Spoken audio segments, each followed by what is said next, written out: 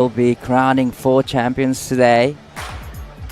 Welcome back to the finals day here at Baler International Pro QS4000 and LQS1000.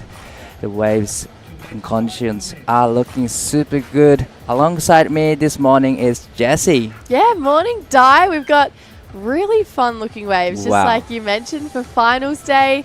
4 champions to be crowned. It's all happening here. It's all happening. That is what finals day is about. So more information, more insight for the conditions. Let's check in with the Camille for the morning call. Okay, finals day, everyone. We're gonna give it everything we've got. Magandang umaga mula sa bayan ng Baler, Aurora. Good morning to everyone. My name is Camille Pilar, and here with me to do the call is Technical Director John Carby. So, John, full day of action ahead. What are we starting with? Well, we had that crazy squall come over last night, sort of halted the action for the day yesterday. So this morning we're going to start with those 2 quarterfinals that we didn't get to run yesterday. And then we're going to move into the women's semifinals, the men's semifinals, and then we're going to switch over to the longboard to run our finals for the women's and men's. And then we're going to get into the shortboard women's and men's final. This is finals day. We're super stoked. We're super pumped. Can't wait to see what's sort of going to go on out there. And how long are all of these finals heats? So the quarterfinals and semis are going to be 25 minutes, and then every single final is going to be a 30-minute battle. And just how tall are you? I am 6 foot, I think. I don't really know. It's been a while. I think you shrink as you get older. So we'll go 6'0". Okay, thank you so much, John. Yes, we won't keep you any much longer. On deck now, heat number 3 of the quarterfinals for the men's QS. Back to live action. Thank you so much, Camille and John. Wow, so we're gonna be starting with the remaining heat of the men's quarterfinal, heat number 3. What exciting heat. Hiroto Arai in red and Danny Widianto in blue. Great matchup. Yeah, I love this quarterfinal that we've got going on. Obviously, we had 6 Japanese surfers, 2 Indonesians who were going to be competing in the quarterfinals. We lost one Indonesian yesterday in the likes of Dylan Wilcoxon to Ria Inaba in the last heat we ran yesterday. Today, though, Danny Widianto with a chance. He wants to try and get it done, fly the flag for the Indonesians. But Hiroto, I mean, he's just been putting on excellent performances time and time again. He's got a really great wave count, really great wave selection. So this is going to be interesting. Well, the quarterfinal heat 3 is officially underway. It's a 25-minute heat. You know, like you said, Hiroto has been on fire throughout the whole event. And, you know, no wonder, because he's been on the tour for almost 20 years. So much experience. So, you know, we kind of expect him to do exactly what he's been doing. Why do you think he hasn't quite eclipsed the top tier yet? Yeah, that's For a 20 question years. for 20 years. But he's, you know, he at the one point he's having a great year, great run in a QS tour and great result as well. But yeah, no, I wonder why. You know, his surfing is right there. Yeah, it's so, and to have done it for that long and to have all that competitive experience, you know, he would have figured out all those 1%ers that are going to keep adding up to getting to that top tier. So yeah, I'm excited to see if Hiroto can dig a little bit deeper, because he's clearly got the talent for it. He's resilient because he's been doing this for 20 years, still loves it, still has a passion for it. But yeah, I would love to see him get to those higher stages. Definitely. And I saw him for years and years, but a couple of years ago he's married. He got married. He got a baby, and that's the when something clicks for him. You know, when you become dad, it's just another world has just begun. So. Oh, it would be incredible, you know, and it's cool actually to see a lot of the Japanese surfers bringing their kids along as well. We saw. Actually, we're going to stick with live action right now. Hiroto. Hiroto Rai, up and riding, 荒井宏斗1本目のライディングになります。クォーターファイナルヒート3が行われていますが、しっかりと3発当ててきました。Great 3-turn combo from Hiroto Rai. Just like you said, his surfing is on point. His surfboard actually looks amazing. It looks incredible. The outline of it is really nice. I was actually looking at it the other day. Nice 3 turns here. You can see the wave face so clean. The conditions we've got this morning are really, really pristine. Nice 3 turns, especially love the extra bit of punch he put on that last one. So Hiroto, yeah, no, I agree with you there, Di. His boards look insane. You know, just smooth transition in between turns.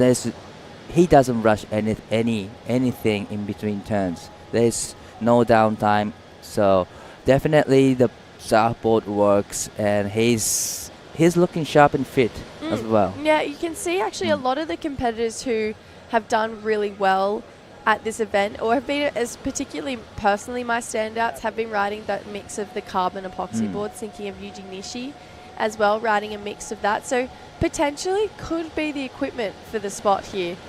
We obviously see Bronson Mady surf a lot of boards that are carbon epoxy combo as well. So there's a rise in that type of surfboard at the moment. Definitely, you know, when we think about the carbons, it's all for small waves, but I don't think it's just for small waves. Like Bronson Mady, he rides carbon in a bigger horror waves in indoor, and he does incredible surfing.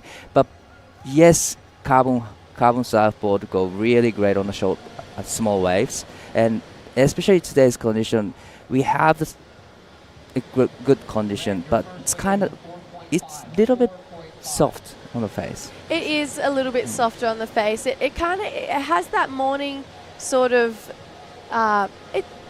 slowness to it. I wouldn't say it's a sickness because it actually looks really clean, but this is the similar conditions we've seen to start off most of our days so far. But yeah, Hiroto, he started off with a 4.5. Pretty consistent score to what we've seen, you know, most competitors start off with for the majority of this event. Danny wants to get higher than that here. Well, Danny Virianto using his carbon surfboard, flying down the line, eyeing for the section, and get the rotation air reverse. That was a great opening wave for Danny Virianto. He is another talented surfer. He competed in the longboard division as well, but he is also a great shortboarder. Oh, he's looking fired up. We knew this was coming. It was only going to be one thing here. That back foot starts to move back, gets the front side grab as well. So cool way to start off the morning. It's like having, before I've had my coffee, just Danny Widianto air reverse. It's like having a little shot. He needs have definitely had a great warm up today, this morning. Gosh, yeah. Otherwise, he can't do that on the first wave. It's 7 a.m. 7 a.m. and he does a big air reverse for his first wave of the quarterfinals and the first wave of the finals day.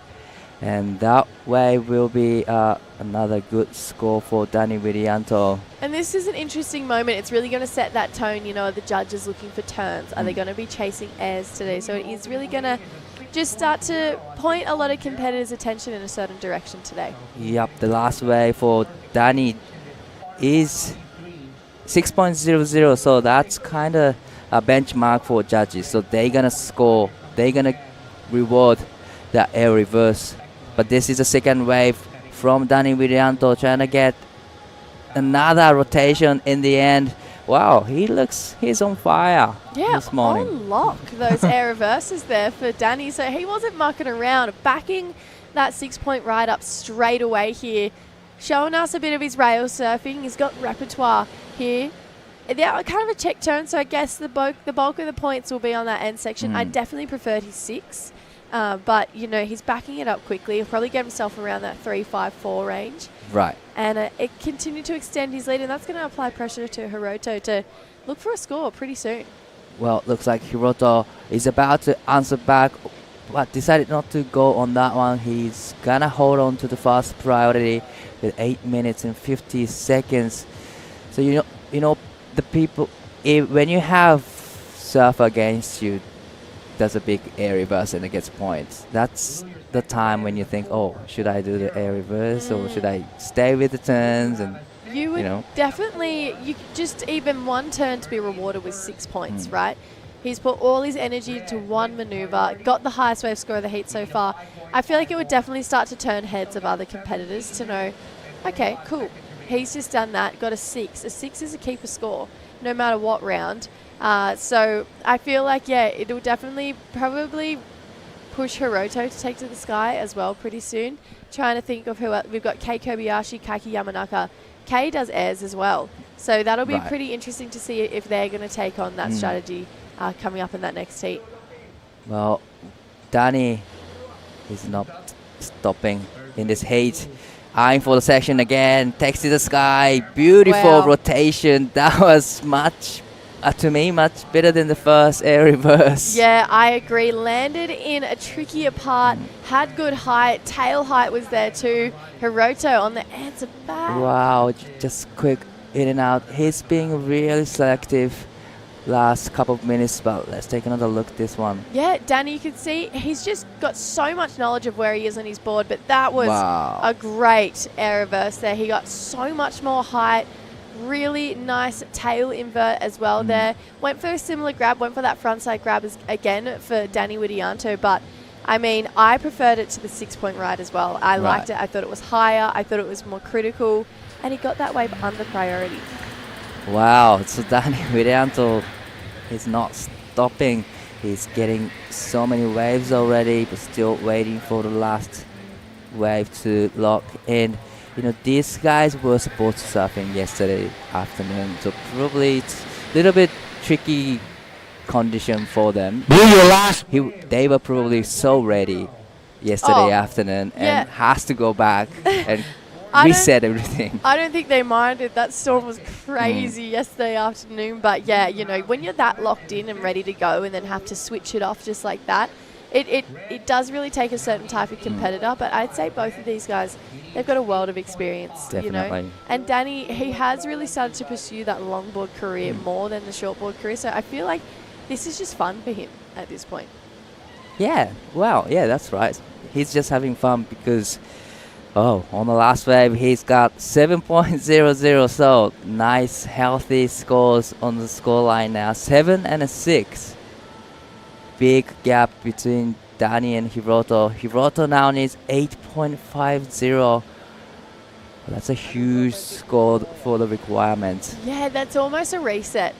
You know, you can't really be, you know, if you got an 8.5, amazing, but you probably wouldn't want to be making it through this heat with a 4.5. So Hiroto, you can see he's being a little bit more selective in the waves he's wanting this morning. A couple of waves he's decided not to go, or he's pulled off the back of them. So I feel like he's obviously chasing a specific type of wave. Looking at the ocean from the judges' tower this morning, there's a really fun left root bowl out there. So I feel like he's looking to go to his back end, but Hiroto does great airs. So it'd be cool to see him potentially go a couple of those rights that Danny's been going.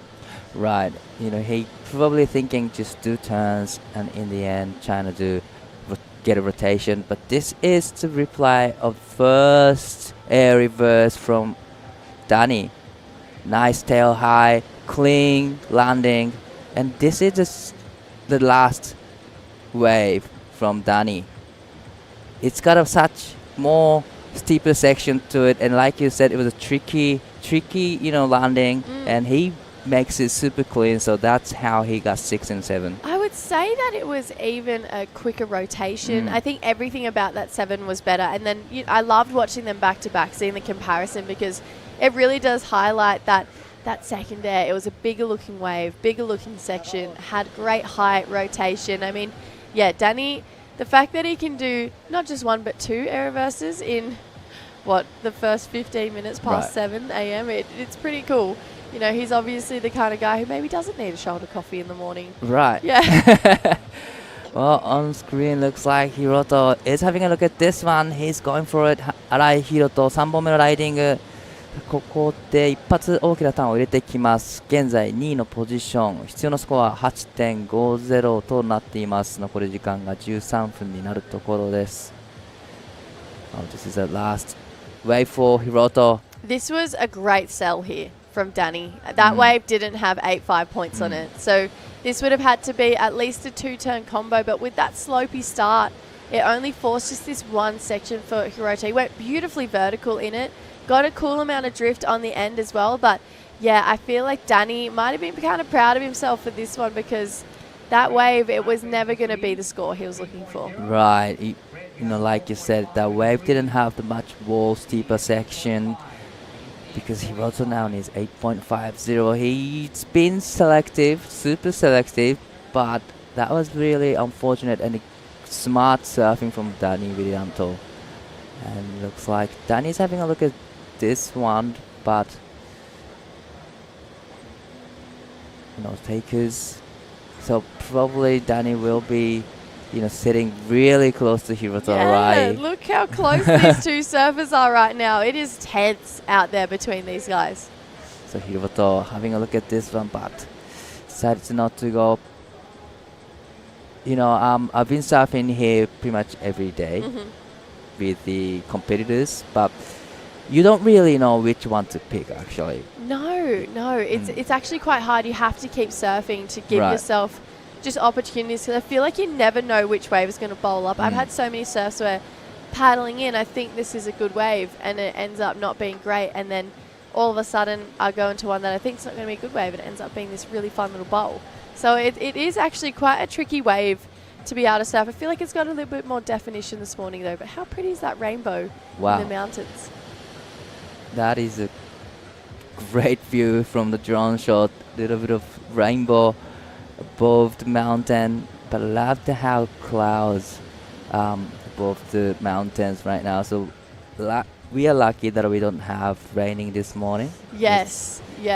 It was obviously quite crazy yesterday afternoon, but we've been lucky to have fun waves. It's a good size. It's probably bigger than what it was yesterday afternoon. Or actually maybe slightly smaller, but we've usually seen it pick up throughout the day, and just clean winds. We've got 10 heats to work through today, so we're just going to hopefully get 10 heats done before that wind starts to pick up and crown some champions in great conditions.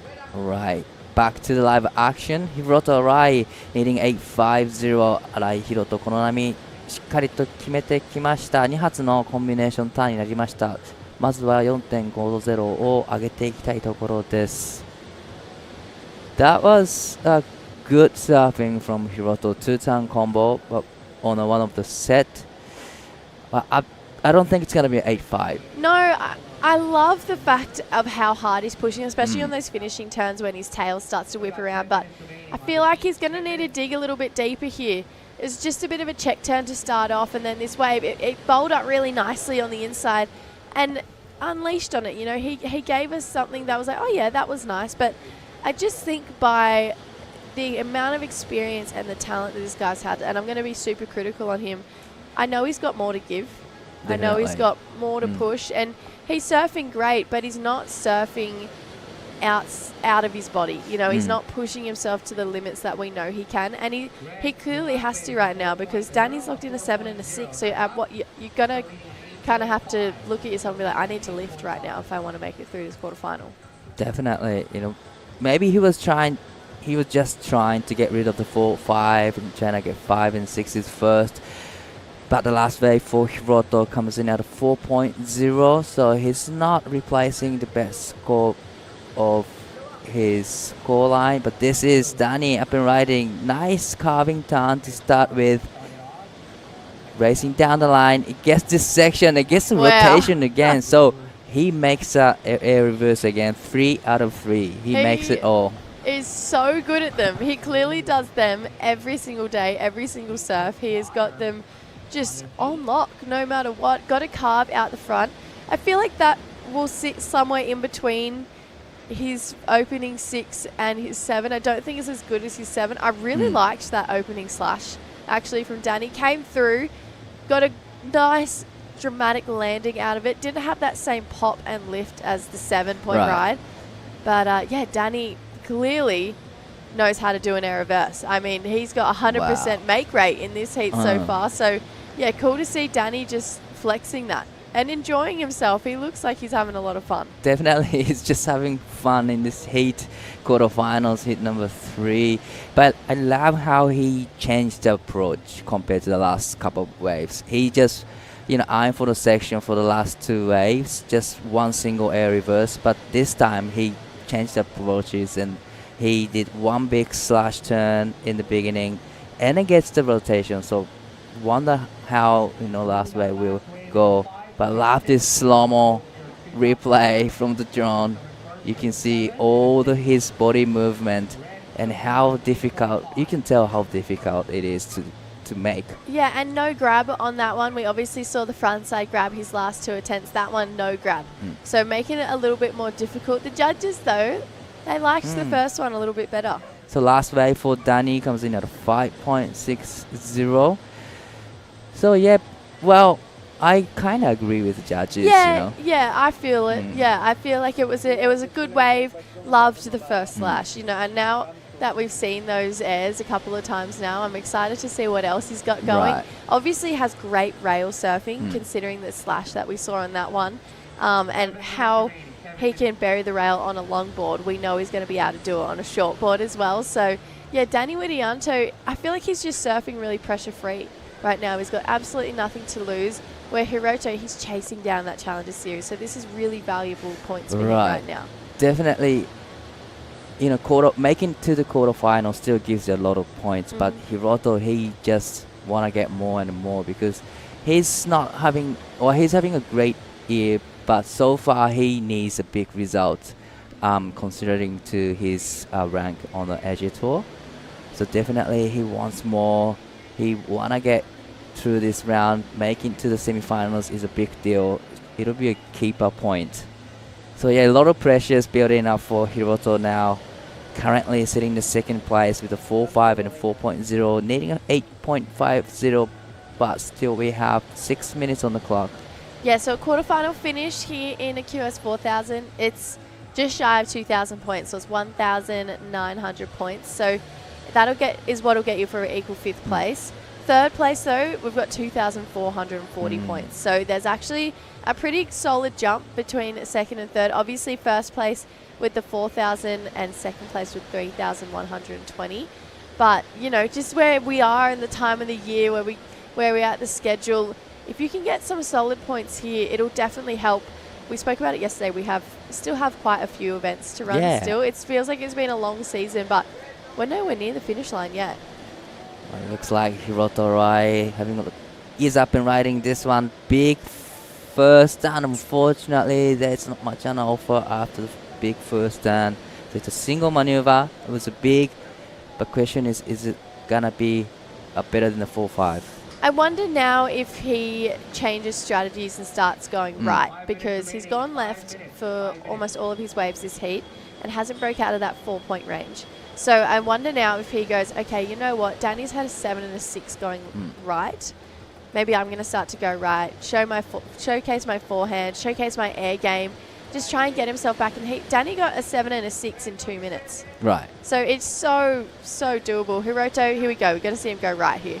Takes to the sky, trying to get a rotation, but there wasn't really, pop in the air, and the wave wasn't really offering the steeper sections. It was kind of hard to do the air reverse. Yeah, and there wasn't a lot of time for him to gain that speed to get that pop there.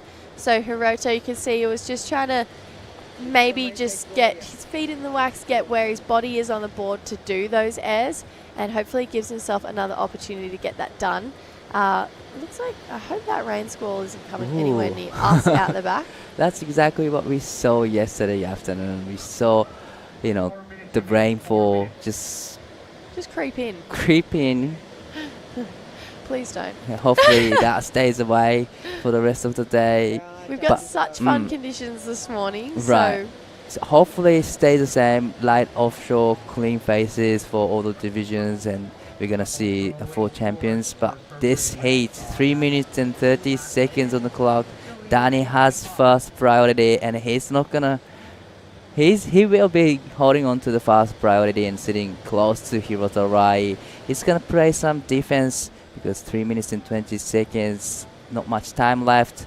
Hiroto still needs 8.5. Yeah, excellent number being chased down for Hiroto right now. You can see he's quite close to Danny Widianto at this point, and it feels like 3 minutes to go. You need an 8.5. The other guy's got priority. Were you the type of surfer who you were like, I don't care if I don't have priority, I'm going to sit near him? or were you like, get me away from this person? I am moving down the beach right now. Definitely better to stay away, but if you know the place that where you want to sit, then I'll just sit there and hoping there's going to be 2 sets. Oh, yeah. Yeah. So I'll be sitting exactly where I wanted to be. You know what? I feel like I never mastered 2-man heats. Oh. I feel like I never quite mastered it. I only, it's quite hard to get to 2-man heats in the QS and the Challenger true. series. You got to surf a lot of rounds to get there. So for these guys, especially someone for like Hiroto, he would know. I guess he would know this part of the heat very well, considering he's won a lot of comps. He's been in plenty of 2-man heats. So clearly he knows his line. He knows where he wants to be sitting, and he's happy to be next to Danny right now, and try and force him to play his cards a little bit. So it gives Hiroto just a little bit of room. He's still got time, 2 minutes, and 8.5. I'd love to see him go for it. Wow, I love to see him go into the air, the big rail turn. But like you said, it's 2 minutes left. But Danny Widianto got a 7 and 6 in the 2 minutes. So there is heaps time for 2 waves for Hiroto. Definitely there's going to be a chance. Just hoping there's going to be a set for 2 surfers. Please. We'd love to see a little bit more action go down in this one. It's already been so entertaining.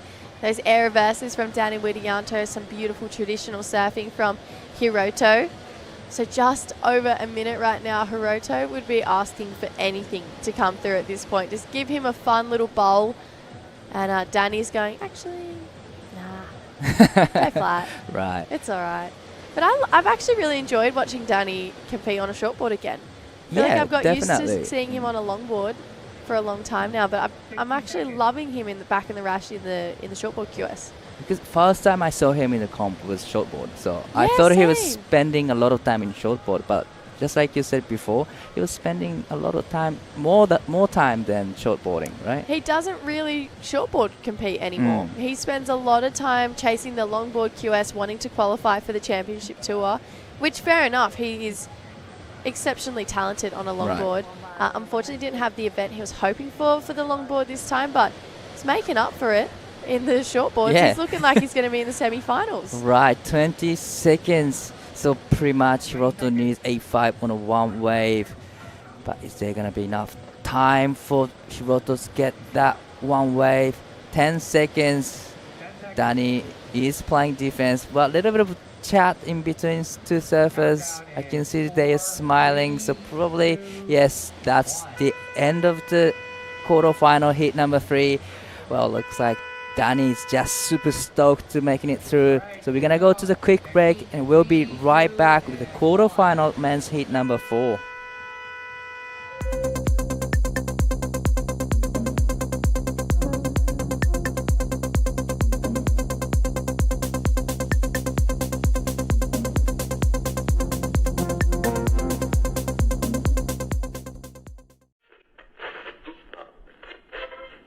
Made in the image of God, you were made to glorify God, you were made for God, and without God, there's an empty place in your life.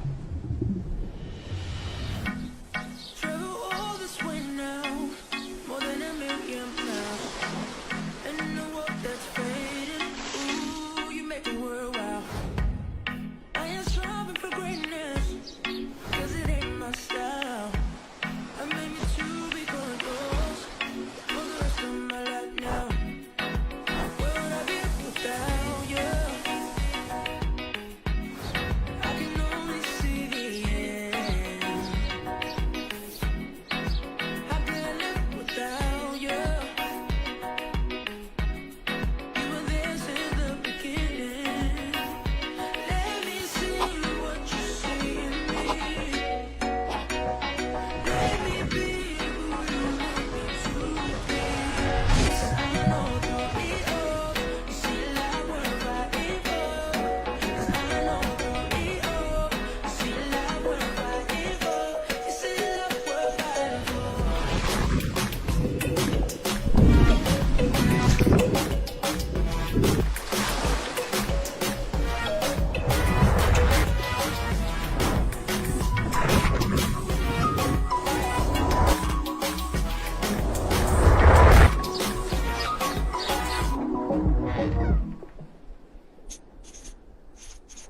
The WSL Baler International Pro QS4000 and LQS1000, presented by the Philippine Sports Commission, is proudly hosted by the municipality of Baler and the offices of Secretary Juan Edgardo Angara and the representative of the Lone District of Aurora, Honorable Romel Angara. Last heat of the quarterfinals men's. This is heat number 4 of the QS4000. Heat number 4, Kaiki Yamanaka in red, Kei Kobayashi in blue. So this is a Japanese matchup. Kei Kobayashi is ranked number 1 on Asian region. And Kaiki Yamanaka is another talented surfer from Japan. I am Taiwako in the booth with Giada this morning. How are you? Good morning. I'm good. I'm extremely thrilled to be here, and it's going to be an exciting morning. We're going to go straight into the semis and doing all the finals of both the QS and longboarding today. So it can't really get better. Conditions are super glassy. It's a bit overcast, but hopefully that's going to keep the wind behind a little bit first. Wow, this is Kei Kobayashi, his first wave. Just one single maneuver.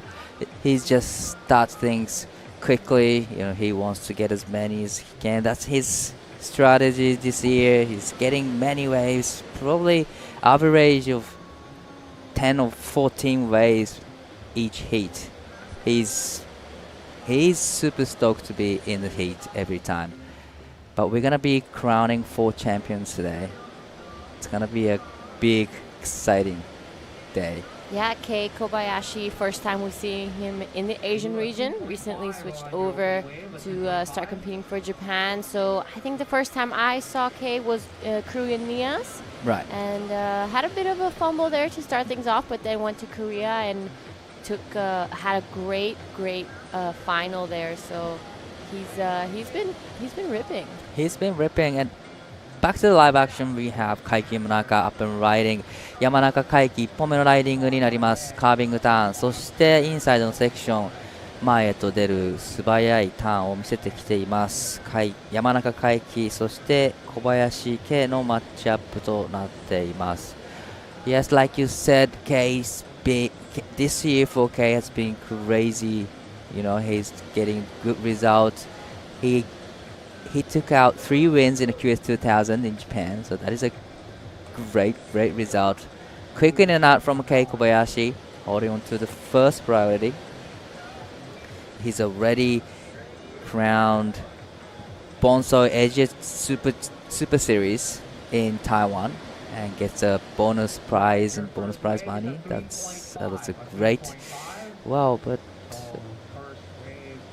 Looking like maybe Danny had a bit of an injury there. He was at the medics there, but hopefully it is something minor and it won't be affecting him. I'm excited to watch him in the semifinal. It's going to be a great result here for Danny. There's his sister Dea and Ivan Sudena as well, all with him. Doesn't look like it's anything too serious, but I'm sure he will be surfing his heat nonetheless. These are really important points. Danny actually, I think, probably came here focusing on the longboarding, and now he's in the semifinals of the QS. Wow, he was showcasing his whole skills. He started with big air reverse, grab air reverse, and then straight after, he got another single air reverse, and he gets 6 and 7.0. So no way, that's pretty crazy. Pretty good start for Danny Widianto. Yeah, he's not holding back. He's ramping things up here in finals day for the QS4000 in Baler International Pro. We've had an incredible week of surfing. We've surfed in all types of conditions. It was pretty small to start things off, but it was perfect for the longboarding. We've had big winds, we've had rains, we've had sunshine. And we made it. We've survived. We've had earthquakes. We've had everything. But we're here for the finals day, and then it's a great day to have. And then it's been a long back-to-back event. Actually, started in here Philippines, other points Cloud9, and we went to Taiwan for the QS6000, and back here in Philippines at Baler. So it's a huge journey for all the athletes. It has been, especially the Asian athletes, because the first two were co-sanctioned, but this one is just primarily for Asia. So they've been on the road for a long time. They've been having to surf all types of equipment. Taiwan as well, we had really big days because we were hit by that typhoon there. Incredibly, we were able to come back here. The community here in Baler were able to kind of fix everything up on time for us to get here and get things underway and ready. So it's been an incredible show of support and community as well, and just everyone showing their love for surfing and their love for this sport. So I'm loving it. It's been good. Me too. I'm loving it, and everyone commits their role, and everyone just loving to work with, and watching athletes go fire. It's just great. Yeah, we've had different results and different winners throughout the 3 events. So it's been some great surfing. It's been a great show. Definitely, it's a super entertaining. Well, looks like it's starting to rain outside, and while we have a little bit of break in action, we're gonna go head over to Jesse with Danny Widianto. Yeah, our one of our first semi-finalists of the morning. Usually see you in the longboard competition, but you're in the shortboard semis now. Yeah, I feel happy to make the semi. Yeah, let's bring the trophy home. The last Indonesian standing, obviously there's a lot of Japanese competitors moving on through. So you're flying the flag. We lost Dylan Wilcoxon out there yesterday, but you guys obviously travel as this really awesome family. You have your sister here as well. Does it feel like a little bit more added pressure to be doing it on your own, or does it feel nice to have the support from them?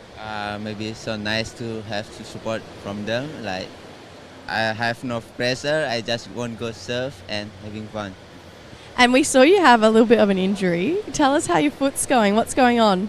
My ankle a little bit swollen now, but I hope it get better. Yeah. Okay, was this before or after the heat when this happened to your ankle?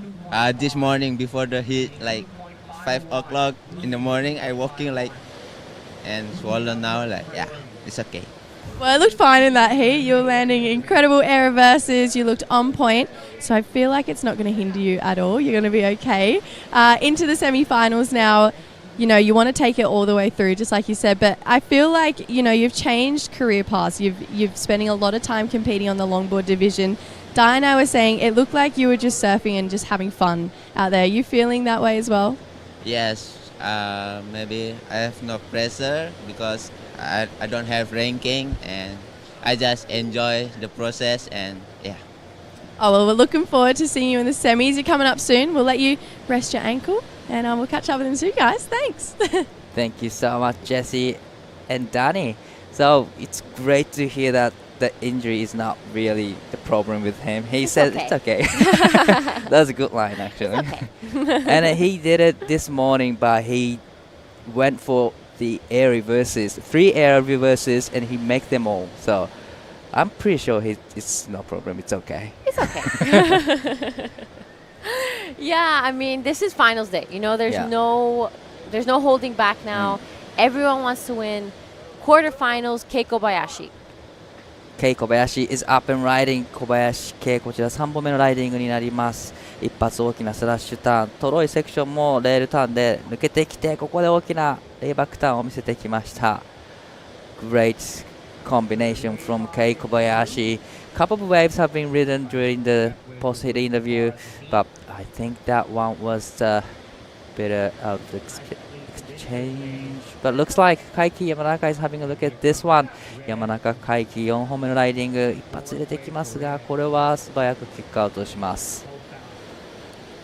Well, great surfing from Kei Kobayashi. I wonder what that wave will be. But this is a replay of Last of Blue. All right, loving it. He's keeping that board alive, keeping it moving. Good first turn here. Section gets a little sleepy, but when it stands up, he goes for broke. Big, almost layback there. I was loving how his stance was so low. He was kind of in that attack position. In no point of that wave did he really slow down. He was just going at 100 the whole time. That wave did have that sleepy section, but he was keeping that board moving, keeping his momentum. He was going all the way. Right. Good start there. I think that's probably going to be the best wave of the heat. I have the same feeling. Yeah, that gotta be a best score so far in this heat. Comes in at 4.50, just like you said, Giada. This is the highest score so far in this heat. It has a flare in the end, so definitely it was 4.50. Now, Kobayashi is in the lead with 4.5 and 2.50. Now, Kaiki has first priority, chasing 3.51, which is really small score for the requirement. That is.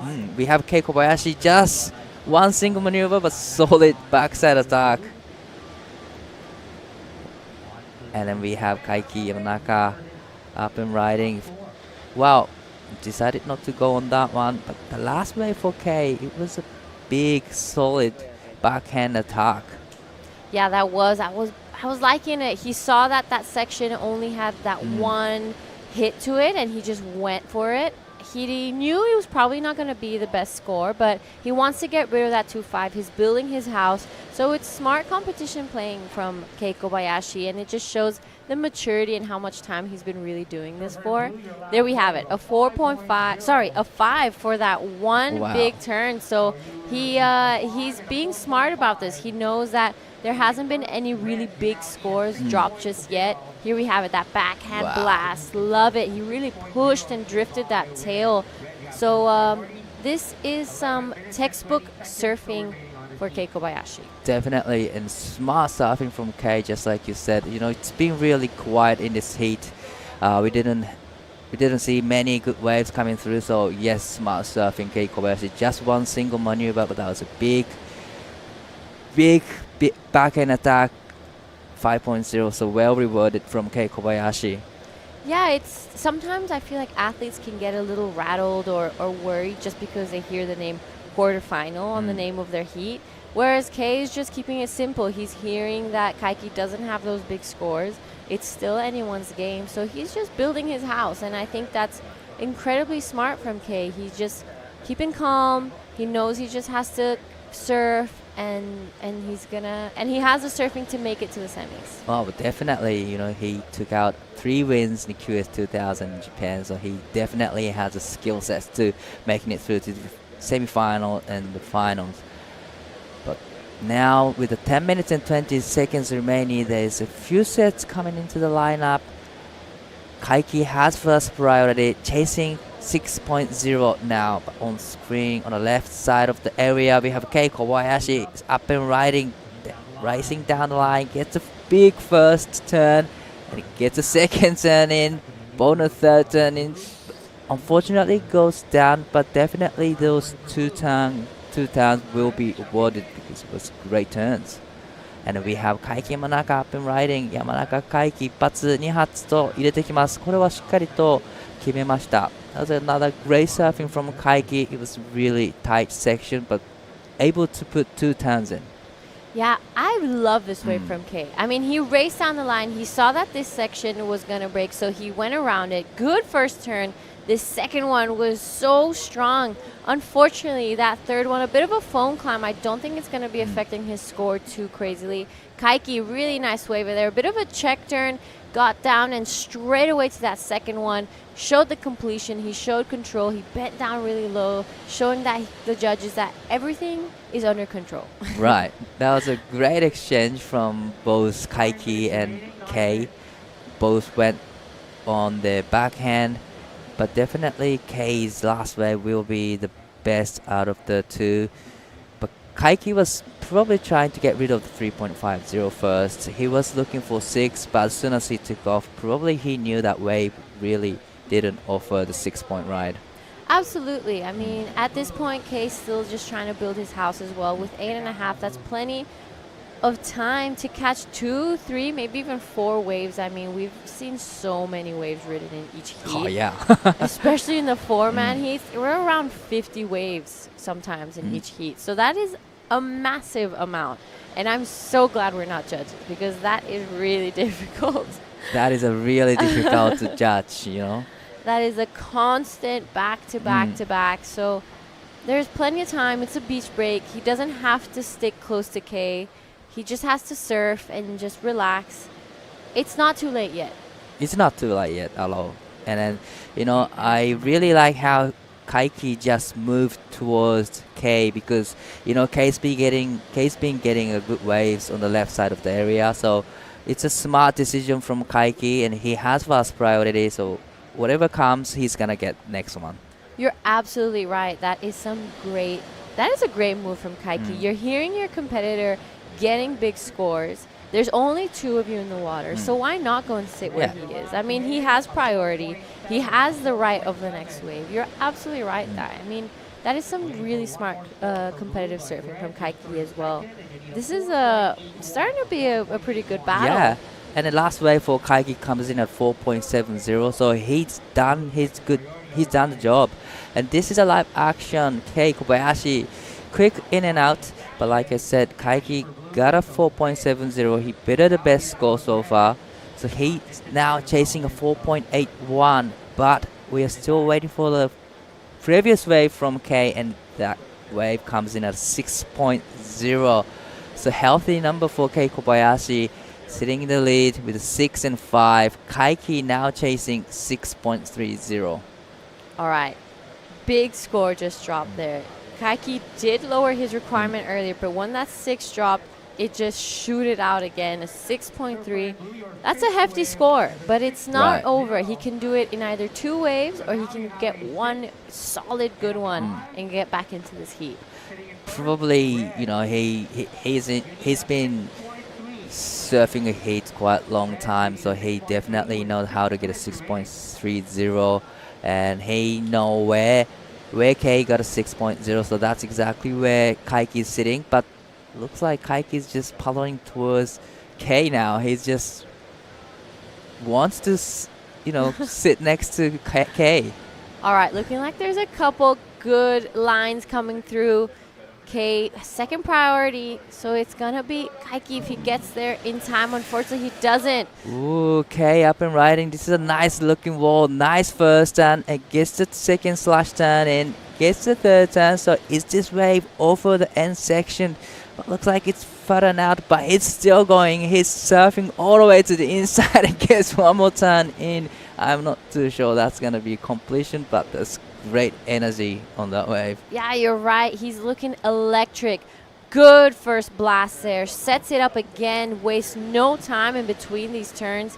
Goes for that third one, and here it's where the wave just kind of drifted off. So nothing too crazy, but he, showing commitment, took it all the way to the sand.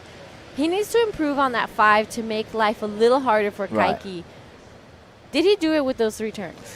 I would say no, because it didn't have the end section, and the 5 point he got was massive section to hit, and it was a great solid turn. So definitely it was a great 2-turn combo, but I think it's gonna be close to like 4-point range. All right, it's again that contrast between that 1 big turn or 3 not as big turns, but really strong. I'm not saying they weren't good. They were really nicely done, but it's that contrast again, and it's gonna be the judges having to show not only the guys in the water, but everyone else, all the other competitors, like, this is what we're looking for. We want big critical sections or 3 turns on the wave. So it's interesting. It's interesting. And the last wave for K comes in at 4.30. So judges are liking the bigger turns, big single maneuver. So the situation still remains the same. Kei Kobayashi is in the lead with 6 and 5. Kaiki with 4.70 and 3.5. Chasing 6.30 has to be the best score in this heat. All right, so you're right. Judges showing they like the big blast, and it was very critical. It was a big section. I feel like the wave was maybe a little bigger as well, so it was really well rewarded. Kay, not stopping just yet though. Wow, Kay is up and riding again, eyeing for the section, takes it to the sky, gets a rotation, makes it super clean, probably gets one more foam climb, but didn't come out of it. But definitely another, I love how he changed the approach. Yeah, he's ramping it up. He's changing the approach, like you said. I'm loving this. Okay, he sees that it's not going to be a super long wave, but he eyes the section down, takes to the air, full reverse. That was really clean exit as well. This one won't come into play, but he knows he has to improve that 5. Right. We can see Kaiki being a little more patient. He knows he needs a big score now. He's going to try to do it on one wave, it's looking like. He's just hunting. He's moving around. Kaiki Yamanaka moved over to where Kei was earlier. He's moving back a little more south as well of the shore. So it's I'm hoping to see him fight back a little bit. Definitely. I think from the K side, he's been super busy, get many waves in his heats. That put a lot of pressure to Kaiki Yamanaka. That will question Kaiki. Okay, this is not probably where I should be sitting. So it's a smart competitive surfing from Kei Kobayashi. Even though the last wave didn't go into his top 2 score, it comes in at a 4.25, but it probably affecting Kaiki's mental game. Yeah, I mean, when you're out there and your competitor is constantly catching waves and getting big scores, you're like, what am I doing? Where am I supposed to be sitting? Right. That's the time when you get lost in the water. It's not a great feeling, but quarterfinal is a really great result. I don't want to write him off just yet. We have a minute and a half left, but pressure's on now. All eyes on Kaiki. He's gonna be looking for a pretty hefty score now, 6.3. Wow. That's a decent score. That's a decent score, and he has to do it on one wave now. Right. So 1 minute 20 seconds. So he's paddling for it. Something at the back. We can see 2 sets coming into the lineup, but looks like next one will be that one he wants to get. He's eyeing for this wave. Oh, no takers. So 1 minute left on the clock. It's a hard time. I mean, it's really stressful moment for Kaiki when you see the set, but the wave just didn't have a great wall to walk on.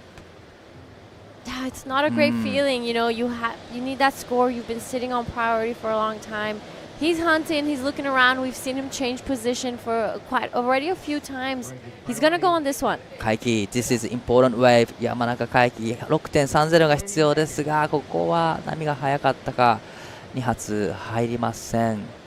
Wow, a little bit of a frustration moment for Kaiki Yamanaka. He needs to get a 6.30 to go into the lead, but the wave didn't offer. So with 10 seconds to go, looks like he's not gonna going back out. Yeah, unfortunate there for Kaiki. We're gonna be counting this one down. So it is Kei into the semis. Right. So we're gonna go to the quick break, and we'll be right back with the women's semifinal heat number 1. 3, 2, and 1.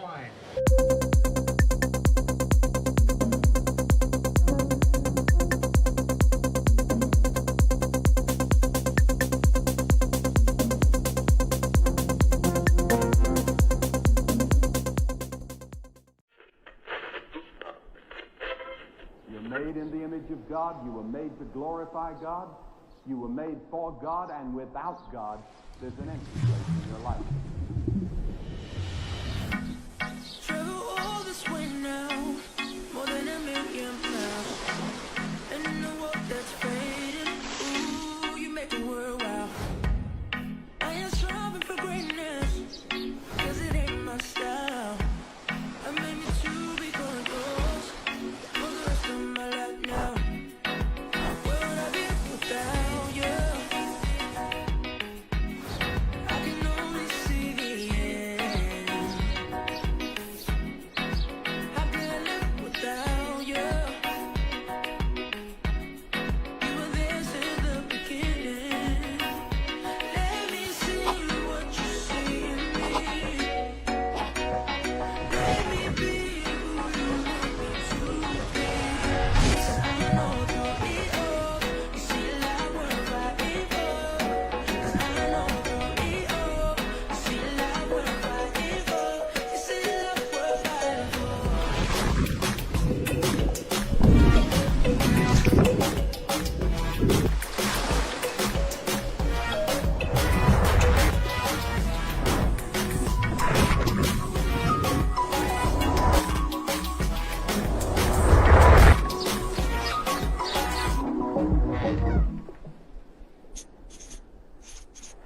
The WSL Baler International Pro QS4000 and LQS1000, presented by the Philippine Sports Commission, is proudly hosted by the municipality of Baler and the offices of Secretary Juan Edgardo Angara and the representative of the Lone District of Aurora, Honorable Romel Angara. Clean sets are rolling through here in the Baler International Pro semifinals heat 1, the first one of the shortboarding QS Kokona Kawase going up against Anon Matsuoka. This is a great matchup. I'm Jada Legati. I want to welcome back the gorgeous Jessie Starling. Oh my gosh. Tell me I'm pretty. No, I'm kidding. I'll tell you. I'll tell you you're pretty. No, it's cool. We're into the women's. Who won that last one? Kay. Cool. So Danny v. Kay semi-final 2 for the men's. That's epic. This is a big semi-final. Kokona has probably been the standout of the women's side so far. I agree. And I'm not going to lie, a little surprised from my side. You know, I've seen Kokona quite a few times. This is the wave she caught on the break. 4.5. We're waiting for one more score of her to come through. She's not sitting still. She's keeping busy. 2 really nice turns there. And I think making life a little hard for Anon in the first 5 minutes. Yeah, Anon definitely the more established surfer out of the two. Obviously on that Challenger Series, has big QS wins under her belt. But Kokona, I feel like this is slightly her year. You know, she's taken her first victory over at Tokunoshima a couple of months ago. And now she wants another 4,000 points. And traveling with her shaper, feels like there's a really cool relationship that's starting to build there. Obviously, not everyone gets to travel with their shapers, and usually when they do, it's on the world tour. You know, it's on that top league. So Kokona tapping into that very early in her career, and it's clearly working for her because she is been pretty well unstoppable this event so far. And if I'm not wrong, Dai told me she recently started shaping her own boards as well, and I think she's on the way to starting her own board brand as well with her shaper. So that's some incredible things Kokona is doing. I think it's an incredible movement, and more we're seeing women start to shape and have their brands. Off the top of my head, I'm thinking Coco Ho, Summer Longbottom as well is starting to shape and following her dad's footsteps, not only with the shaping, but also that big wave riding. So it's a great movement, and I'm excited to see it in the Asia region. Yeah. And right in front of us, Kokona. Yeah, Kokona Designs. Actually, it started this year. There's an Instagram page if you guys want to go and follow. Anon could be our next team rider. Who knows? Unfortunately, went down on that second turn there. But, yeah, I think that's actually a really cool conversation because there's so many incredibly talented women starting to get into shaping, and we're starting to see surfboards be more tailored to women. Thinking in the longboard world, there's the Mermaid Society back over in Noosa Heads. This is a nice first turn here for Anon. Gaz doesn't get the completion on that second one there, so she's still going to get an okay score for that first turn. But Kokona really paving the way for, like you mentioned, that Asia region.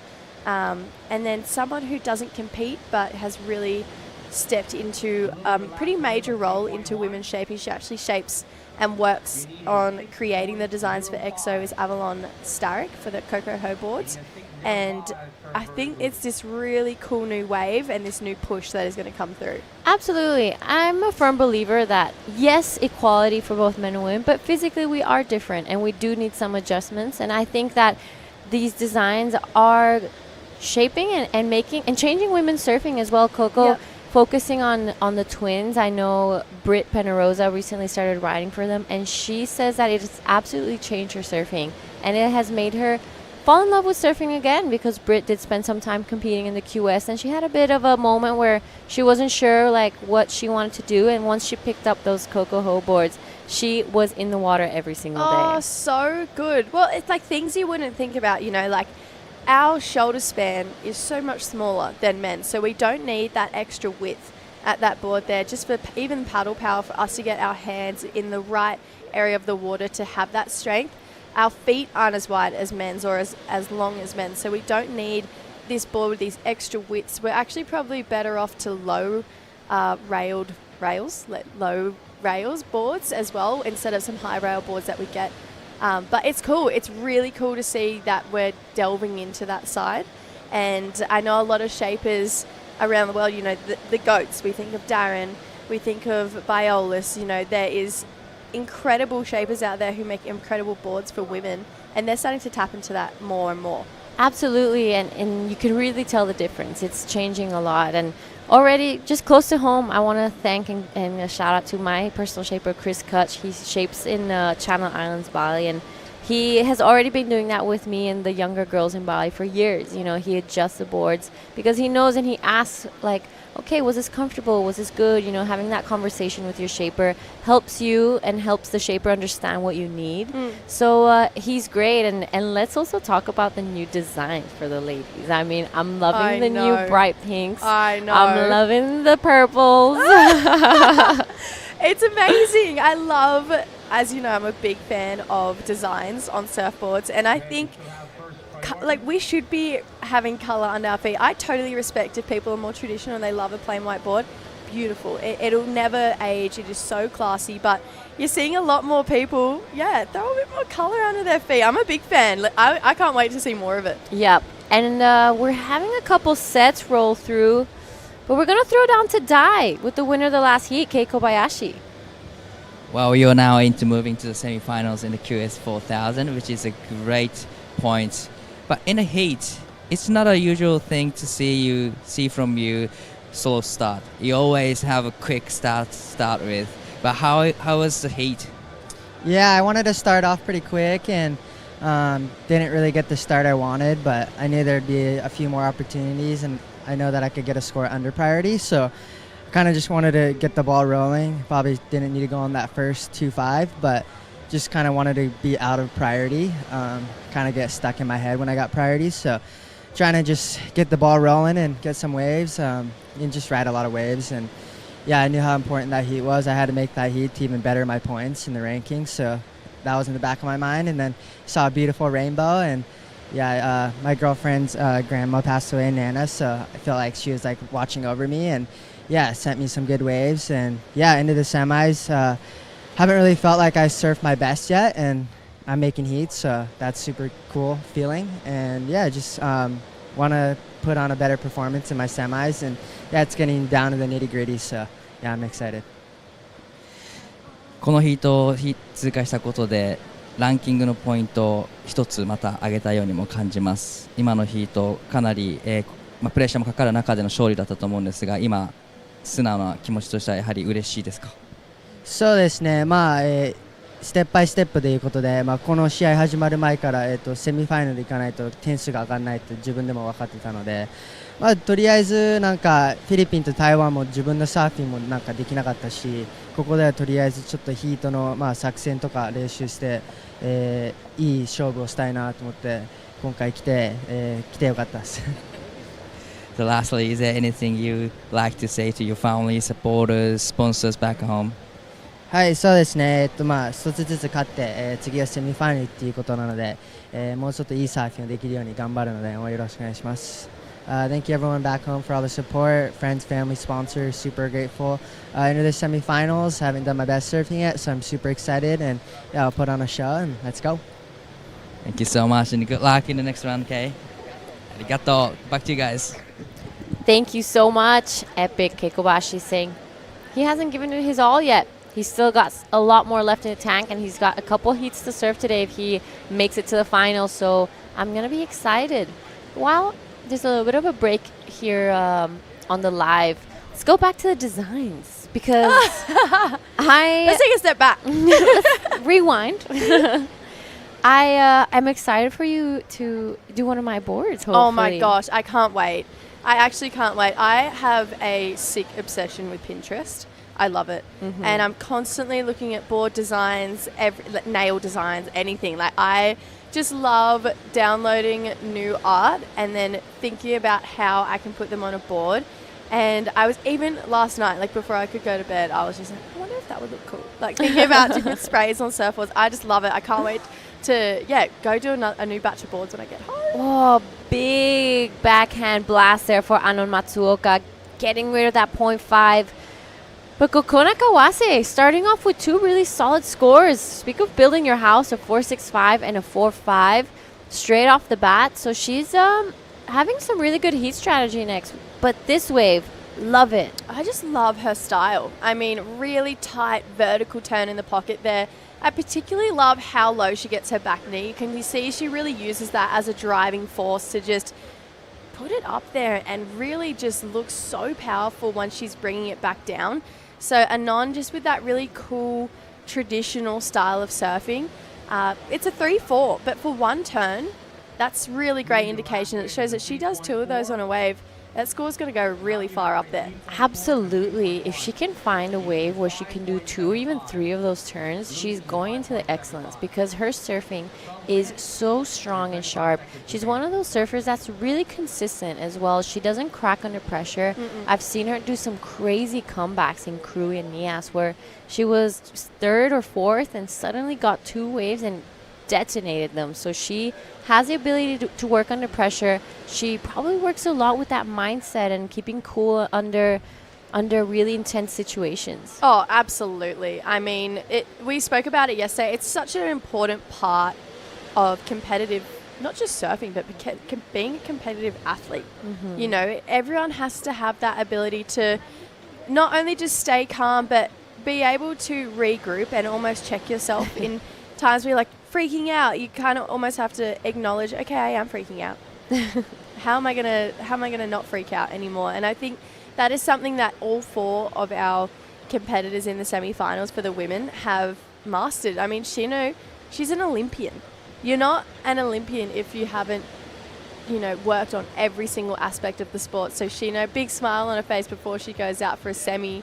I love that. I love seeing our athletes smile right before they're going out for competition. So you can see she's feeling good. She looks so strong. She does. She is looking really strong. And you know when a competitor is smiling and relaxed, they're going to be pretty dangerous out in the water. But like you were saying, you can't not be nervous or not get those jitters. It's part of human nature, but it's what you do to control it and keep that control in the heat. And I'm loving how lately there's a lot of different paths taken as well. I mean, there's a lot of breath work being added to the play.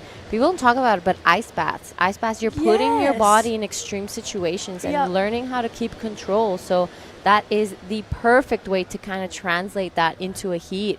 And there's so many different ways. I know there's a mindfulness meditation as well. And a lot of people tapping into those new things that maybe in the past would have been known a little bit as the hippie side, but now it's on the big games like the CTs. We're seeing people like Griffin Colapinto meditating before his heat. We're seeing Jack Robinson doing that breath work that just changes people's performance. Yeah, and you know what? It really is just a personal preference, like whatever works for you.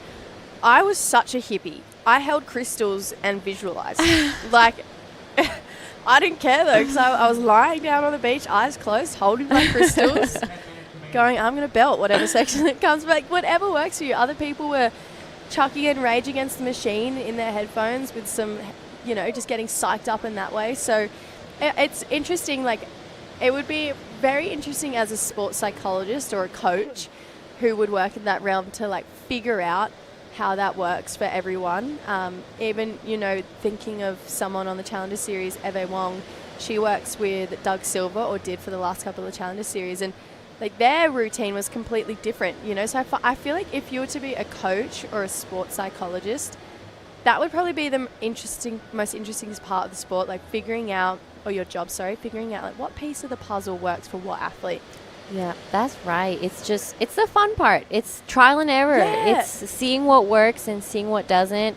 I know a couple. You're right. There's both extremes, and there's people who find the middle, who mix both the breath work and the calmness with the rage of the machine, or people who go straight to the techno. I don't know. Yeah. Everyone has their different form, and that's the beauty of this sport, or not just this one, but all sports, is that because we're all different, everyone has to find their path and see what works for them. I remember. Oh, me? Yeah. I was like you. I was doing Wim Hof breathing, almost passing out before paddling out to them. I was like, she's either going to be hippie or like with Latino music, you know. That was the next step. Yeah. I would have to relax and tap in, but then I was putting my Bad Bunny. Yeah. I was putting my Daddy Yankee. So it was a bit of both. I was that in the middle where I would need to relax at first, but then like 5 minutes before the heat. I need to pump myself up because I was too relaxed after the Wim Yeah, Hof be breathing. like, okay, psych up. We have a heat to go. I was like, she's either going to beat 1 or 2 ends, but no, you've combined both of them. I love that. I'm a combination situation. Yeah, I love it. I love it. It's sick.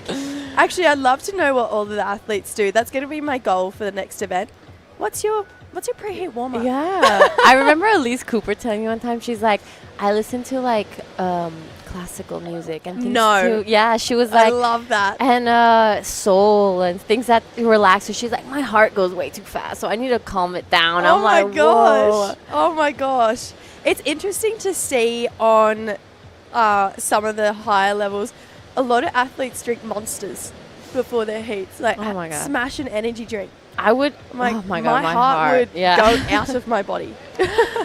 All right, Kokona now taking a look at this one. Big blaster, drifts the tail. Unfortunately, just pushing a little too hard. Wasn't really able to ride out of it. She has 2 really good scores already. Looking even better as time winds down. But this one not really sticking through. Yeah, it came so close. Her body was in the right position to make this turn. I think maybe just shocked herself a little bit.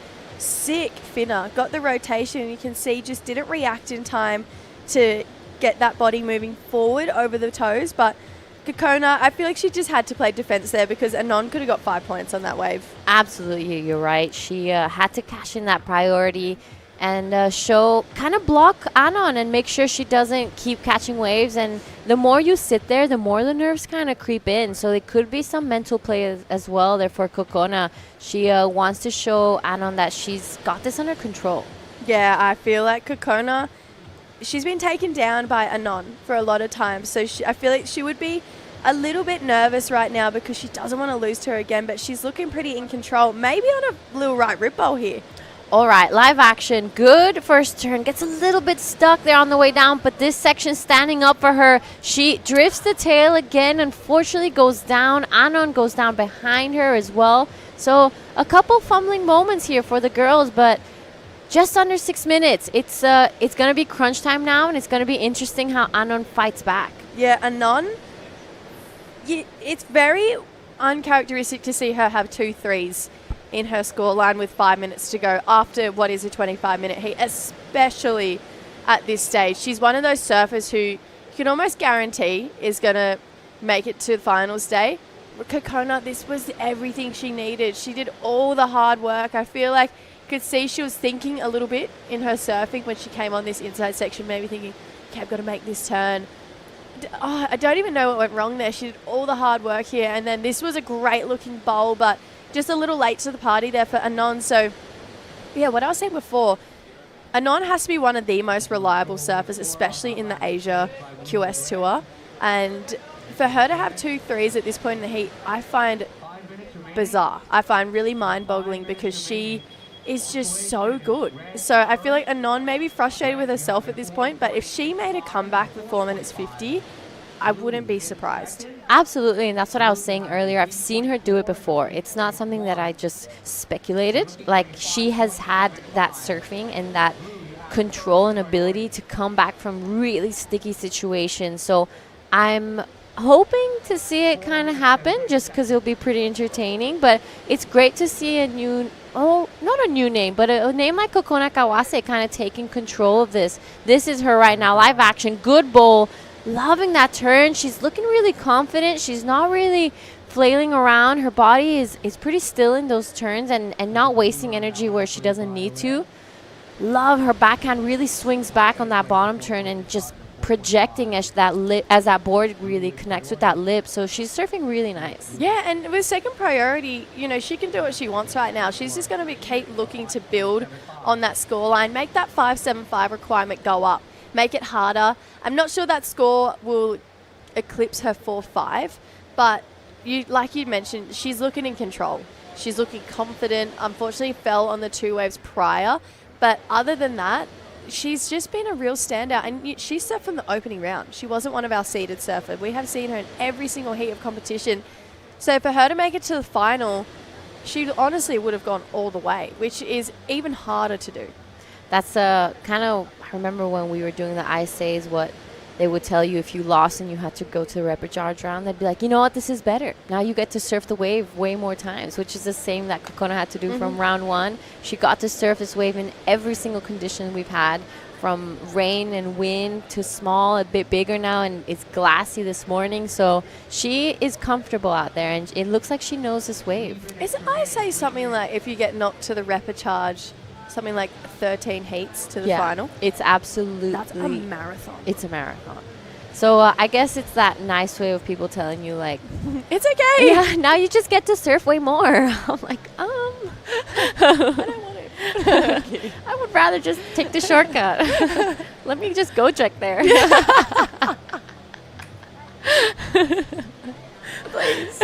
Please, at all costs, the Gojek. All right, so Kokona playing some mind games here, sticking close to Anon. She has to be careful, though, because Anon does have that first priority, so if the judges think she's being too close to her, it could affect, actually. Yeah, she's got to be careful here, Kokona. She doesn't want to force anything, especially with how close it is. She needs to make sure she's staying nice and wide. Anon here. Ooh, that was a bit of a sell there. But frustration from Anon as well. Very rare. Rare sightings. I love seeing Anon in the free surfs. She is just such good energy. She's so fun to be around. And she's just an absolute powerhouse. I mean, she's had so many wins on the QS. Like we mentioned earlier, she's on the Challenger Series. So this would be, you know, she's got the experience. She has the flex right now. But Kokona, I'm loving the dark horse energy that she's giving us. 90 seconds to go. I'd love to see her get out of that 4-point range just to really stamp this heat and her authority in this event. But yeah, with 90 seconds to go, she's got to be careful because Anon is too good to let her slip away and get too far from you. Nerves of steel from Kokona, you know, kind of seeing those waves and just letting it go. But here we go. Kokona cashes in priority. Good looking right here. And gets around that first section. Does one of those turns. It was nice. A little bit late. A minute left. Now Anon Matsuoka is out the back. All right, let's see what she does here. One good turn there. Unfortunately goes down. 50 seconds left. And it's looking like Kokona is in a really good position right now. A couple replays. What do you think of this one? Look, she had to take that. I mean, Anon on her forehand could have highlined that first section. Big fin-tail blow, and it would have been the score. So Kokona really well playing defense. You said it perfectly before. Nerves of steel. She honestly, she read that perfectly. She's already back out the back of priority. And then Anon, it is so unlike her to surf a heat like this. I'm so shocked from Anon right now, and I actually think that's more of a compliment than a critique because of how just that standard she set for herself that we're just used to seeing her make those turns. But with 10 seconds to go, right now it's dark horse energy moving on through to the final. Yeah, that's incredible, and that's a great result. A 4,000 is not easy out here, and Kokona just really closing this one. She is with priority. She's going to let Anon paddle. Decides not to go. We finished this heat. It is Kokona going into the final. We're going to throw to a quick ad break, and we'll see you guys in semifinal heat 2.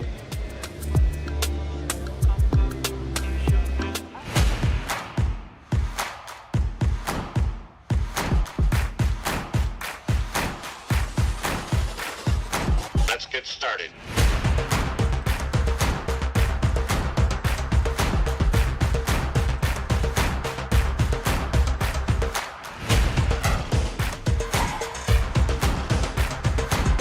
Let's go.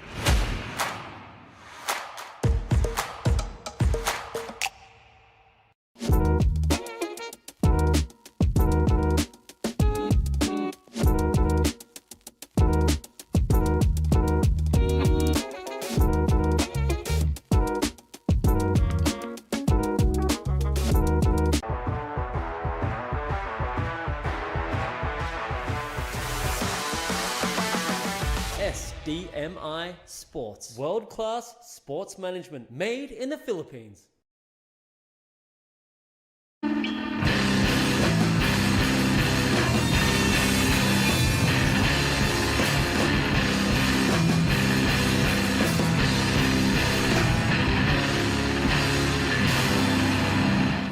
We are one finalist decided here. We're looking forward to see who is going to be joining Kokona Kawase for the women's QS4000 final here at the Baler International Pro.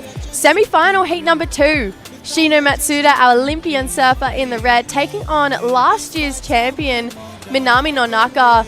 It's the battle of two powerhouses right now. My name is Jessie Starling, joined in the booth by Camille Pilar. This has to be probably the hardest heat on paper out of the two semi-finals. I agree, because unlike the previous heat where there was, both of them are standouts, but we were kind of telling the story that Kokona is kind of an underdog, but in this heat, there are no underdogs at all.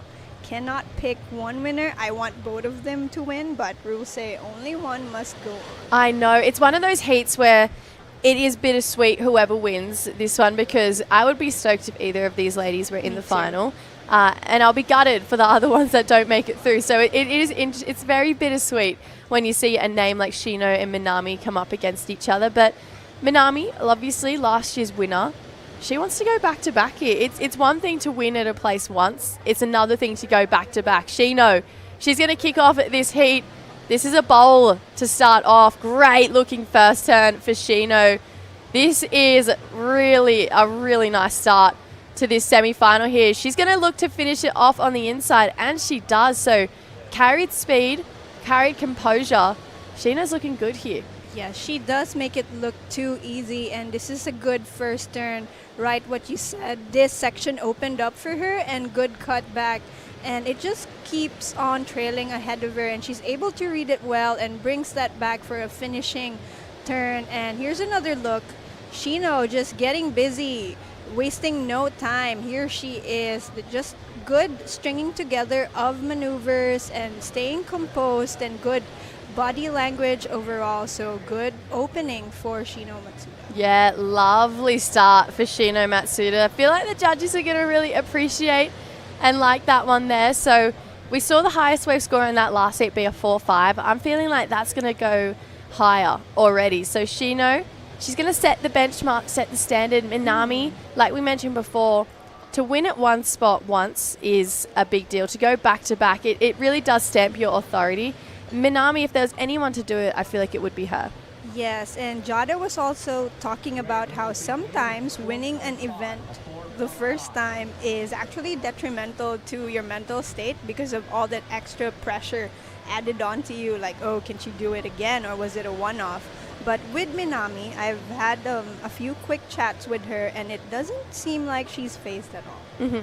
And this is the proof. She's already in the semifinals again, soaring through all of those heats in the previous days we had. So very calm and very patient. Same strategy that she exercised yesterday. She was trailing behind with Mirai in the quarterfinals, and she took the win there. I would say Minami has probably had, the harder side of the draw to get through. To have someone like Mirai in the quarterfinals, it's a big deal. Mirai, she wins consistently. She's one of the most competitive surfers you'll come across. And then now in the semi-finals, coming up against a big name like Shino Matsuda, you always see one side of the draw be a little bit more difficult than the other. And I feel like Minami, she hasn't had an easy run to get here, so she's really earned her spot in the semi-finals here. Shino kicking us off with a 4.5, so nothing out of body. I was wrong on that score there, and I love being humbled with some scoring. So Minami doesn't have much to answer back to at this point. Yes. So just a 4.51, very manageable, but the ocean's looking very quiet at the moment. And speaking of being humbled, I think it might have been Rita Suzuki after all that Minami was up against, because I remember Jada and I had to take picks between Shino and Mirai, and I picked Mirai and Shino got on. So I'm not sure. I don't want to do those picks anymore. I don't want to jinx any more results. Fair enough. It's a funny game, throwing your hat in the ring, seeing who's going to get the win. It is interesting, but at the end of the day, these two-man heats in fun, super contestable conditions that we have, it is honestly anyone's game. It all does come down to those extra 1%ers and who's been putting in that work. Right now, just about 6.5 minutes past here. Minami looking like she's going to get her campaign underway here. This is a committed paddle. She's going to be looking right to start off this heat. One big section lays into a huge opening turn there for Minami. So just the one maneuver in comparison to Shino's 3 turns, but bigger wave, steeper section and critical turn. Shino, she wants to back up this 4-5, can't quite get onto it, but Minami, that was a nice opening turn for her. I love that too, and here's another look at that. It's almost as if she goes from 0 to 100, just making full use of her body, throwing it out there for that one massive hack. And here's another angle from the drone. The wave might not have been the biggest that we've seen today, but it's just that explosiveness in that one maneuver. So we'll see how our judges will score that. I quite liked that last wave. So Minami gets a sick lay back in to start this one off. Like we mentioned, she's trying to get back to the final for her second time here. Our first finalist though, Kokona Kawase, she's right down on the glass with Daiwako.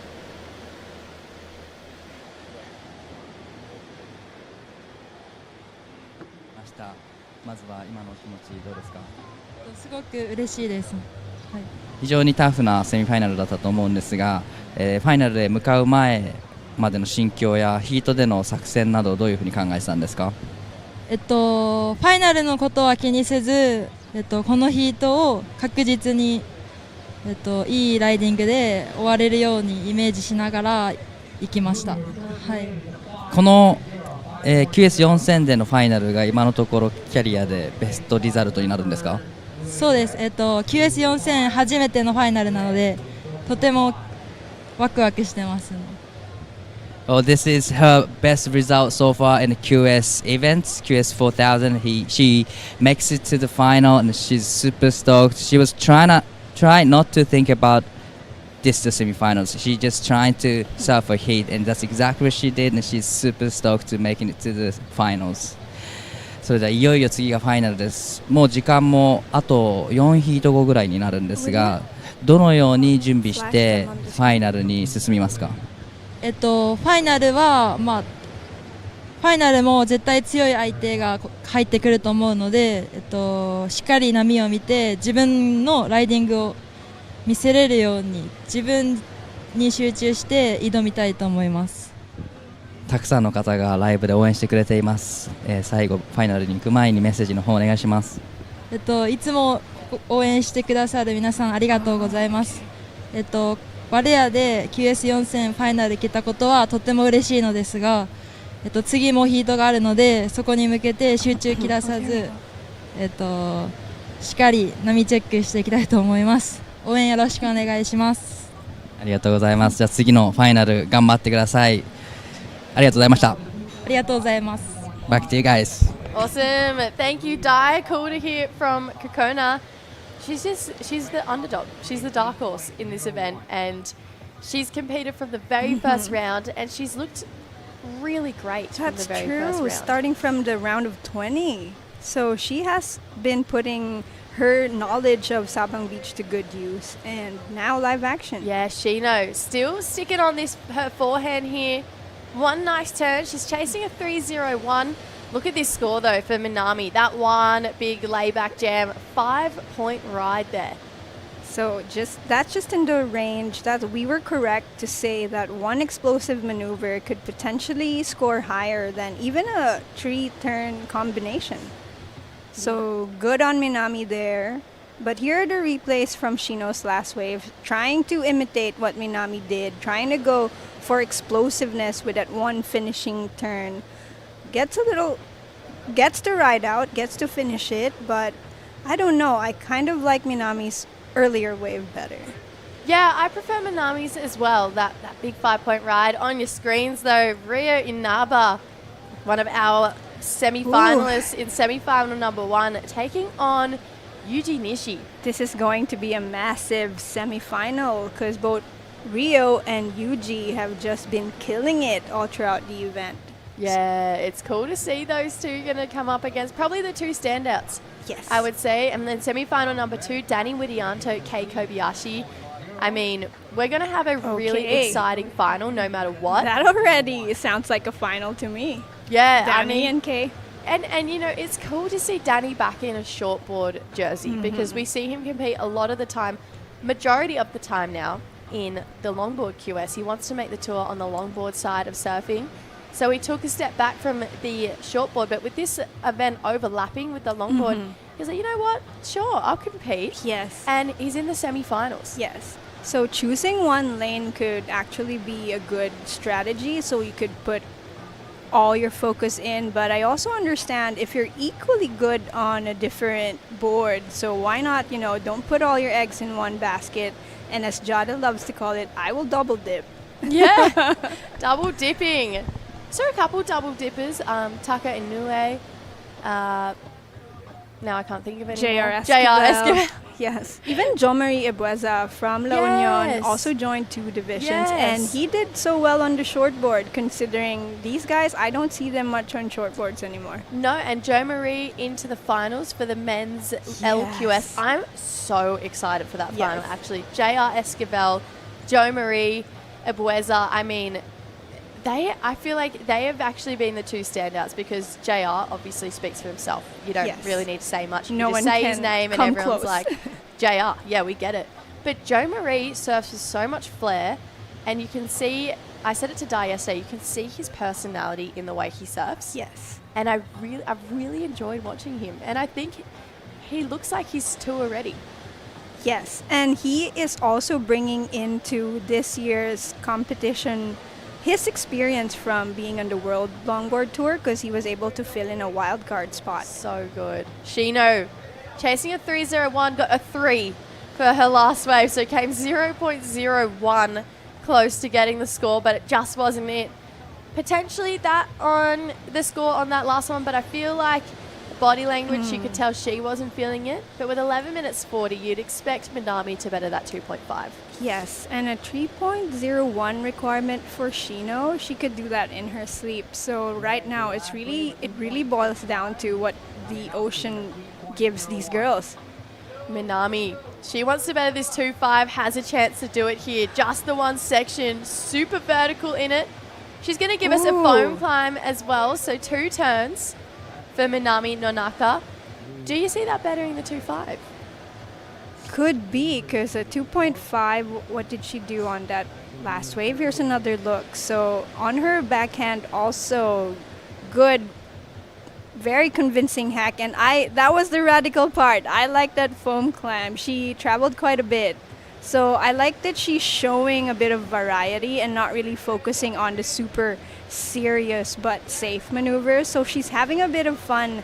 I can tell it in her body language, you know, like if you're a competitor, you kind of get caught up sometimes now, oh, I need to make this kind of turn. I need to rack up 3 points and do this. But with that really funky foam climb, I liked it. It shows that she's feeling cool right now. So Minami, she betters that 2.5, but you're on the money there, Camille. 3.25 last wave for Minami Nonaka. Leaves Shino chasing a 3.76 with a wave to come right now. She's going to get one big section. Let's see her backhand in attack. Vertical.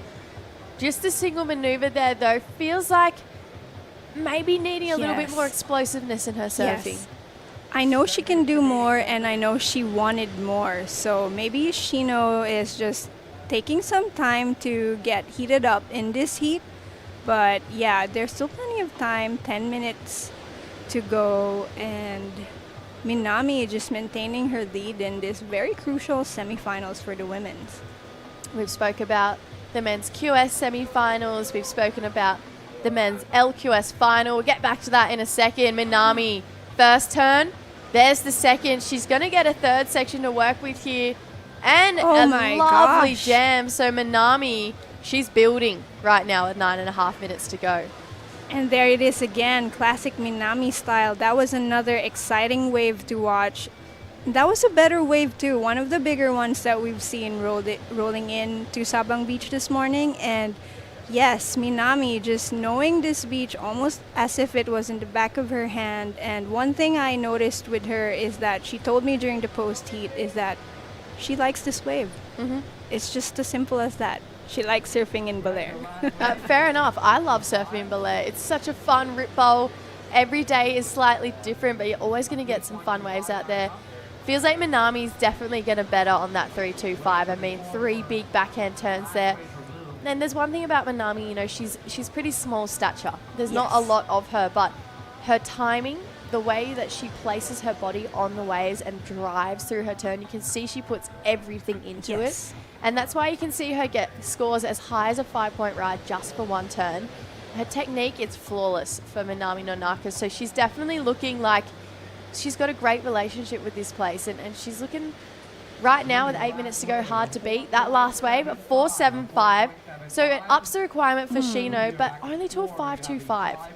I would still feel quite nervous if I was Minami, knowing that Shino only needs a 5.25. Definitely, Minami is not quite safe yet, and I know her, she won't be complacent. So, yes, as you said, smaller frame, but somehow bigger power so far. Oh, absolutely. And you know what? She charges. She absolutely charges. She's been on the Challenger Series for the last 4 years now, and she's looking to get herself back there again. It's why she's here chasing those 4,000 points. Like I mentioned earlier, we spoke about the men's LQS, the women's QS, the men's QS, but the women's LQS final is an all-Japanese affair. It's Natsumi Teoka, speaks for herself. She's the JR in that situation. Yes, you're right. Coming up against Sakura Inoue. That is a cool-looking longboard QS final there. Yes, and all Japanese again, but here's Minami. Just a quick look. She doesn't really need to chase after a score, so lets that one go. But you're right, so Natsumi is kind of the veteran, you know. She's always been that Roxy girl that all the younger Japanese surfers look up to, and we have someone from the new generation, Sakura, who I think is only 18 years old, so it's going to be a battle of old school, new school, kind of. Oh, definitely. Yeah, it's definitely going to be a challenge for Natsumi. It's not a walk in the park. Sakura has been taking down some big names along the way. I mean, we think of Kayla Jane De La Torre. She beat Kaede, her older sister. Yeah, Inoue, which is incredible. Ashley Lopez. There's some big names that she's taken down in her path to the final. She's come up against Natsumi once before. In La Union, she In La said, Union. yes. So she's looking for redemption because Natsumi took out La Union at the start of the year. And speaking of La Union, it's quite a big event coming up in January for longboarders. Yeah, an international QS. Right now, though, Shino stuck behind on this wave, so uses priority there. Bit of a fumble, but 6 minutes to go, just with how many waves are rolling through and the distance that was between those two surfers. I'd be very surprised if Minami doesn't paddle straight over to her. Yes. And try and sit on her to apply some pressure. Sit on her priority. Use it well. But it looks like she'll give this one a go. Can't pass up this left rip bulk here. There's the first turn for Minami. Caught behind, so we might have a paddle battle here. This will be a really important exchange for priority, but Shino's too far out. So Shino now with first priority. So perhaps 2 mistakes from both of our ladies, but it paid off for Shino. Things are getting exciting. This is the last semifinals for the women's QS, and we're just waiting to lock in our second finalist to face up against our dark horse Kokona Kawase. Yeah, this is exciting. Right now, just on that 5-minute mark. So yellow flag, it goes up. We've got waves on the way too, so this heat is far from over at this point. I'm going to see if we have any takers here. Minami doesn't like that one. Potentially a bit of a closeout, but you can see the swell. It's on the build. And we've been lucky that we've still got such clean offshore conditions. We started earlier today to try and capitalize on this. And it did rain for a bit, but now it's looking super sunny and hot out there. So let's see how long these conditions can hold. Hopefully a bit more it can maintain to give us a good longboard finals. Oh, yeah. We're not far from it. We're about 50 minutes away from seeing our longboard finals. This is a great looking wave. Shino. There we go. That's a good first turn. It's just the one, but had that same amount of energy if we saw it from Minami's 5-point ride. There's more waves coming out the back. See if Minami can find one.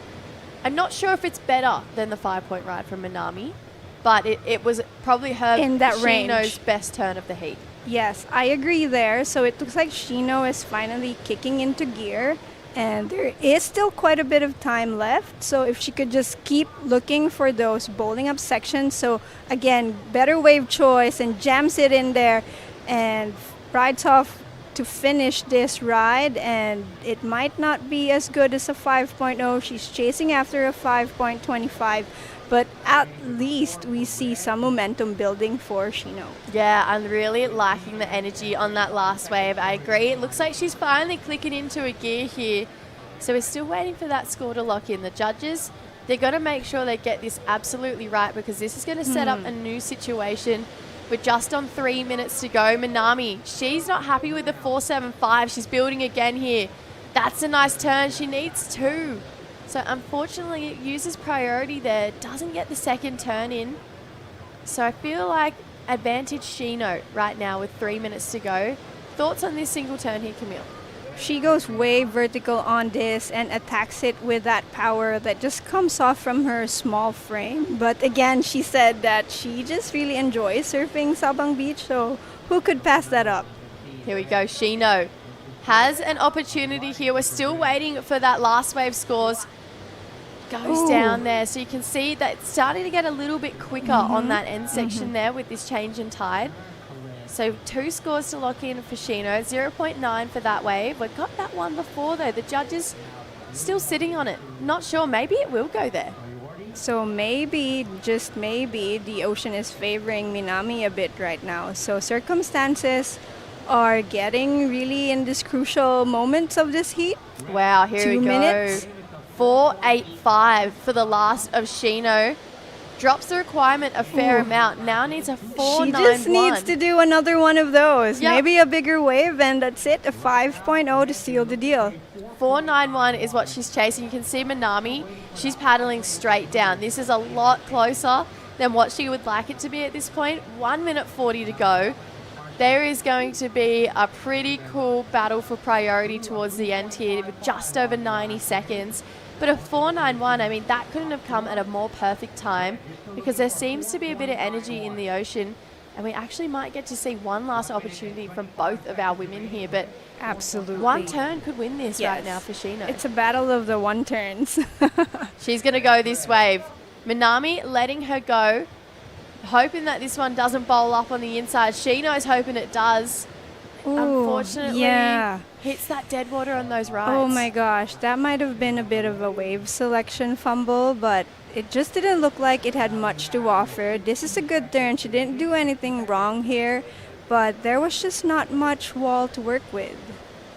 All right, scores in, or just about to be in. We're waiting on one last but it's not going to be enough. So she's got 45 seconds to not only get out the back, but find a wave under the priority of Minami.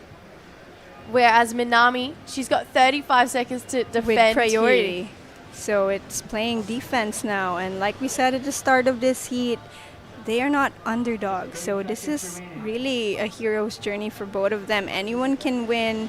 They're both winners in their own right. And just right now, with a bit more of an advantage, is Minami.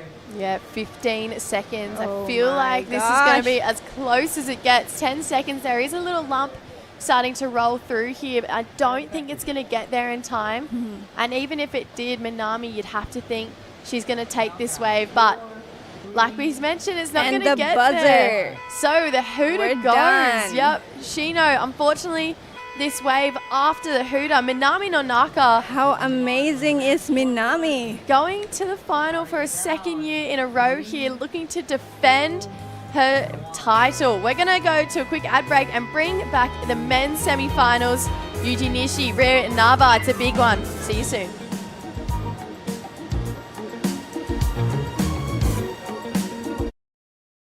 Record revenues from regulated gaming has boosted PAGCOR's social responsibility efforts, bridging gaps in the government's education, healthcare, disaster response, and national security programs. A solid proof that when gaming is properly regulated, it becomes a powerful engine for nation building. The WSL Baler International Pro QS4000 and LQS1000, presented by the Philippine Sports Commission, is proudly hosted by the municipality of Baler and the offices of Secretary Juan Edgardo Angara and the representative of the Lone District of Aurora, Honorable Romel Angara. Friends with the monster, falling for a monster. 'Cause I'm in love with a monster. Monster RX 93.1.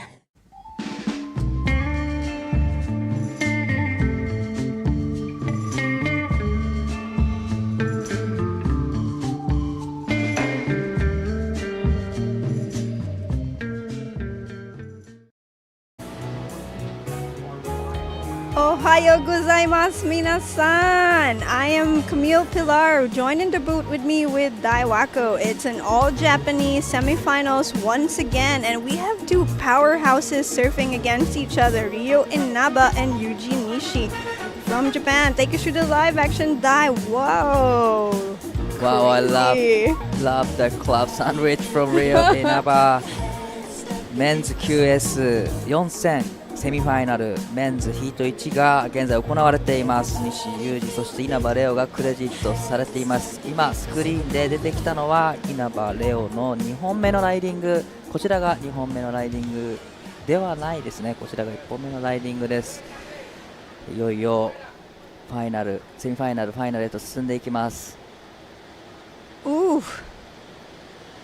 Sick maneuvers from both of our Japanese surfers, and again, as mentioned, they are just really known for their brand of power surfing, and already they're giving us a wide variety of turns. It's not what we're used to seeing in this event, and here is that replay. Good first hack, nice bowling up section, gets in another turn, and was this the second wave or the first wave? This was the first wave from Yuji, and this is the club sandwich from Ryo Inaba. This is club his sandwich. This is second wave for Ryo Inaba. That was a really technical stuff from Ryo. And that's probably one of the coolest names for a trick in surfing. Club sandwich. I wonder who named it. Yeah, but it's been there for quite a long time now. Yeah. You know.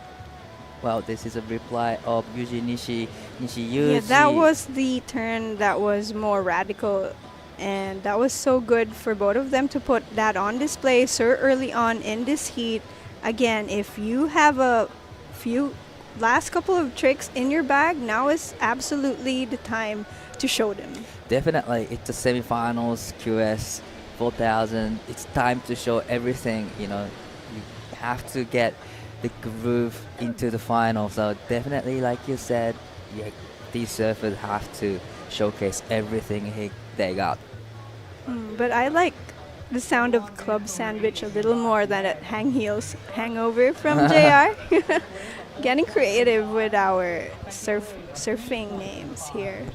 So 20 minutes left for first semi-final, and it's a 5.25 from Ryo. That's his best score, and a 4.25 for Yuji Nishi's excellent ride.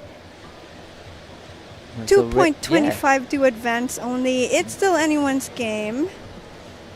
You know, 5 minutes in, and there's still 20 minutes left on the clock. Heaps of time left, and first exchange, you know, Ryo got a bit of it. 5.25. That's a good number, actually. Yes, it is. And while there's a break in the action, let's throw into Jessie with last event winner, Minami Nonaka. Back-to-back finals in Baler here for you, Minami. I mean, you clearly have an incredible connection with this place. You must be stoked. Yeah, I'm happy to get into the finals. So, yeah, I won last year. So, I want to win this event. It's one thing to win at a place once. It's another thing to go back-to-back. But you're looking sharp. I mean, you look like you've surfed here for years and years and years. Does this place kind of remind you of home? Yeah, it's similar to my home break. So Where is it's her home base? so far away. And so coming up against Kokona, we've been saying she's kind of been like a dark horse this event, where you are that more established surfer. You've won here before. How are you going to tackle the challenge of Kokona Kawase in the final? She's such a good surfer, so I'm trying to get good wave and have fun. We love when you have fun, Manami. We know you have your family, your boyfriend, all of your sponsors supporting you back in Japan. Take it away, my friend. 応援ありがとうございます。ファイナルに行けたので、このまま優勝を目指して頑張るので、引き続き応援よろしくお願いします。Awesome. Thank you, Manami. Thanks, guys. Our second finalist. Thank you so much, Jessie and Minami. Back to live action now. It seems like Rio just had another wave. We're waiting for the score to drop, and here's the replay. Racing down the line, eyeing for the section, throws the section first, and it gets over the foam climb, but unfortunately didn't ride out of it. That was his third wave, and that one comes in at a 1.50. So no major score locked in yet other than the 5.25 for Rio. But we've seen a lot of excellent scores from Yuji for the last couple of days. Yes. He got an 8.5 yesterday. Yes.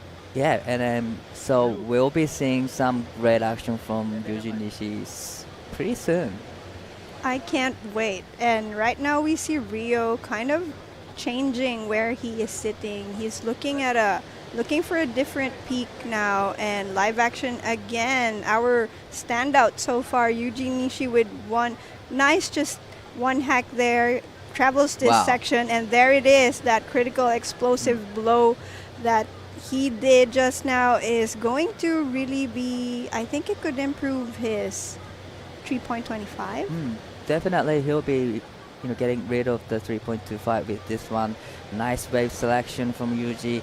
西ユージ、フローターから前に出てきて縦のアクション、まずは2ターンしっかりと決めてきました。Beautiful drone shot. Last reply of the last of red.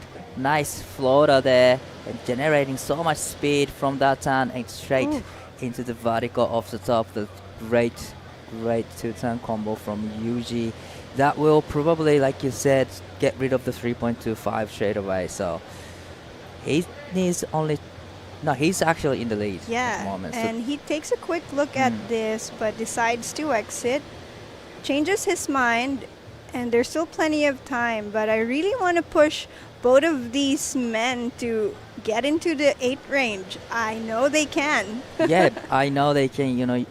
Like I mentioned before, Yuji is being on fire last couple of days, and Rio is such a powerful surfer from Chiba, and he's surfed in the Paris Olympic last year, so he's got a skill. He is one of the best surfers in Japan, so definitely we'll see some excellent ride from them. Looks like Yuji Nishi, quick in and out from him. So that happened twice already. So we see Rio moving on to the other side of the competition area, and perhaps that will pay off for him, because as we see, perhaps the sandbank in the area where Yuji is sitting right now is not the ideal spot to be in, especially with the swell size kind of dropping from yesterday's size. Right. But here's a good looking one, so I might be wrong. Yeah, looks like this is a good looking wall. Yuji is up and riding. Nice big blast turn on his back end. I'm pretty sure Rio was on the same wave but further down the line, so definitely it won't be the interference. But that was a great one-turn combo from Yuji Nishi. Yes, and that's exactly the kind of surfing we want to see here. Be excitable, be excited. Even when the wave doesn't seem like it has much to offer, it's absolutely up to our semifinalists to put on a show. Whoa. That was really unfortunate for Rio Inaba. Catches a rail, goes down. This was another look at that last wave. So Yuji and Rio up on the same wave but hitting different sections, putting on a show of who can do the most explosive hacks in the shortest amount of time. Right, that was an interesting exchange from Yuji and Rio. They both were on the same wave. They pretty much did turn at the exact same time. Yes, and But- now Yuji is moving on to where Rio is. So perhaps the rights are better for this period. Well, it looks like few healthy score for last wave for Yuji. Is about to lock in. He's trying to get rid of the 4-1-5 to extending his lead with 13 minutes and 50 seconds. And I think Rio is saying goodbye to that 1.5 easy with that. Even though it was a bit of it got sticky for a bit, but here he has another chance. Okay, Rio Inaba, nice first turn. Unfortunately, does not make it to the opening of the next section, but plenty of time to paddle back out there. It looks like for now, Yuji has a bit more command in this heat than Rio. 4.83 has been locked in for the last of Yuji Nishi, extending his lead, creating some gap, but Rio has the highest score in this heat, 5.25. He's chasing only 3.80, which is really small score for Rio Inaba's capability. Yes, that's a throwaway score at 3.8. Probably, he's chasing the requirement, but definitely he's not chasing the 3.80 at the moment. He's just looking for a wave that gives him probably above 5. But we have seen the judges rewarding those one big turns from this morning. Like in the previous heat, Minami's opening wave with that really sick turn that she did, a 5.0. So instead of stringing together many maneuvers, because right now the waves are not just offering that runway for surfers just yet. Maybe in a few minutes it will change, but right now it's a battle of the one big turns. Yes, pretty much, yeah. Those big one single maneuver rewarded from earlier. This morning we had a Danny Widianto did a big air reverses and gets a 7 and 6. So definitely one turn will do the job. So it's just a matter of you can find the good waves. Good waves that has great wall, great steep walls. That's gonna be the point. 11 minutes and 50 seconds on the clock. Still Yuji is in the lead with the first priority, 4.80 and 4.25. Rio with 5.25 and 2.15, chasing 3.80.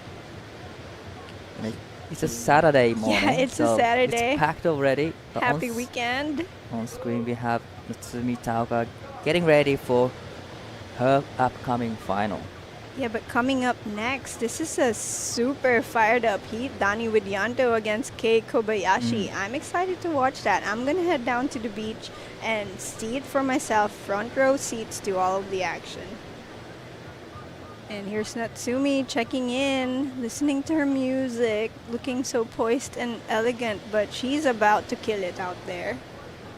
Yes, she's defending champion from the last year's this event. Definitely she wants to get another win here, but looks like Rio's up and riding. Nice big blast on the first turn and gets second and straight into the finishing turn, so that was a much better. Goodbye to his 2.15, I think. Well, definitely he's gonna say goodbye to the 2.15. So again, here's another look at that. Charging down the line. Nice explosive first turn. Makes room for this second one and hits that section perfectly timed. He did everything well on that one. And I think, if you can't do it in one big turn, why not connect 3 good turns? That was a great 3-turn combo. It had a flow, a lot of momentum, and there's no downtime in between the turns. And how, you can tell how powerful he is. He just touched the lip and it just explodes. So much spray so at much the back. spray at the back. So definitely it'll be close to 5.25 he's already have. So it's gonna be a challenge for Yuji. Oh, there we go. We have a situation change. Rio now in the lead with a 5.4. That was his last wave, his best wave so far, and a 5.25. Now Yuji Nishi needing a 5.85. So, Rio just did a great job to make a little harder for Yuji Nishi. 585 is a decent wave, but still. Okay, finding his momentum now, takes it to the air, but does not land that one. But I think he's fired up. I think he'll give it another go, and with 9 minutes left on the clock, he has absolutely enough time to take it to the air once more. And if you're a competitor and if you get 2 5s, now you're aiming for the good range, like 6 to 7 or excellent range, Yes. right? And that means you have to do something big. And Rio is super good in the air, so definitely I you'll see think another. That's air what's on versus. his mind. Mm. I'm gonna give you an 8. Yep. So Rio is sitting in the lead pretty comfortably with 5.40 and 5.25. Yuji is chasing 5.85, but Yuji is, getting excellent scores the last couple of days. So definitely this is not a big score for him. And both of these surfers have surfed plenty of heats already in this event, so I don't think they're feeling too pressured. They're very used to competition mode, but it's just a matter now of the time. Now 8 minutes left. Rio, good first turn, takes it back to the white water, driving down the line, tries to make something of that end section, but I think he felt that that wave did not have much energy or power to work with. As soon as it took off, he was, let's take another look of this last blue. That was a nice carve to start with this wave, but as soon as he took off, probably he was aiming for a ramp. A ramp, definitely. He was just setting up all the turns for the air reverse in the end, but the wave just dies out, so no walls, he just kicks out. Yes, and from that drone angle, you actually really see that there's a bit of a struggle in his body to manufacture the power and the speed. So the wave that he picked was a bit on the mellow side, so he had to put machine-like power from, his human strength. He had to really work with that one. He did a great surfing on the wave. The last wave for Rio comes in with 2.50, which is not going to his top 2. 6 minutes and 50 seconds left.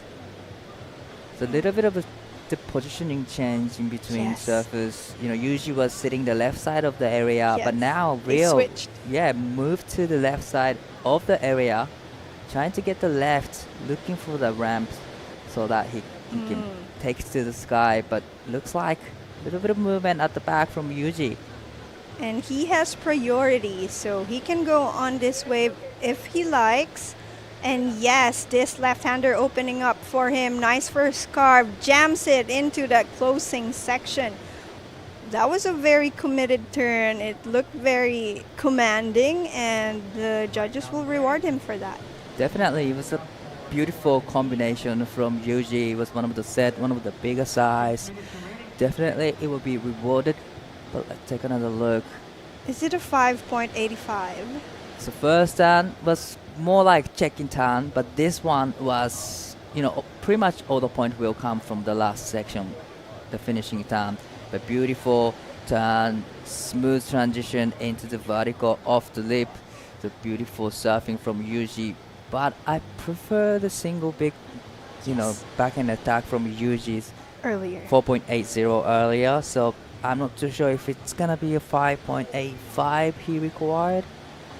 But let's see. It's couple scores locked in already, and first couple scores seems like it's not gonna be enough for him to go into the lead. I think so too. I agree with you, and there it is. It's just a 4.0.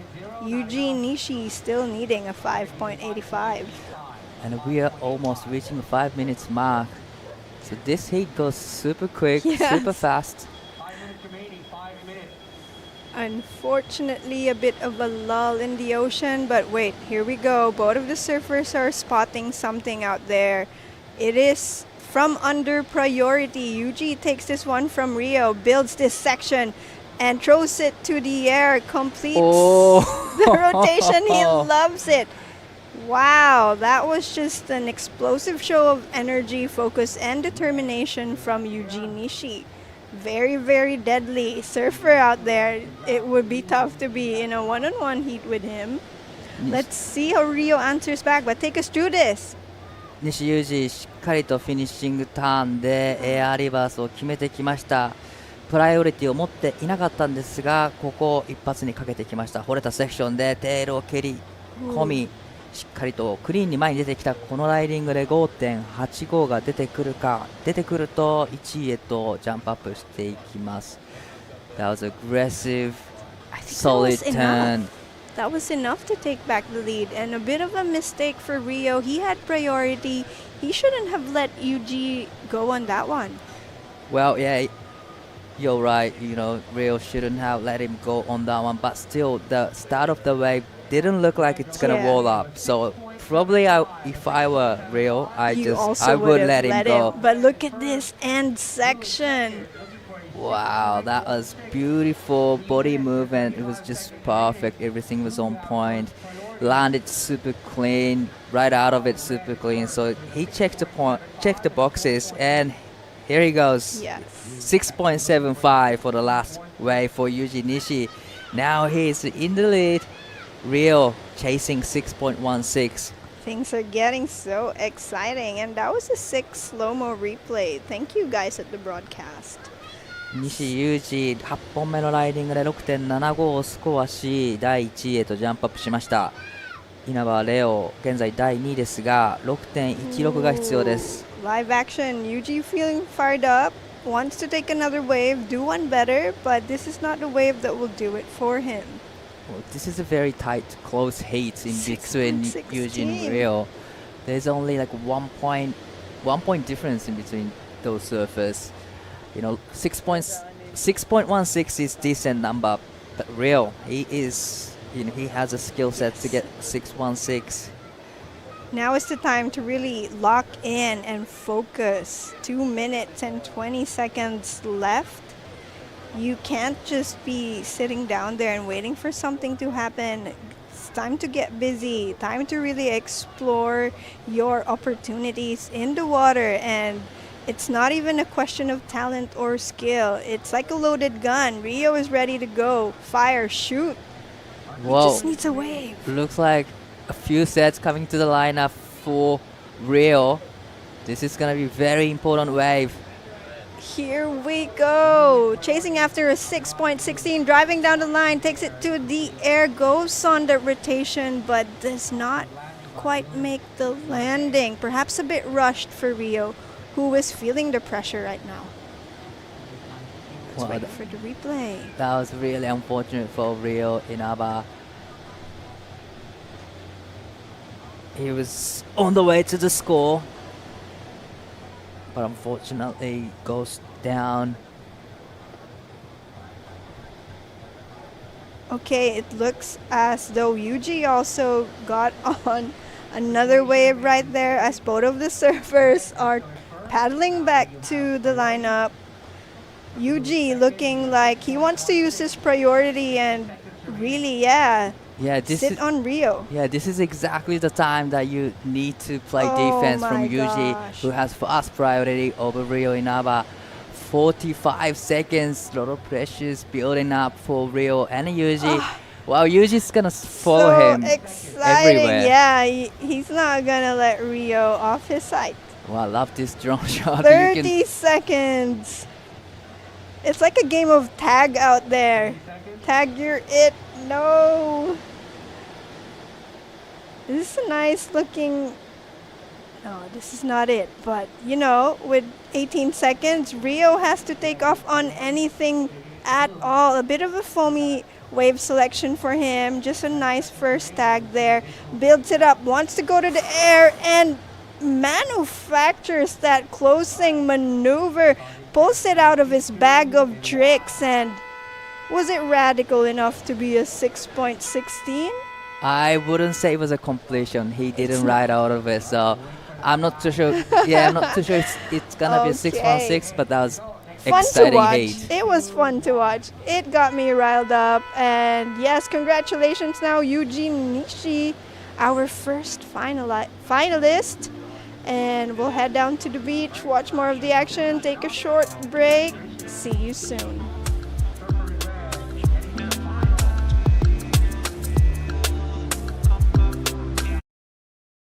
Record revenues from regulated gaming has boosted PAGCOR's social responsibility efforts, bridging gaps in the government's education, healthcare,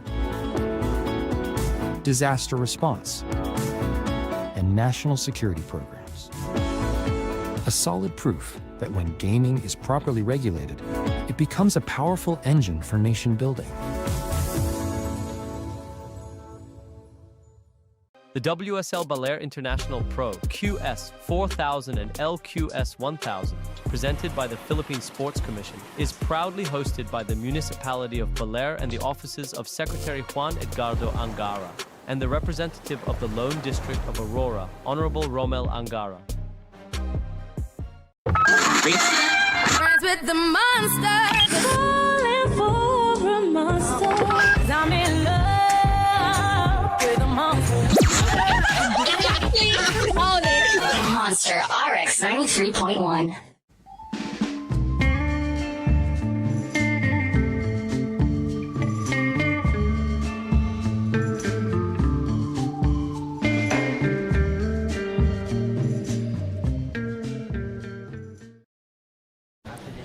This is the last semifinals of the finals days. Men's QS4000 semifinal Heat 2. We have Danny Virianto in red, Kei Kobayashi in blue. Wow, this is a great matchup between Team Indonesia and Team Japan. I am Dai Wako in the booth with Mr. John. Hey, Mr. Day. Here's a replay of blue straight into it. Kai up and riding. Nice looking wall in front of him. Wow. Quick combo. Wow. Nice start to this thing. 5.75, not messing around. Judges taking no time. 2 nice time to hit, and this is a replay from Danny. Sorry, Kai again. Busy man. Kei up and riding, takes to the sky and makes it super clean landing. You know, I had a chat with him after the last heat. He was saying that he had a really slow heat previous round, so he wanted to have a quick start, and that's exactly what he did. What do you reckon that was the 5.75 and the other one was? Or that was in order, so 5.75 for those 2 turns. So that one's going to be probably around the same. That was sick. Yeah, it was a sick wave. One single maneuver, but looks like Danny Virianto up and riding, and the condition has been improving a lot in the last half an hour. Talk about perfect conditions for a finals day. Baler has turned on for us this morning. Definitely. We've had some great action. Yuji going through before. That was a sick heat. He's the inform of this competition, but one of the standouts. Kai also showing that. Hang on. Wow. Who's the inform? 4 minutes in, and the last wave for K comes in at 7.50. So he locks in 5.75 and 7.50 already. There's still 21 minutes and 30 seconds left. That 7.75 was definitely from that air. That was super critical. Yes. That looks so nice. I wonder if we can convince our friends at Asia Sports to give us another replay. Definitely love to watch another replay. That was a beautiful air reverse. You know, K definitely wanted to have a quick start, and that's exactly what he did. He learned so much from the mistakes he did in the previous round. Well, here it is. This is what we're asking for. Thank you. He just racing down the line. Everything was on that section, and he knew it. Nice, high, lofty, tail up, and Kai claiming, like you said, he went in with game plan. With 4 minutes in, he already executed it perfectly. Right now, we are having a little break in the action. We're gonna go check in with Camille with his last hit winner.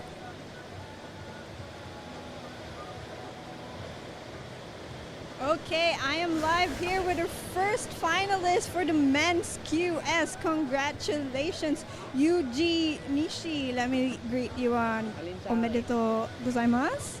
And let's try to change things up a bit. You help me with my Japanese. Okay, so ohayo gozaimasu. Yuji-san, good? Daijoubu desu ka? Daijoubu desu. Genki desu ka? Genki desu. Okay, and that's about it for now. And in that last semifinals, you were surfing against Rio Inaba, and you tell me you guys have the same coach? Yes. So you are also very familiar with how Rio surfs. 日本語で大丈夫です。And you were actually coming up from behind. Rio was leading in that heat, and you were chasing after a big score, and finally you were able to hunt it down. So tell me, what was your game plan out in the water, especially today, slightly smaller waves? But what was your plan of attack? そうです。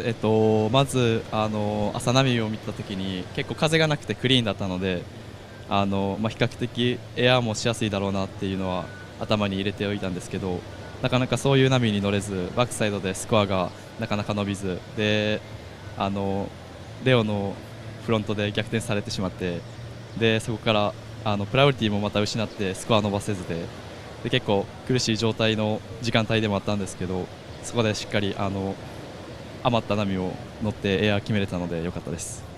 And how are you feeling surfing the finals? Are you a bit more nervous, or are you relaxed, and do you plan to just have fun out there? いつもレオとサーフィンしていて、でなんか普段練習してるような感じですごいなんか楽しくお互い技を見せ合えたらなっていう気持ちで挑めて、すごいなんか気持ち的にも楽な試合でした。 Okay, and one more. コーヒーは飲みですか？コーヒーは飲みます。Okay, thank you so much for indulging me, and back to the live action. Thank you, Camille, and congratulations to Yuji making to the final. He's frothing. He was so super stoked to actually surf against Rio because they both surf in the same area back in Japan. They practice together pretty much every day. But on screen we have quickening out from Danny Widianto, but here is Kei Kobayashi getting another 6 turns. All fins out, get a rotation. That was a solid maneuver from Kei. Seems like a split peak there. Cameron choosing to head over with Danny, but let's see what Kei did on the opening of this one, because that was a solid final maneuver. Nice blow tail reverse on the backhand, always looks sick. Right, definitely. One of the favourite moves when it comes off, because everything sort of moves so fast. When it comes off, it's so nice. Just wonder what he did on the opening of that one. Wow, that was one of the maneuvers that I always wanted to do.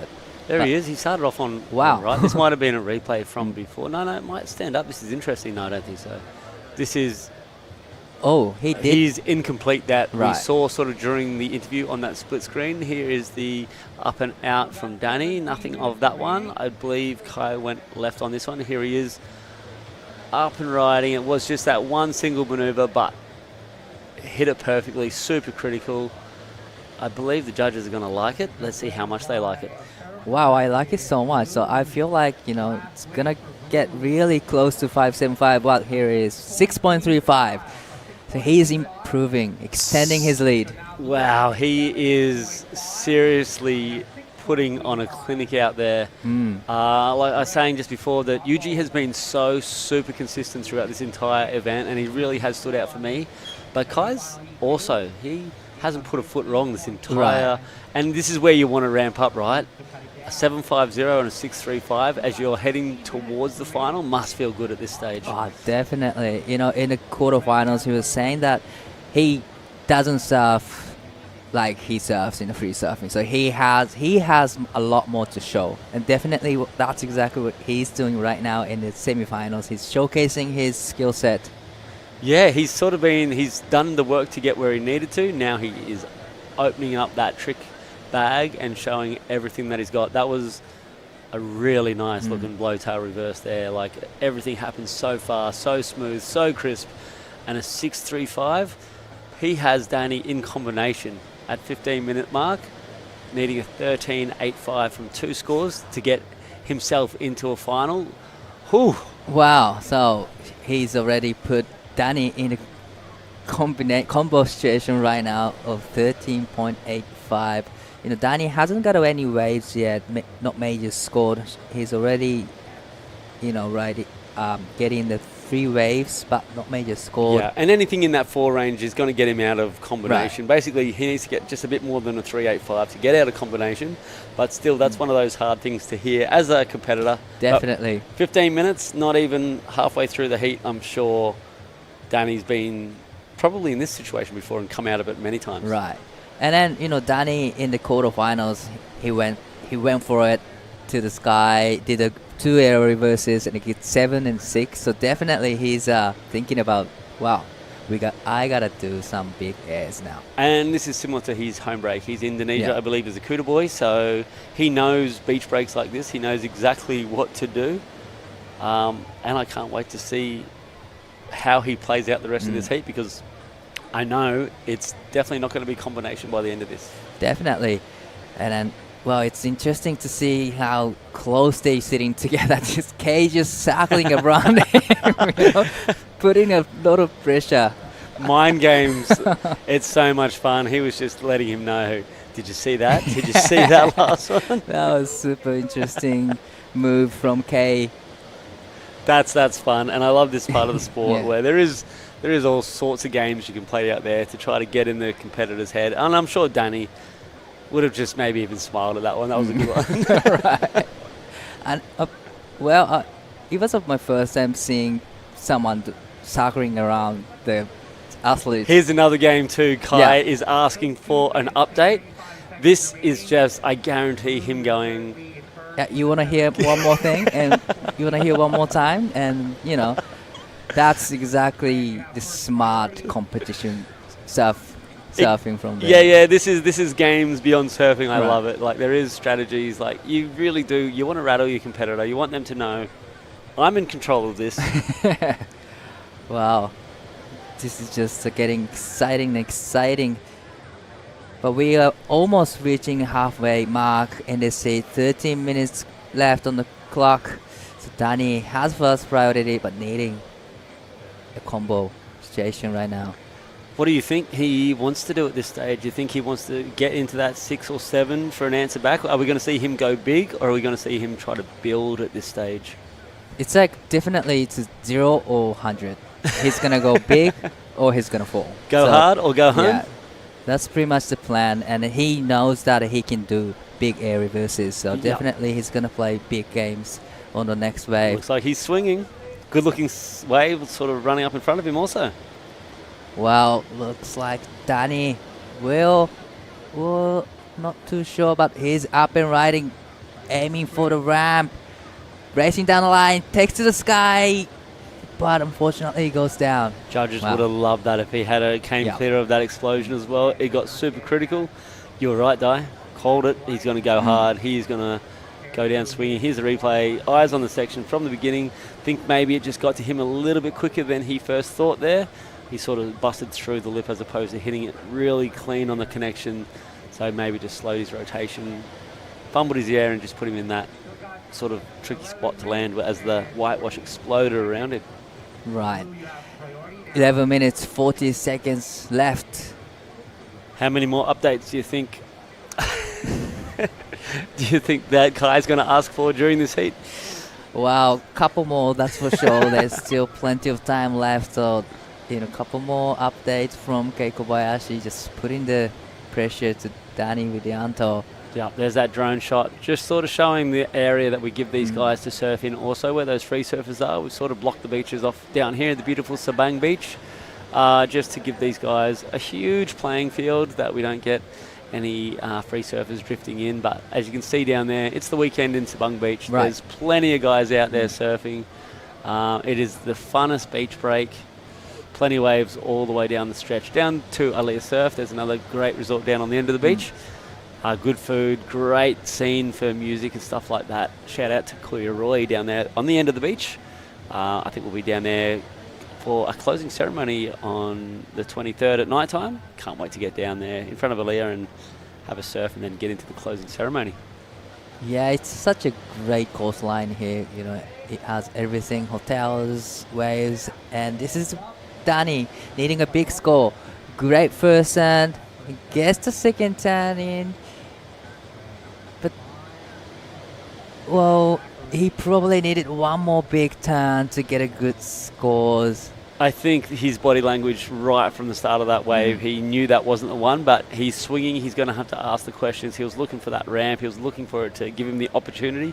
You can see this opening turn was so nice. Just a great setup as he straight down the line this turn. He sort of bogged it. He knows almost instantly there's no room for error when you're chasing the scores that he's chasing. You can see on the drone angle here, that first snap was so nice. Right, yeah, you know, he was on the way to the good score, but as soon as he just broke the rail there, he knew that it's not going to be a good score, so he just have to... Yeah, it's also one of the things down here at the beach break. You really had to have that quick twitch fibre going on in your brain where you need to react to every little situation.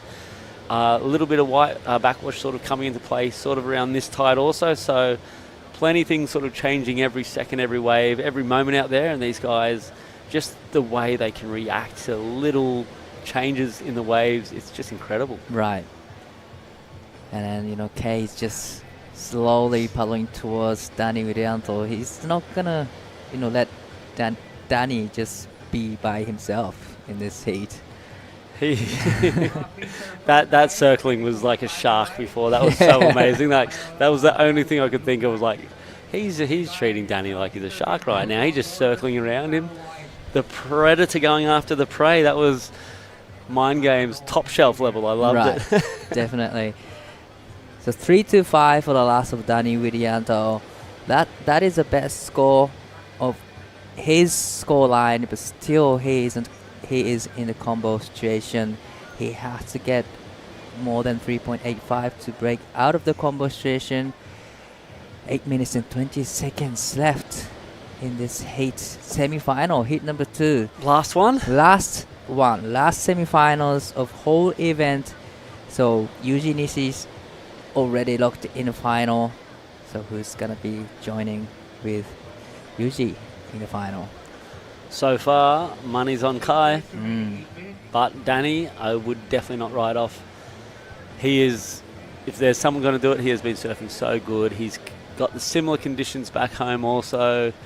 He's got all the tricks in his repertoire to get himself out of combos. So, and I'm sure that's why Kai is working on those head games, because he knows even with him in combination now, he's probably feeling really good, but he doesn't want him to get away and find something and not feel that pressure, because he wants him to surf with pressure for sure. And then, you know, Danny was here for mainly the longboard division, and then on the post-heat interview, he said no pressure here. So he's just having fun. No pressure, here he goes. Okay, Kobayashi is up and riding. Danny. Sorry, Danny's up and riding, aiming for the section. It's stand up now. Takes it to the sky. Yes, he lands it. So, first air reverse from Danny. I'm going to call out of combination. Yes, straight away. Definitely, it'll be better than 3.25 and 3.85. And again, he's already eyes down the beach waiting for that thing, hoping that lip shines up for him. There it is. Nice tail high. Not the fast rotation, more that tail high, sort of throwing it to the beach. Coming down with the nose pick style, sliding around, all style, all class. Watch as he hits this section just perfectly on the money. Tail goes vertical, spins it beautifully. He knows he's out of that danger zone. That was a beautiful air reverse from Danny Widianto. Exactly what we saw in the previous round quarterfinals. He locked in a 6 and 7, so definitely he's capable of getting those 6 and 7s. Now, he needs a big score to break out of the combo situation with the 6 minutes on the clock, and in a few scores starting to lock in. So this is a flat 5.0. Now he's chasing 8.85. Look at that. That is textbook air. Like, no matter who you are, you want that clip. That's amazing. Definitely. I love this drone slow-mo replays. They're such a beautiful to watch. You know, you can see all the body movement from the athletes. So that's great replay. Thank you so much. And 5.0, so now chasing 8.85. It's a big score. It's, I think, going towards the biggest score of the event if he can get there. We do have beautiful, clean conditions. I think it's possible out there. Yeah, definitely. And he's up and riding again, but didn't like the look of it. Quickly kicks out. There's still 5 minutes on the clock. Which still means he may just build it up. Maybe that one's he's feeling it out. Maybe next one he does go for that 6.5 or 7.5 and still gives himself enough time. That's why we can see him just hunting out there, moving up and down the lineup. He's forgotten about Kai. And Kai seems to be, here I hit. hang on a minute, come back. I still need to put pressure on you, because that's also rattled Kai a little bit, knowing that he might want to find something bigger now. Right, definitely, for the first half of the heat, Kay was building up so much pressure onto, Danny. But now, Danny just made one of the cleanest air reverse. Kay probably thinks now, well, probably start my game now, not defense. Yeah, and you can see Kay now, he's just going to keep moving with him. He just going to be sick of paddling by the end of this heat. He's just going to keep moving up and down. But what do you think? I think Kay's still feeling quite comfortable. Yeah, definitely. 885 is definitely big scores, but Kay knows that Danny is capable of getting 885. Yeah. So he's not gonna be. He will be holding on to the first priority and trying to sail the wave. But Danny is up and riding, aiming for the section for sure. Floats the section, nice speed there.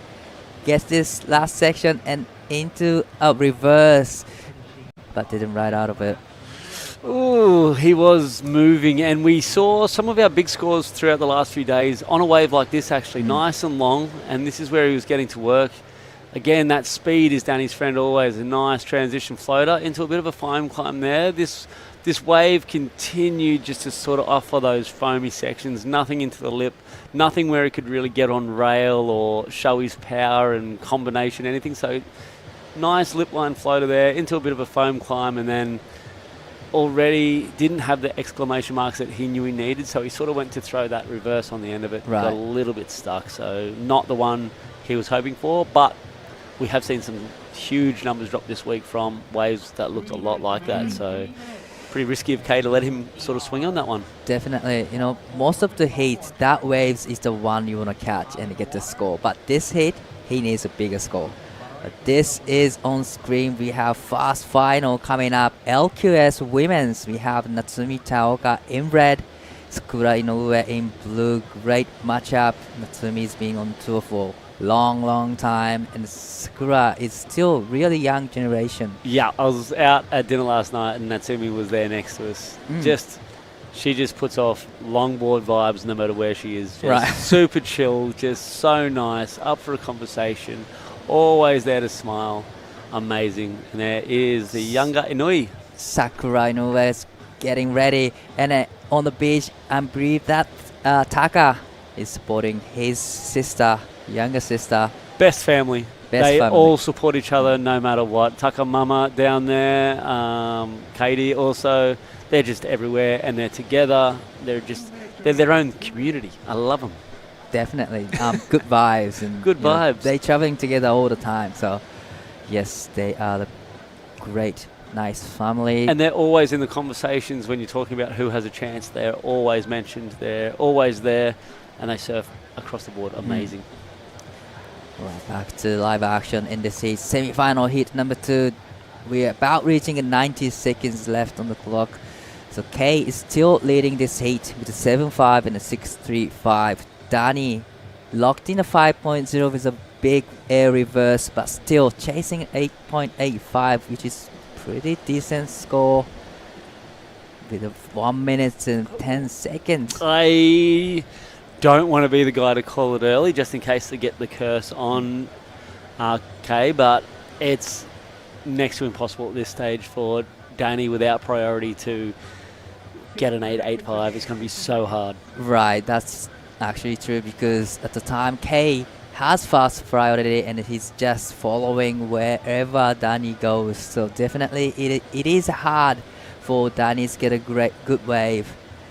Yeah, he's seen some sets coming too, so he is definitely going to go and sit on his leash. He won't let him move without being a puddle behind him. Right, 30 seconds left. Few lines at the back, so we'll be seeing someone's on the wave. Danny needs 8.85. Yep, and Kay showing him that, yep, this is me. Right. Here I go. He uses his first priority. This has a wall, takes to the sky, and he landed pretty clean. So that wave was exactly what Danny wants.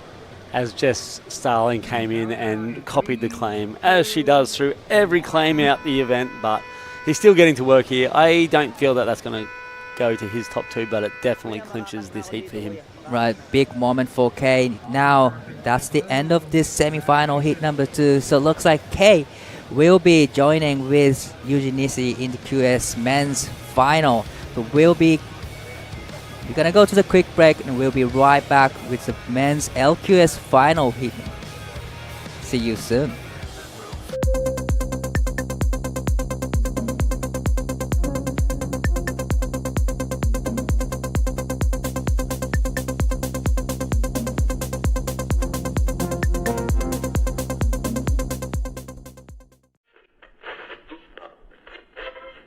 Made in the image of God, you were made to glorify God, you were made for God, and without God, there's an empty place in your life. Travel all this way now, more than a million miles. And in a world that's fading, ooh, you make the world wow. I am striving for greatness, cause it ain't my style. I made me to be going close for the rest of my life now. Where would I be without you? I can only see the end. How can I live without you? You were there since the beginning. Let me see what you see in me. Let me be who you want me to be. 'Cause I know through it all, you see like we're fighting for. 'Cause I know through it all, you see like we're fighting for. You see like we're fighting for.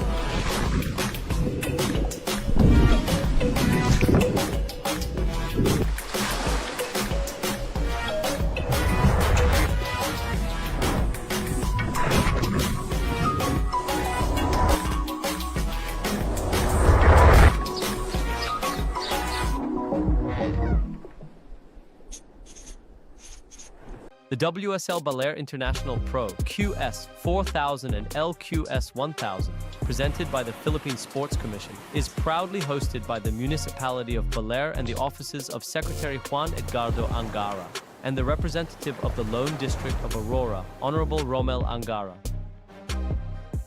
It's that time, the time we have all been waiting for. It's finals time. We are kicking it off with the women's LQS right now. And it's fun. The wind has stayed off. It's super clean. Best conditions we've had this entire event. And we have an all-Japanese female longboard QS final, Natsumi Teoka, taking on Sakura Inoue. What an incredible matchup this is. We have our veteran taking on our young gun. My name is Jessie Starling, joined in the booth by John Carby and Camille Pillar. Carby, straight in with the first of Natsumi here. Straight in and catching up with her on a 5 into a great 10. Natsumi taking no time here to let those judges set in the scale for this final. Here she is again on the takeoff. Nice walk straight to a 10, into a 5, down, and she's going to close this out. In the final section, does she get the completion? Possibly not, but let's see where that's 5 and 10 goes. And then Camille, this was the last of Sakura.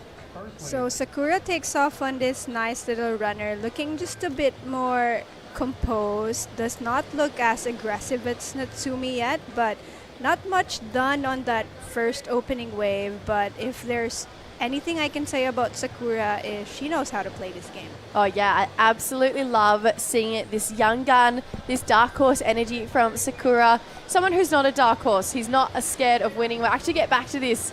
Natsumi, straight to the nose, unfortunately goes down. Like I was mentioning though, someone who's not a dark horse. He's already had 3 victories on the QS this year. Now into another final. It's Kei Kobayashi. He's down on the glass with Dai Wacko. Okay, in the last post interview, you were saying you wanted to have a quick start. That's exactly what you did in that heat. That felt good. That's definitely how I want to start every heat. Yeah, getting down to the nitty gritty, like I said in my last quarterfinal interview. Yeah, going into the final now, I'm super stoked. Yeah, just taking it heat by heat, but yeah, this means a lot to me. I think you showcased your surfing skill, everything in the last semifinals. Yeah, I did a backside reverse that felt really cool. I actually did something cool. That was pretty nice. That honestly felt better than my air reverse that I got a 7.5 on. But yeah, just stoked, taking it heat by heat. And yeah, I think I'm going against Yuji in the final, I think. And yeah, I'm pretty excited for that. I've known Yuji my whole life. So yeah, it's going to be a fun battle. And yeah, it's, you know, we all want to make that Challenger Series, and we're taking it event by event. And yeah, I was pretty hard on myself after Philippines and Taiwan, even though I won the Bonsai Asia Super Series. But yeah, just a lot of ups and downs as a competitor. So just, yeah, just stoked. Everything's going my way this event so far. You know, obviously you had 3 wins in the QS2000, but making it to the final in the QS4000 is a big deal. Yeah, it's a huge deal, you know, like winning those couple 2000s, even winning one event in the QS, whether it's a 2, 4, 6, every event is so hard. And yeah, going into a 4000, a lot more points, you know, so definitely thinking about that going into this event. And yeah, I had to make the semis to even better my results, so some pressure, but also not a lot of pressure. It's kind of hard to say, but yeah, this event's going my way so far. And yeah, thank you to Salty for keeping me hydrated all event long. And yeah, just super excited. Finally felt like I showcased a little bit of what Kay can do, so super excited. Exactly, you are showing us what you can do on the wave. But lastly, is there anything you like to say to all the fans, supporters back in US and Japan? Yeah, I want to say thank you to my friends, family, sponsors, my girlfriend. Gave me a little words of wisdom. She was saying go to the air, and yeah, so stoked I went to the air, and yeah, super confident in the air as well. And yeah, stoked, you know, listening to your girlfriend sometimes helps. And yeah, just super excited for this final. And yeah, all the pressure's kind of not gone in a way, but just super excited. And yeah, I'm looking forward to that final. 次はファイナルということで、自分のランキングも徐々にちょっと上がって、自分の調子いいサーフィンもセミファイナルちょっと出してて、本当このファイナル 100% のサーフィン出せるように頑張るので、みんないつも応援してくれてる方ありがとうございます。本当にみんなの応援で一個ずつの試合、負けても勝っても応援してくれてるので、本当に感謝してるのでありがとうございます。次のファイナル頑張るので応援よろしくお願いします。Super excited to see you in the finals, so good luck in the finals. Arigato. Back to you guys. Awesome. Thank you, Dai. Thank you, Kay. Words of wisdom from the girlfriend. Getting him into the final. That's pretty cool. I know I got to listen to my wife. You've got Harold at home. You've got him in shape or what? He's right here. He's here. He's here with running you. around somewhere. Absolutely. Yes. Taking Camille's advice for life. The moral support ever so often. As he should. You're a wise lady, Camille. I love it. Yeah, Kay, he's had a pretty cool year. Had a second in the QS6000. A bunch of firsts over in those Japan run of 2000s. Right now, though, this lady on your screen, she is winning this heat after what is a beautiful ride here, Camille. I mean, the footwork is just incredible. Yes, I agree with you. And one thing I do notice is I think Natsumi changed boards. It's not the usual bright yellow longboard that she has been using in the comp. So that's one thing I want to chat with her about. Yeah, so Natsumi already locking in some pretty decent scores. So 5.25, a 3.5. We've seen Sakura go down a couple of times here. Kabi, you're a big fan of the Inoue family. I love them. I love them so much. I think their energy is great. Again, she's the youngest of the sisters, so she's building her experience campaign. To be in a final with someone like Natsumi, this is where you're learning. And she's out there to win, and she has the capability to win. But she's also, I hope she's just sort of learning off Natsumi, because Natsumi has proven she works so hard, she competes so well, and she's going to be watching her. As speaking of Natsumi, off she goes. Yeah, looks like this is a pretty solid looking wave here for Natsumi. Love the fade. Goes left to go right here. Starts to get up the board, but feels like that wave's energy not going to back her through to that inside track there. You know, you said it perfectly, Kabi. Sakura has this ability to match the talent of Natsumi, but it feels like maybe needs to outcompete Natsumi. Absolutely, and this is just what I'm talking about here. She's the competition level that she gets on the world tour, and going around these all stops of the Asia region. She's always there. She's everywhere. This wave just wasn't the one she was looking for, which then gives Sakura that opportunity to do exactly what we're talking about. But there is Natsumi again. Yeah, she's not mucking around, getting a lot of speed on this wave. Doesn't like the inside. So she's going to get out the back. She's always been that type of competitor who catches a lot of waves. And no matter what round it is, she's constantly on her feet. She mentioned earlier in the event she wanted to get an early start. You know, she didn't feel like she did that in her opening round. And since then, she's always set the tone right at the start of the heat. This one with a 3.5 and a 5.25. Do you feel like Natsumi would, you know, scale just her personal expectations higher and higher in these QS1000s? I think she mentioned that she just loves coming to Baler and to the Philippines because she has fun. She has a lot of fun whenever she's here, but that's also kind of the code name for I want to win, I am hungry to win, and I have fun winning here.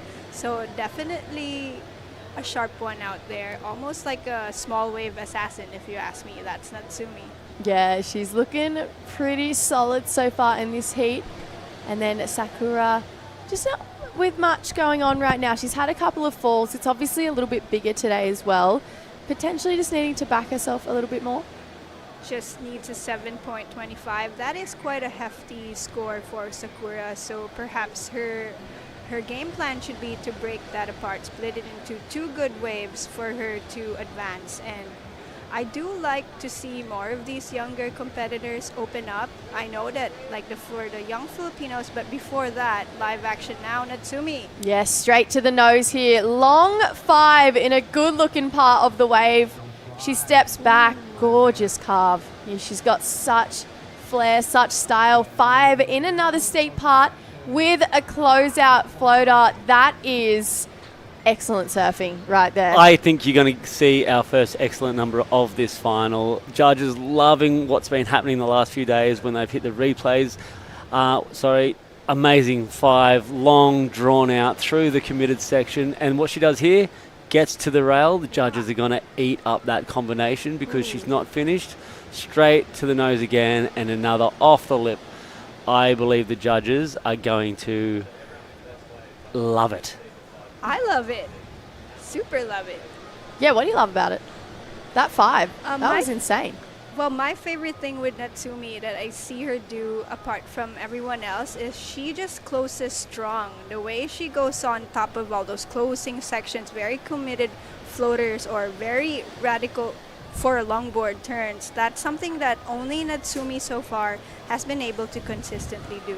Yeah, we see her at that same level as JR, you know, just attacking those end sections. And she's not, similar to a lot of the Japanese competitors actually, she's not a massive stature. She's actually quite small, but the way she's able to maneuver such a big, heavy equipment, you can tell that she puts a lot of time in the gym. You know, a lot of time outside surfing to be strong and just, make that equipment her own, you know, and control it from start to finish.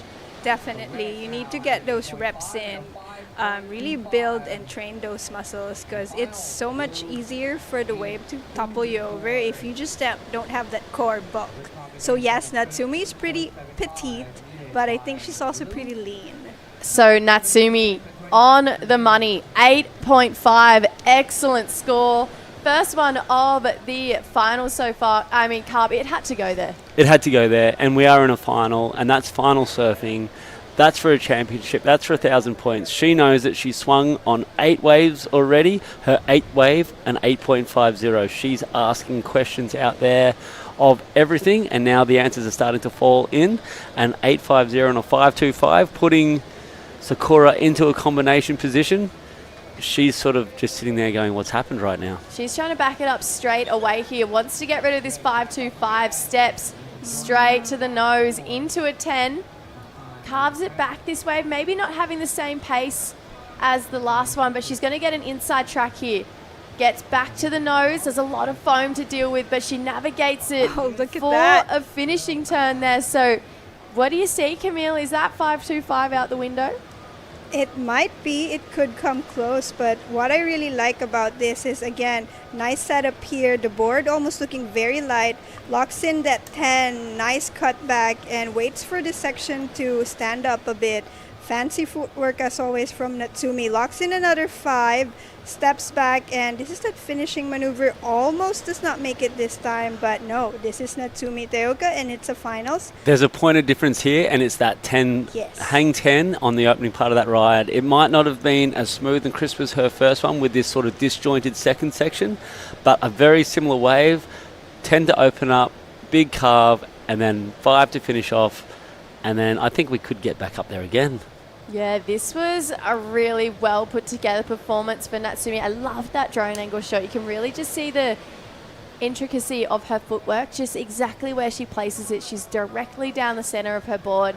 That 10, you're so right, Carby. It's a point of difference. She didn't bury the nose in any water. It was really clean, and you can see she feeds off her own energy. And that 8.5, it's boosted her confidence now. And the judges are going to be in there comparing her previous 8.5 to that ride, so they're probably having similar discussions about that 10, a little bit that disjointed part, middle part of the wave. Did it disrupt the flow? Did she handle it well? How did that affect the overall score of the wave? But you can see the way she's paddling. She's pumped. It's a big score. They loved the 10. A 7.25 for Natsumi Teoka. So we're 15 minutes in. We're halfway through this heat. She has 15.75 points to her name. Sakura in a not the place she wants to be right now. It's basically it's a restart right now here for Sakura.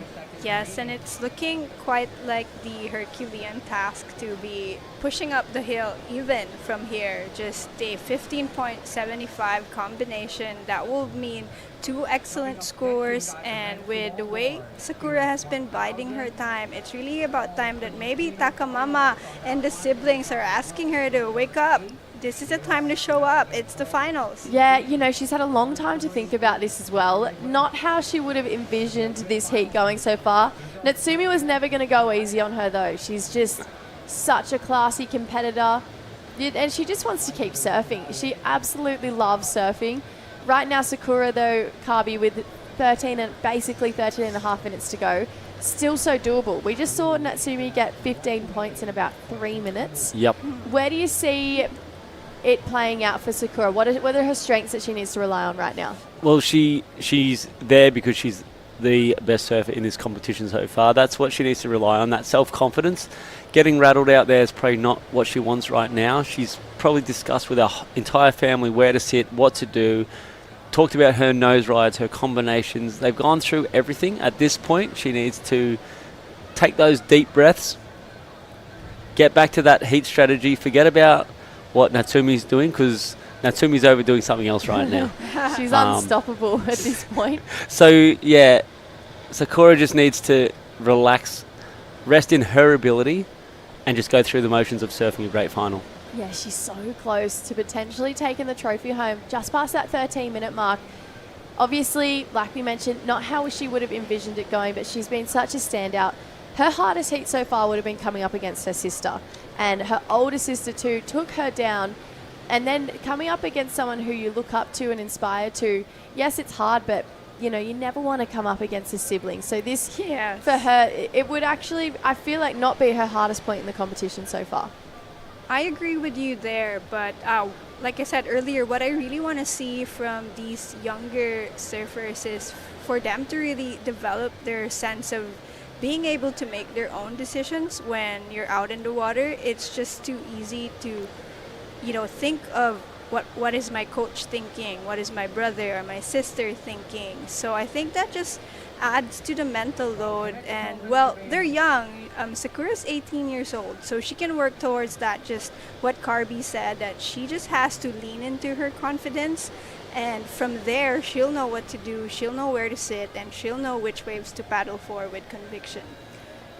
Coming up next, we do have the men's longboard final. So JR Esquivel taking on Jomari Ebueza Kabi, all Filipino final. Yeah. I know your heart is soaring for that one. We all are down here. We're in Baler. We're in the Philippines. This is the LQS1000, the first one in the Philippines this year.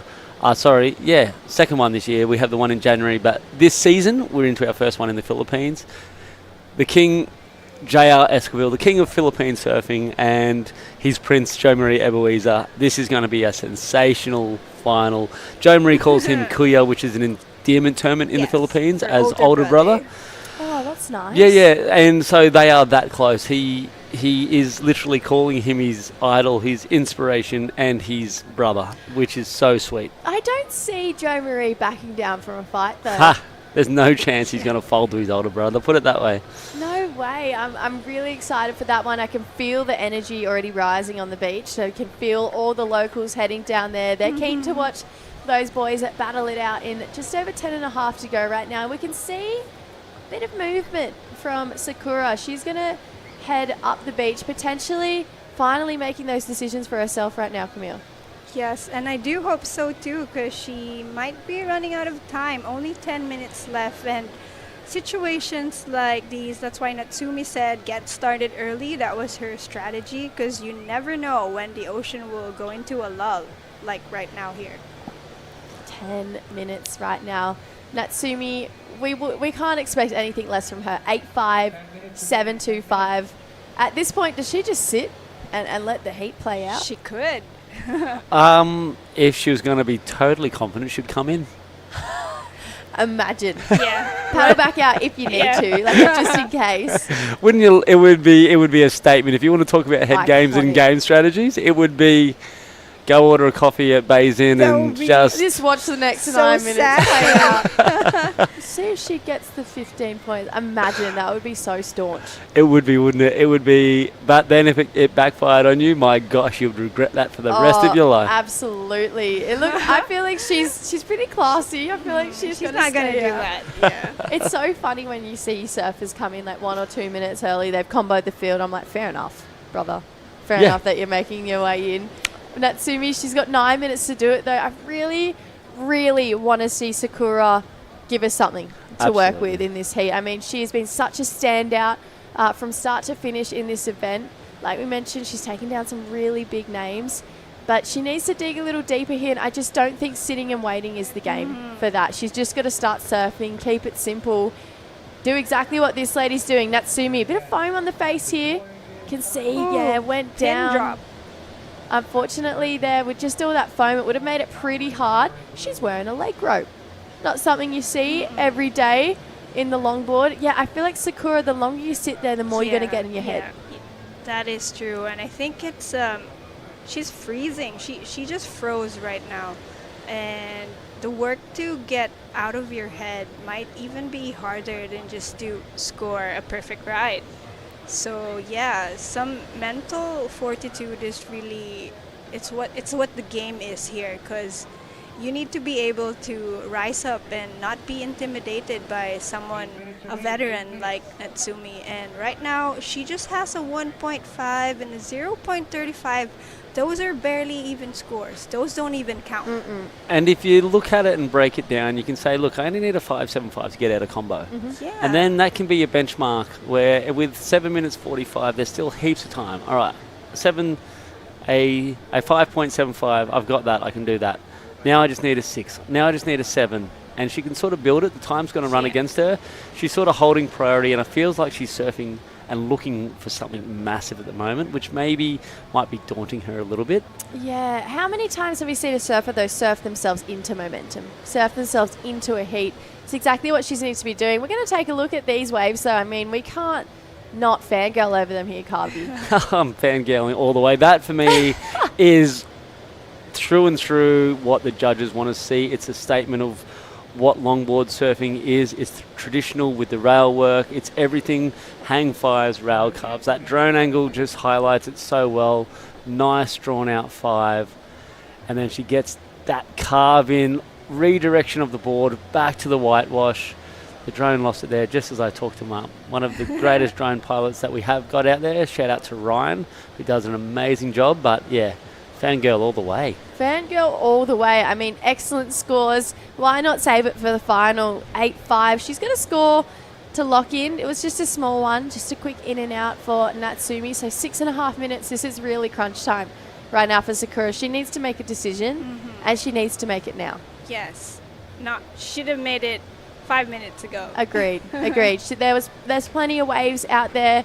There's been plenty coming through, and I feel like maybe she's, in a sense, given up on this heat. One of the things I'm also going to point to the history of how she got here. So she's going to walk away from this confident, head held high. It's always hard to take a loss, but when she goes through the footage, the heats previous, everything like that, she's going to be in a really good place, knowing that her future is bright. Yeah, I think you can't be upset if you get beaten. You know, some people get beaten, but I feel like where she would be upset if she let herself got beaten without even trying. You know, she's had 2 waves that haven't eclipsed the 2-point mark, one of them being a 0.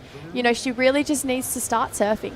There was 30 minutes and 25 minutes. She's got 1.85 points. You know, she's got this. She just has to dig a little bit deeper. Even just get that 5.75. Yeah. Get yourself out of combo. Looks better on the paper at the end of the day, for sure. Definitely. So she would look back at that going, I gave it my all. And I just don't think sitting and waiting, longboard, shortboards, it hasn't paid off this event once. No, not once. It's the busiest has one, and Natsumi's on 11 waves out there versus 2 waves, and if we left it at the start, it would have been a small scoring affair. Natsumi has built her heat. Her 2 big scores didn't come in the first part, it came in the second part. Surfing into momentum, as Jessie said. Ooh, quoted by Jess Starling. For Rentis' 2025. Write it down, guys. No, I'm kidding. We're past the 5 minutes now, so 4.5 to go. Natsumi, she's just going to keep swinging. I feel like, you know, she would also be feeling for Sakura at this point, because at one point in her career, she would have been there. She would have been in this position, having an idol coming up against her.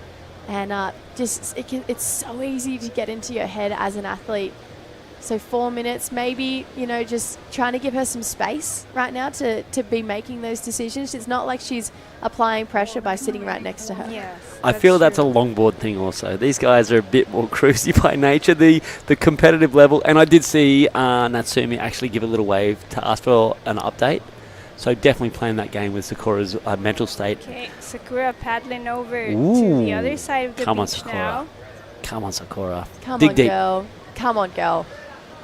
Here we go. Natsumi, she's up and running again. She just loves surfing. She's going to get an inside bowl here. Takes it for a quick 5. I think she's just enjoying her time at Baler. She mentioned to Camille she loves the Philippines. She does.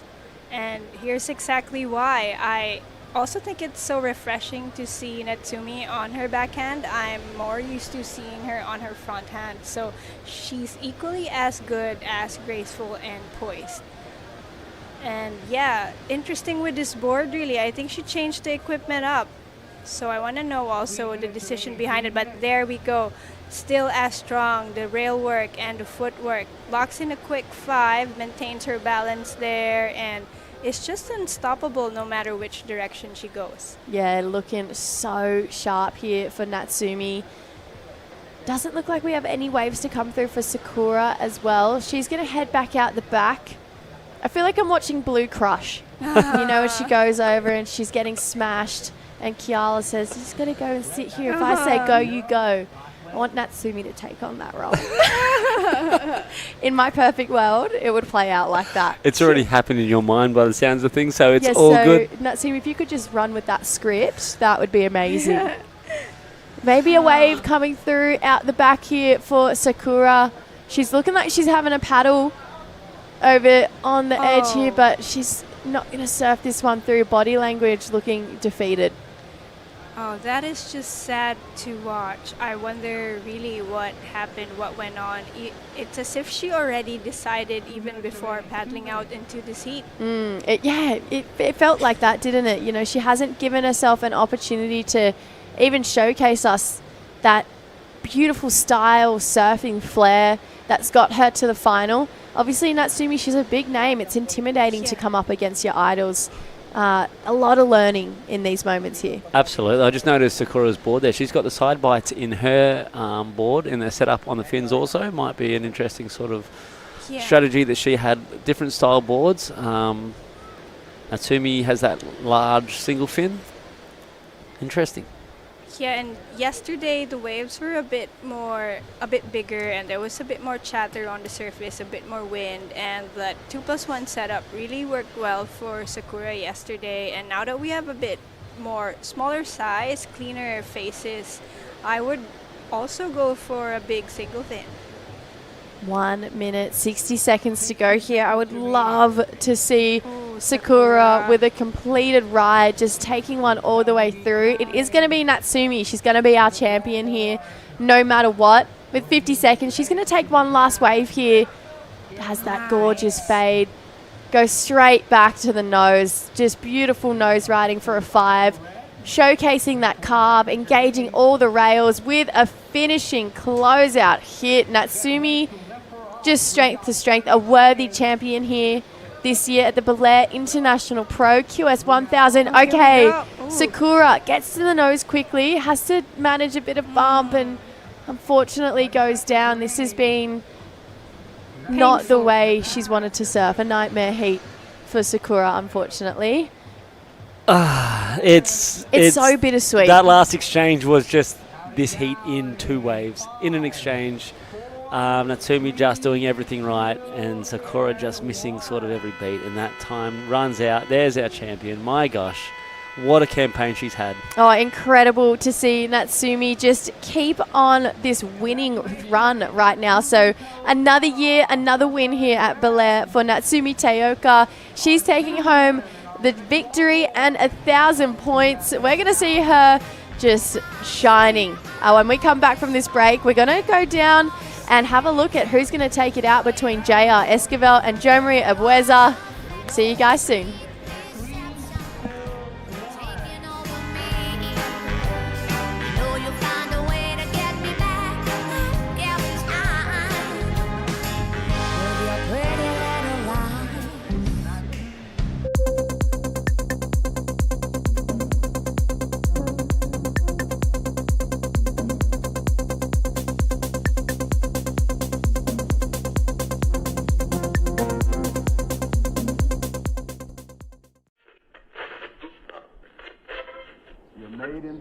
God, you were made to glorify God, you were made for God, and without God, there's an empty place in your life.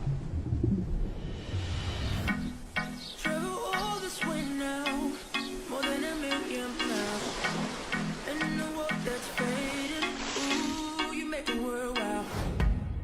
I am striving for greatness, 'cause it ain't my style.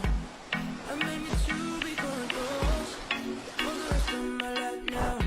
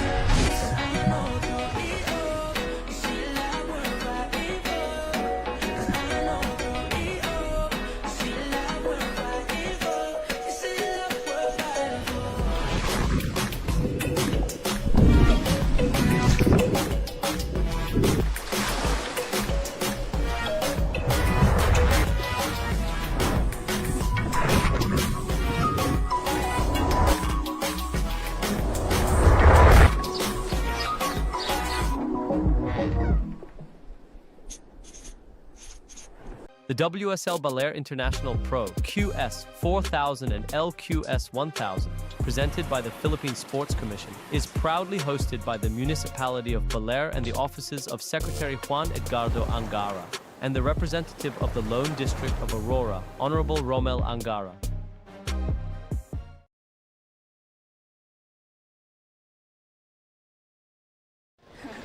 From Kuya to competing against each other, the men's final is in the water with Jo Marie and JR Esquivel. This was our first champion of the event, Natsumi Teioka, a very deserving win in what was potentially a bit of a bittersweet final. We are so stoked for Natsumi dropping his excellent scores. Unfortunately, we did see Sakura Inoue come second in that one. But, I mean, look at the smiles from Natsumi. You can't help but smile when you see her smile. I mean, yeah, that winning feeling is incredible. And she is no stranger to it. There we see Becky holding her board as well in the back. Great job, everyone. What a heat. Yeah, this is exciting. So Joe Marie coming up against his kuya. So in Filipino, kuya is a term of endearment. It means older brother. And that's exactly what Joe Marie calls JR. Now, not anymore. They're coming up against each other in a heat. It's comp time between these two, Camille. Yes, and both of them are fresh off the World Longboard Tour. JR having more experience, obviously, but it was John Marie's first time this year as well. And he's getting busy early. He's already on a couple of waves, while Kuya JR is still being pretty quiet. But I'm sure in his mind, he's just like, it's okay, John Marie. You can have a head start. Yeah, this would be a really fun heat for both of these competitors. We're going to cross straight down to the glass with Dai Wako and our champion, Natsumi Teoka. 圧巻なパフォーマンスで、見事ファイナルを制し、昨年に引き続き優勝を果たしました田岡夏実選手にお越しいただいています。まずは率直な今の感想を教えてください。いや本当にやっぱ優勝はすごい嬉しいです。圧巻なパフォーマンス、もう最初から攻めていったそんなようなヒートだったんですが、もうヒート前から乗りまくるというのが一つのプランだったんですか？そうですね、今年のヒートで結構乗らないで負ける試合がすごい多かったので、もうファイナルは本当にたくさん乗って自分のリズムをつかんで、もう最初前半でスコアを出すって決めてたので、作戦通りたくさん乗ってスコアを出せたので良かったです。そんな中で8ポイントライドもありましたが、8点を乗った波ではもうこれは確実に点数をスコアしたなという感覚はあったんですか？そうですね、波が来た時は結構セットに見えて分厚い波が多かったりして、なんか重なってる波が多かったので、最初テイクオフした時は早いかなと思ったんですけど、意外に抜けていけてインサイドまでしっかりメイクできたので、結構1本は出たなっていう感じでした。そして一番気になったのがこのファイナル新しい板出してきました。あれは取っといたんですか？そうですね、まだ数回しか乗ってなかったので、本当にフィリピン来る前日に出来上がって、波がでかかったら使おうかなと思ってたんですけど、ファイナル前に練習してすごいフィーリングが良かったので、ボードで行って正解だったなと思います。この試合が2025年最後の試合になると思います。それを見事優勝で飾りシーズンを終えたんですが、今の優勝誰に伝えたいですか？いやもう本当にいつも応援してくださってるスポンサーの方々、友達、家族に伝えたいです。いつも応援ありがとうございます。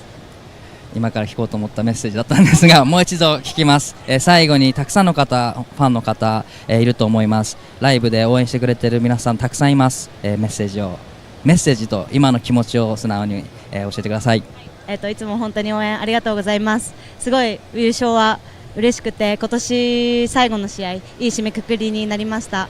また1月フィリピンで試合があるので気を抜かず、もう今日から次の試合に向けて練習していきたいと思います。応援ありがとうございました。Well, this is a champion for the Baler International Pro, Natsumi Teoka. Give it up, everyone. This is Natsumi, and back to you guys in the finals of the men's. Awesome. Thank you, Dai Natsumi. She's so cool. She is so cool. Super. I just love the way she surfs, how she holds herself both in water and on land. Yeah, she's definitely a very deserving champion. Wow. All right. Well, just when I thought I was about to say, JR, no waves yet, 725 pops up on the screen in perfect JR form here, Camille. Let's look at what this score came from. So, okay, this is some of that magic that JR is known to show, just very controlled footworks, and that is the difference between JR and everyone else. He's just able to lay down that rail for those very, very big carves and just tries to connect to the inside section, and he does. He's done it pretty often, and JR's just not leaving nothing to chance. He's gonna finish everything and just walking down the sand casually like that, like stepping down from a car. Just steps off his magic carpet onto the sand so gracefully. So gracefully. Nothing like starting with a 725 Giada. Yep, that's exactly how you want to start off a final. And honestly, I didn't expect anything less from him. No. He, in his last heat for the semifinal, he literally didn't have any score lower than a 6. So he's just that type of talented surfer who it comes naturally to him. And he's comfortable. In that interview, he told me he was just having fun. He's just enjoying his time. He is part of that world tour of the longboarding. So he's against some of the best in the world. So this is probably just a bit of a practice run for him. So both of these surfers are part of the LU Surf team, Surftown League Union. Give us some more insight into what that is. Well, the LU Surf team is really right now, it's a band of brothers and sisters, but mostly all of them are on longboard. So La Union's kind of building itself up to be kind of a longboard capital of the country. And it's because of the primary wave is called Mona Lisa Point. It's a really nice right-hander, but going right here in Sabang Beach is JR. Oh, quick 10 there from JR. Oh, so much strength. The way he controls that board, you can just tell he's world class. Gets to the nose one last time with the ride out. So a little bit hung up at the top of the wave there, but he's going to back up that 725 extremely well. He's pretty much, you know, everyone's idol, especially part of this LU Surf team. Giada backs up the 725 here.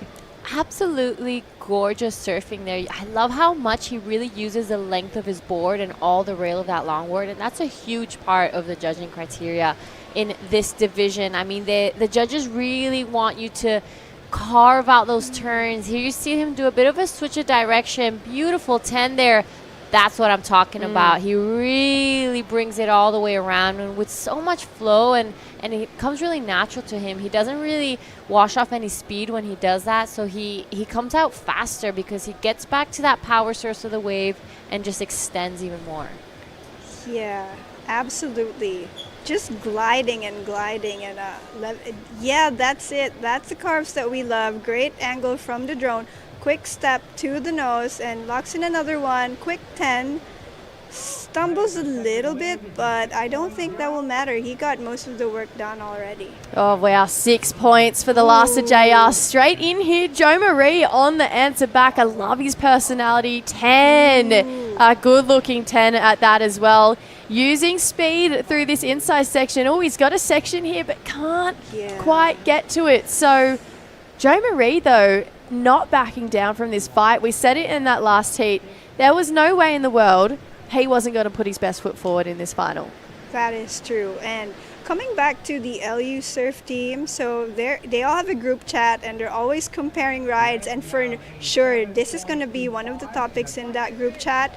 Joe Marie just stringing together quick hang 5s and hang 10s, and he trims this section, tries to find the speed, and you were right. There was that closing section. He could have hit that for a nice, strong finish, but instead tries to lengthen his ride, but no more power on this wave for Joe Marie. I actually really enjoy this ride. He read this wave really nicely. He got back to the middle of his board when that section kind of crumbled in front of him and gracefully found the nose again as he got to that curly part of the wave where it really bowls up.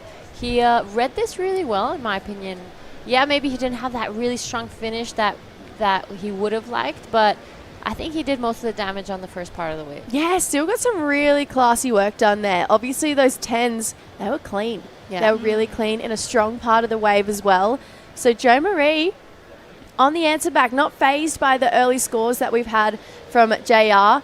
Minami Nonaka, in 18.5 minutes time, she is going to get to back up potentially her win here, or at least get the opportunity to. And coming up against the dark horse of Kokona Kawase. Giada, what do you make of that final? It's gonna be a really good one. I'm really excited to watch Kokona in this final. You're right, a bit of a dark horse, a bit of an unexpected name, or a name I haven't seen so much in finals days. So I'm hoping she really thrives with that energy she's putting in every heat. She's had to start from round 1. She wasn't one of the seeded surfers, so she's gotten used to this wave, and I'm liking that also Minami Nonaka didn't crumble under the pressure of her title last year, because sometimes you can create that expectation for yourself and put too much pressure in every heat just because you already have that title here. And you kind of think that everyone's expecting that from you. But she kind of pushed that aside, started from zero again. This is a new contest, new year. So they're both, it's going to be a good matchup. Yeah, two standout surfers of the event. They're going to be out there pretty shortly. How's the answer back from Joe Marie? 6'5" there, Camille. He is not phased. So we have a battle in our hands, officially starting 6.5.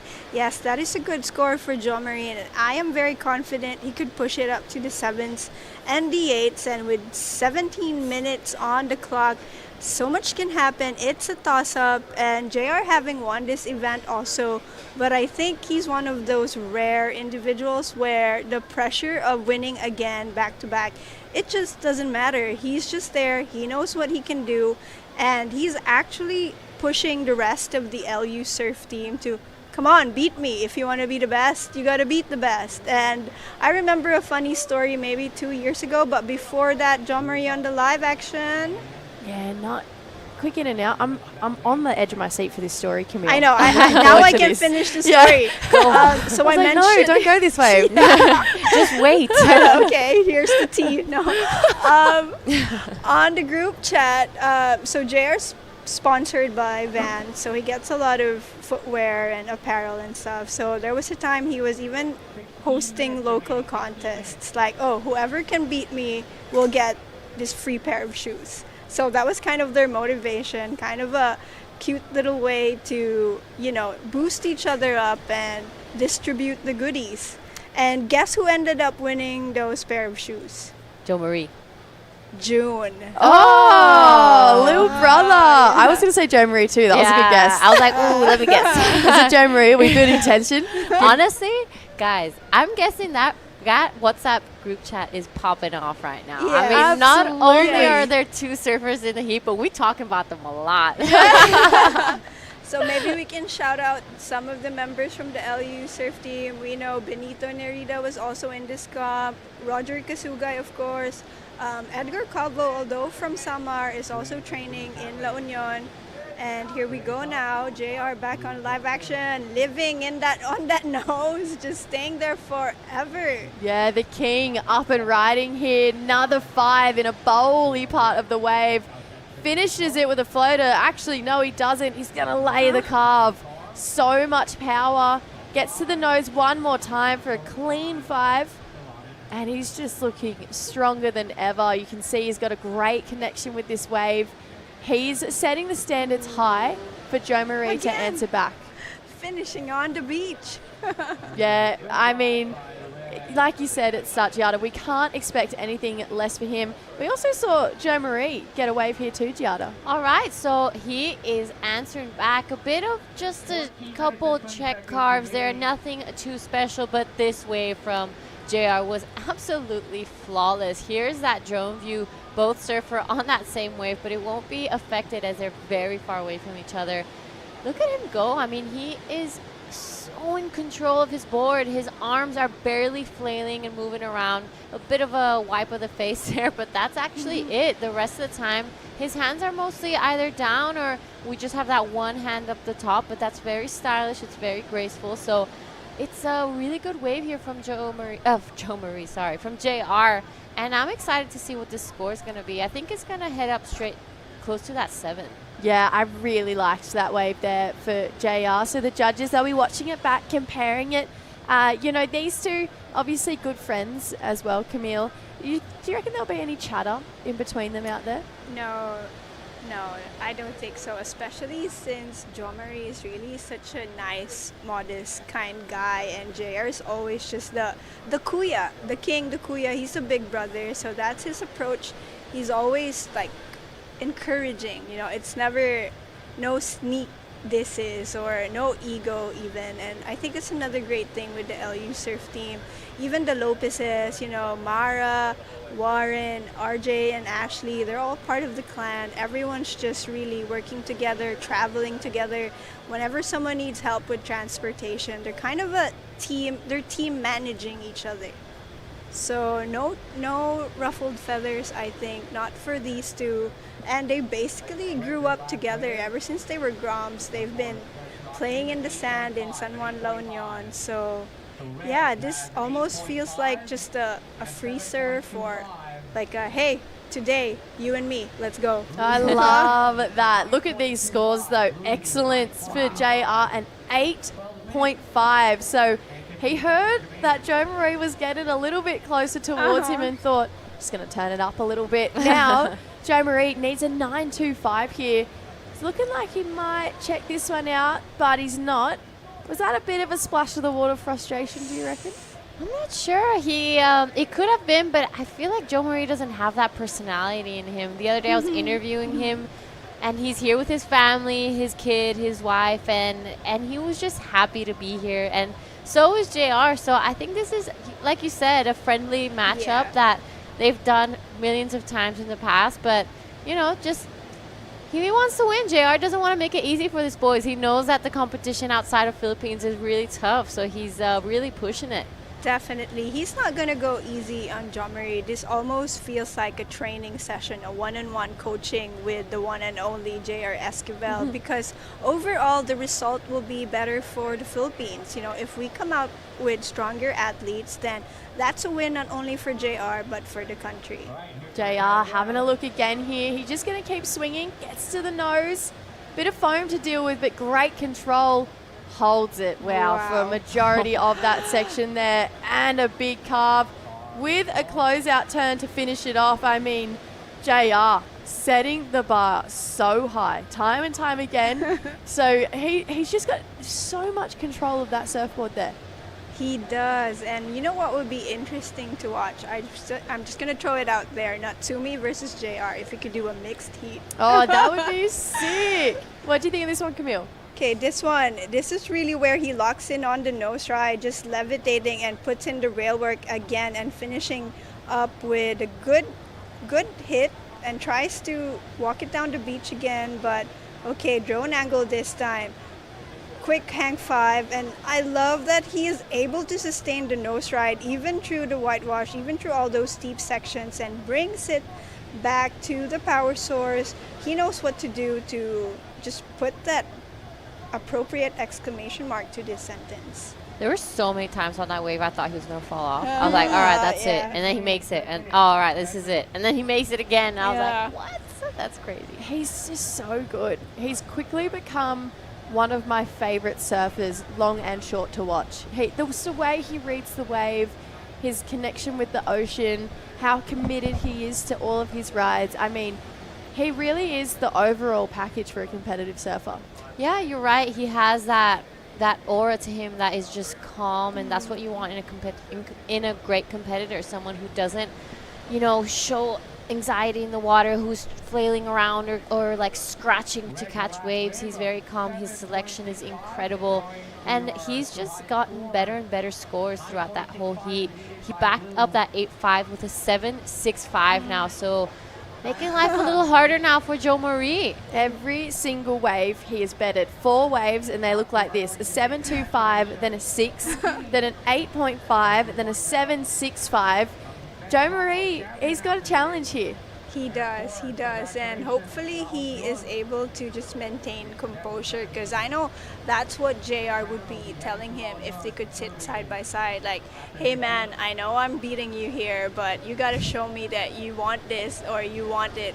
If not just as much, show me you want it more. So what have you got out there? So again, these are the sessions where these boys are really just pushing each other to be better. Yeah, Joe Marie getting so close to winning a few events this year. La Union had a 3rd place there, a 2nd at Hamamatsu. Then we went and saw him on the championship tour, and he got to compete and travel with JR. 17th over at the US Open, a 9th at Bells, 17th again at Abu Dhabi. A win here, it's the one thing he hasn't got this year. He wants it bad. You can see he's checking out the ocean to see out the back, but the confidence it would give a competitor like Joe Marie to take down, your Koya, your king, your idol. I mean, it would send your confidence through the roof. Of course. I remember even it wasn't even on longboard, but it was a nationals here in Baler, and JR was also surfing on the shortboard, and one of the local boys from Baler was so happy to have beaten JR in the shortboard heat. He was telling me he was smiling even as he was falling asleep. Like, I can't believe I did that. Oh, that's so sweet. So that guy was a shout out to Marco Ventura. I remember that interview when he was the heat winner and JR was in the heat with him on a shortboard for the nationals maybe 2 years ago. It's the JR effect. It's Very the JR similar. effect. Yeah, it happens. Wow, how's this bowl here for Jo Marie? Straight to the nose, holding for a really, really long time through a tricky part. Floats it there, gets a finishing turn in. A little off kilter, but if there was a lot of texture on that face there, a bigger size looking wave too. He's going to keep taking this one through, hoping for another quick section on the inside here. He gets it. Oof. Doesn't feel like there's going to add too many points, but that opening 5, Camille, was something pretty special. Pretty special, especially because I think that was the biggest wave ridden in this heat, so definitely that's going to rack up some points, and that's the kind of game that Jo Marie wants. I know he's really looking for those bigger size sets, and the requirement will definitely go down.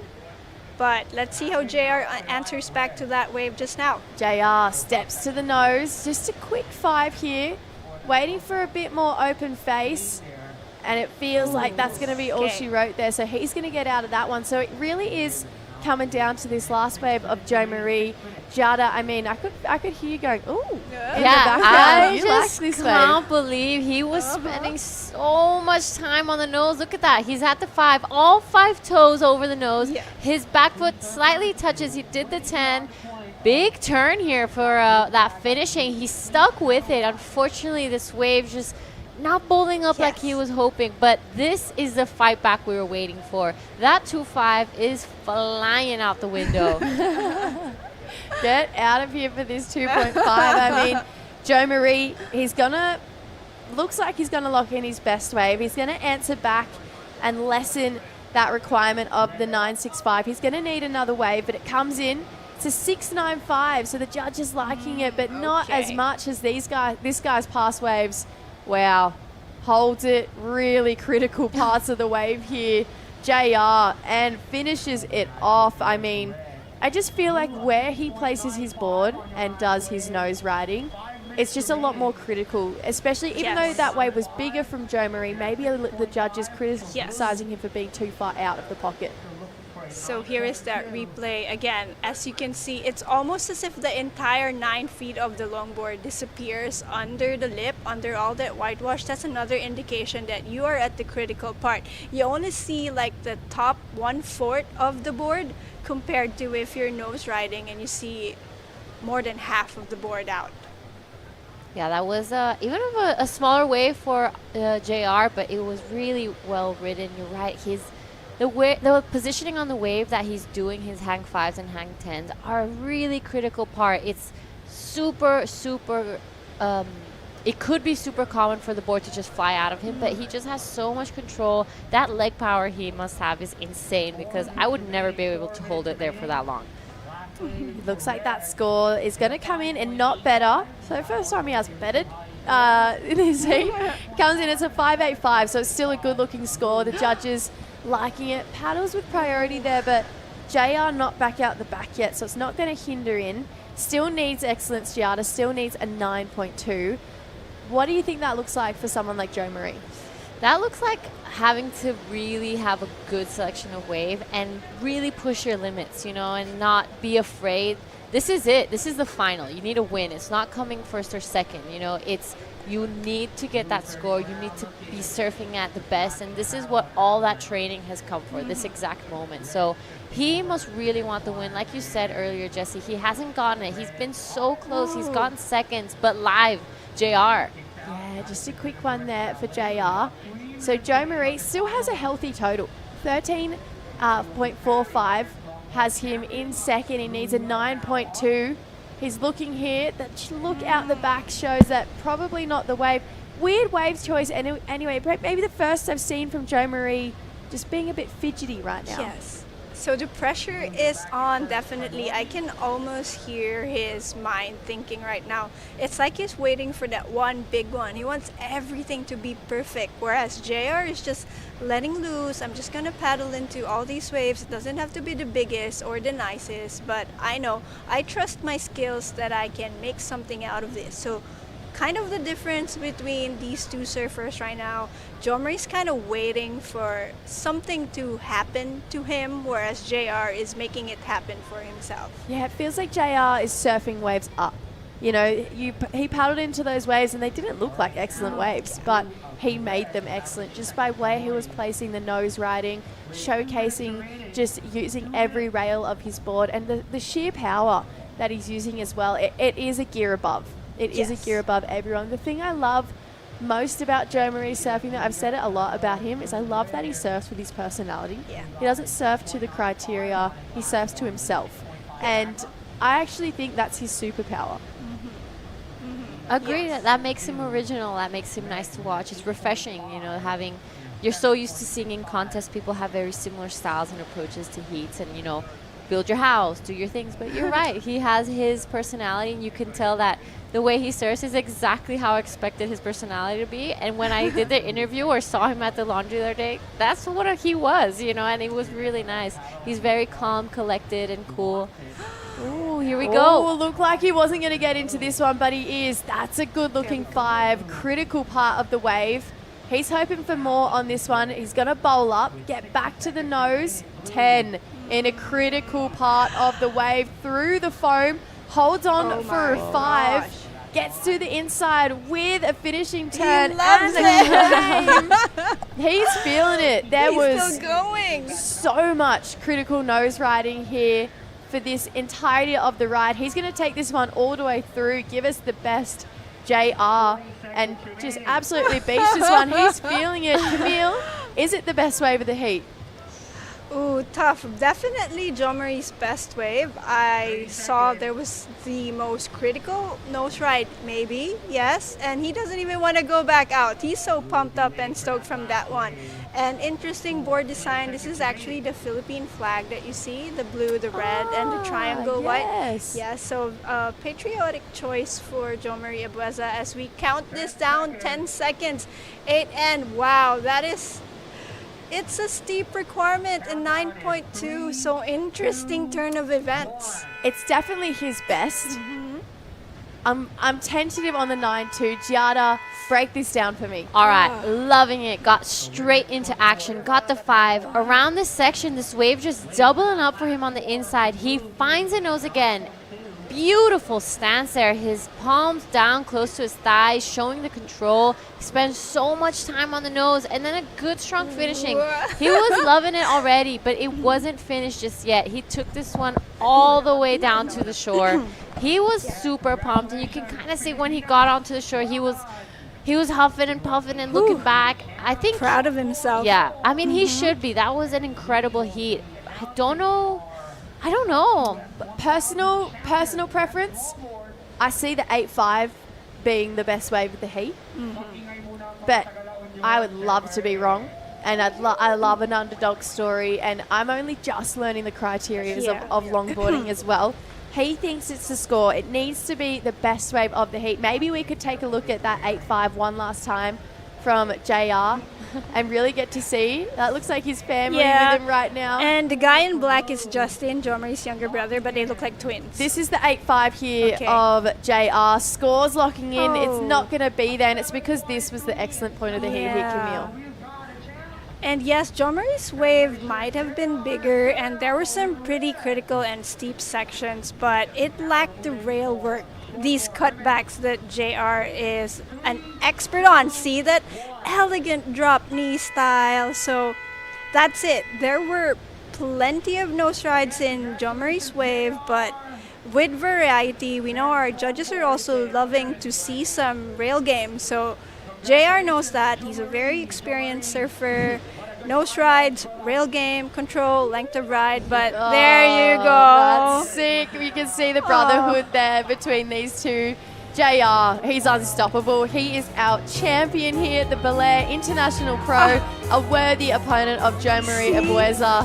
Looking forward to seeing this, guys, and hearing from JR in the post-heat interview.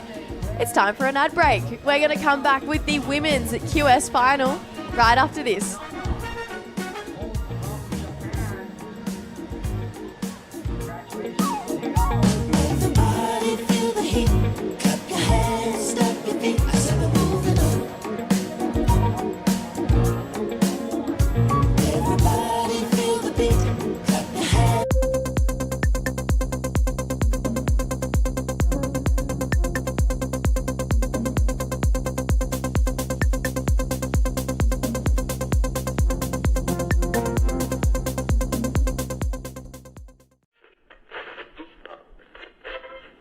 Made in the image of God, you were made to glorify God, you were made for God, and without God, there's an empty place in your life.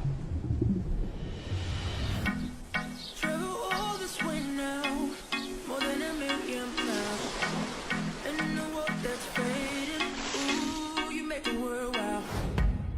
I am striving for greatness, cause it ain't my style. I made me to be going close for the rest of my life now. Where would I be without you? I can only see the end. How could I live without you? You were there since the beginning. Let me see what you see in me. Let me be who you want me to be. 'Cause I know through it all, you see the light we're fighting for. 'Cause I know through it all, you see the light we're fighting for. You see the love we're fighting for.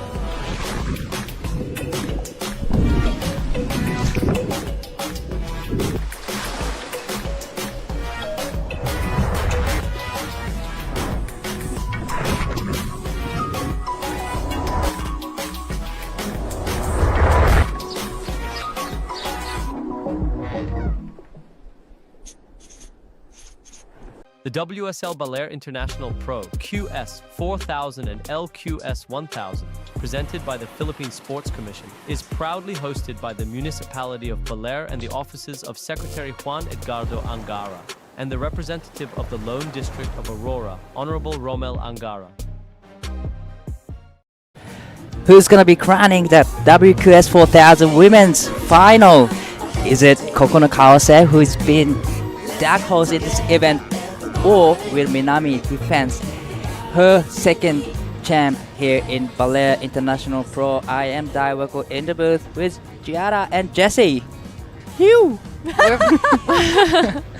Hey, Di. Well, we are into shortboard division right now, and here is our champ JR.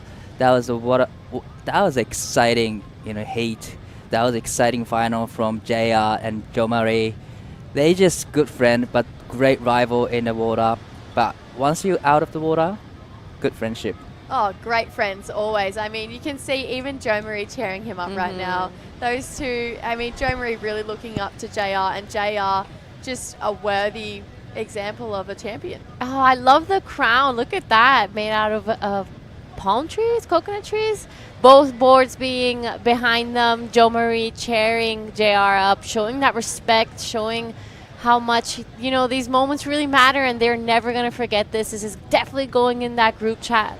Yeah, oh which my gosh, must be popping off right now. It's June Esquivel, his little brother, cheering him up as well. So, yeah, that was a sick final, actually, for the men's longboards. Wow, that was a great final. And soon we'll be hearing from our champ, but that was a great surfing. And we're going to send it straight to Kabi with our champ, JR.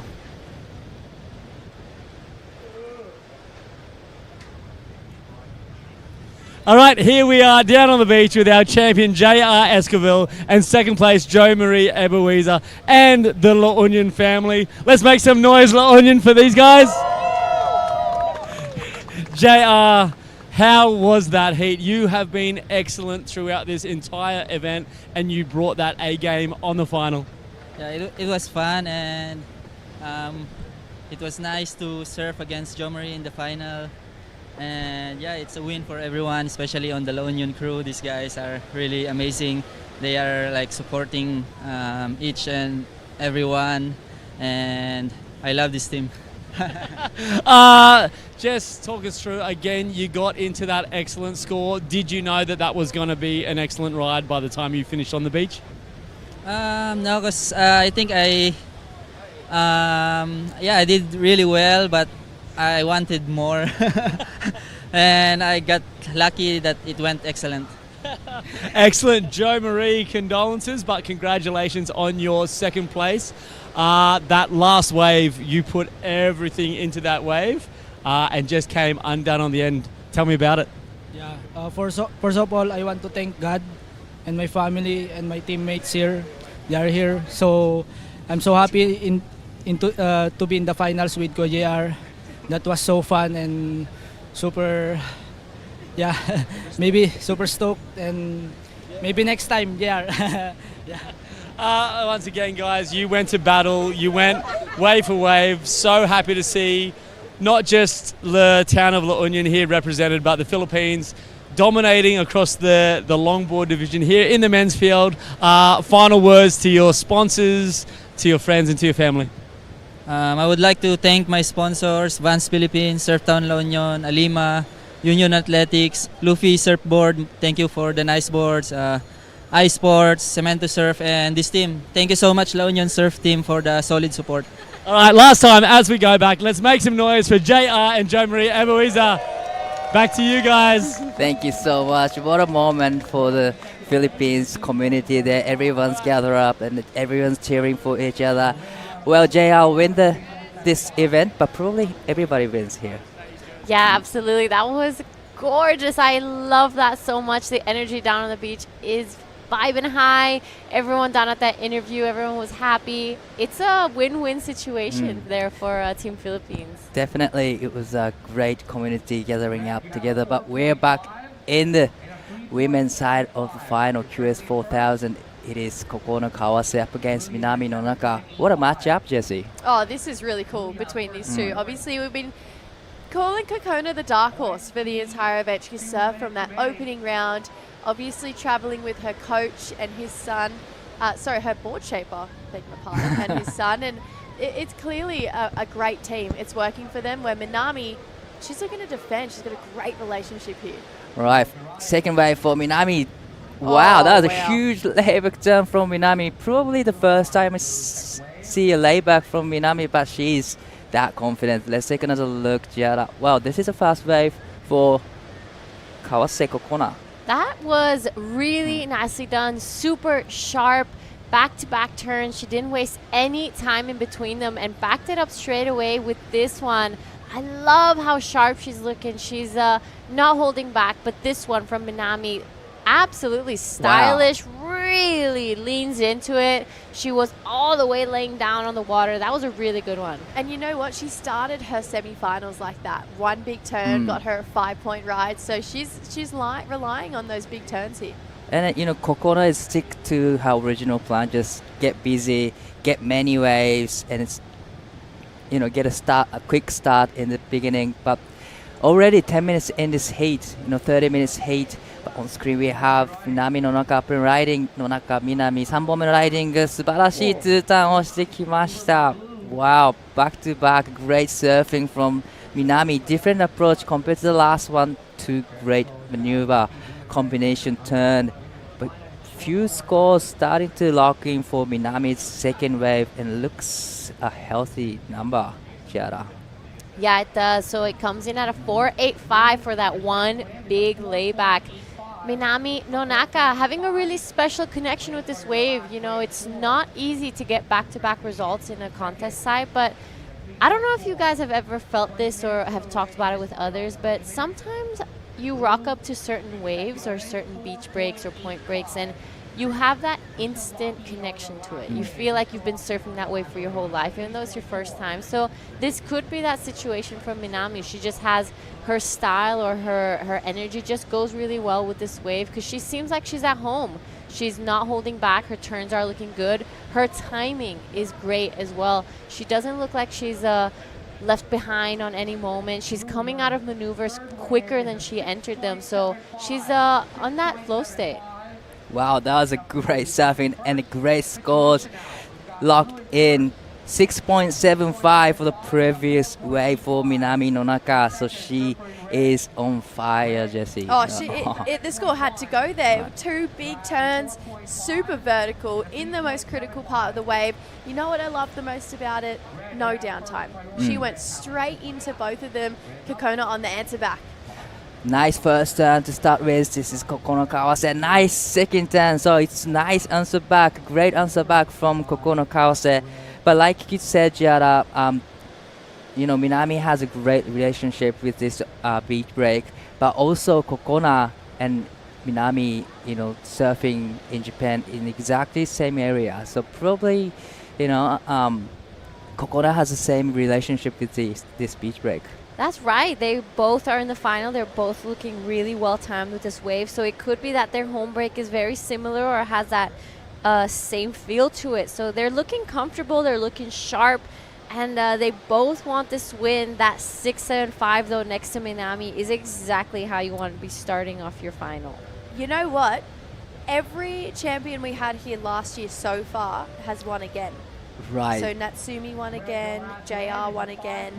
Minami, we could have a trifecta potentially to have all of our past champions. I can't remember who won the men's. Hiroto. Oh, so we're Ohara. not So having a back-to-back. we're going to have a new champion for the men's side, WQS men's side. But yeah, like you said, Minami is just one step in to the back-to-back win. She's already locked in 6.75 and 4.85. But great answer back from Kokona. 5.50 for her last wave. Still 17 minutes and 30 seconds left. So many heaps time left.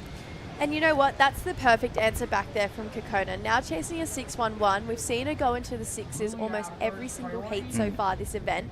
And I feel like this is a really even matchup right now. We saw a lot of the longboard finals have that one dominant surfer, where right now it's pretty evenly paced here.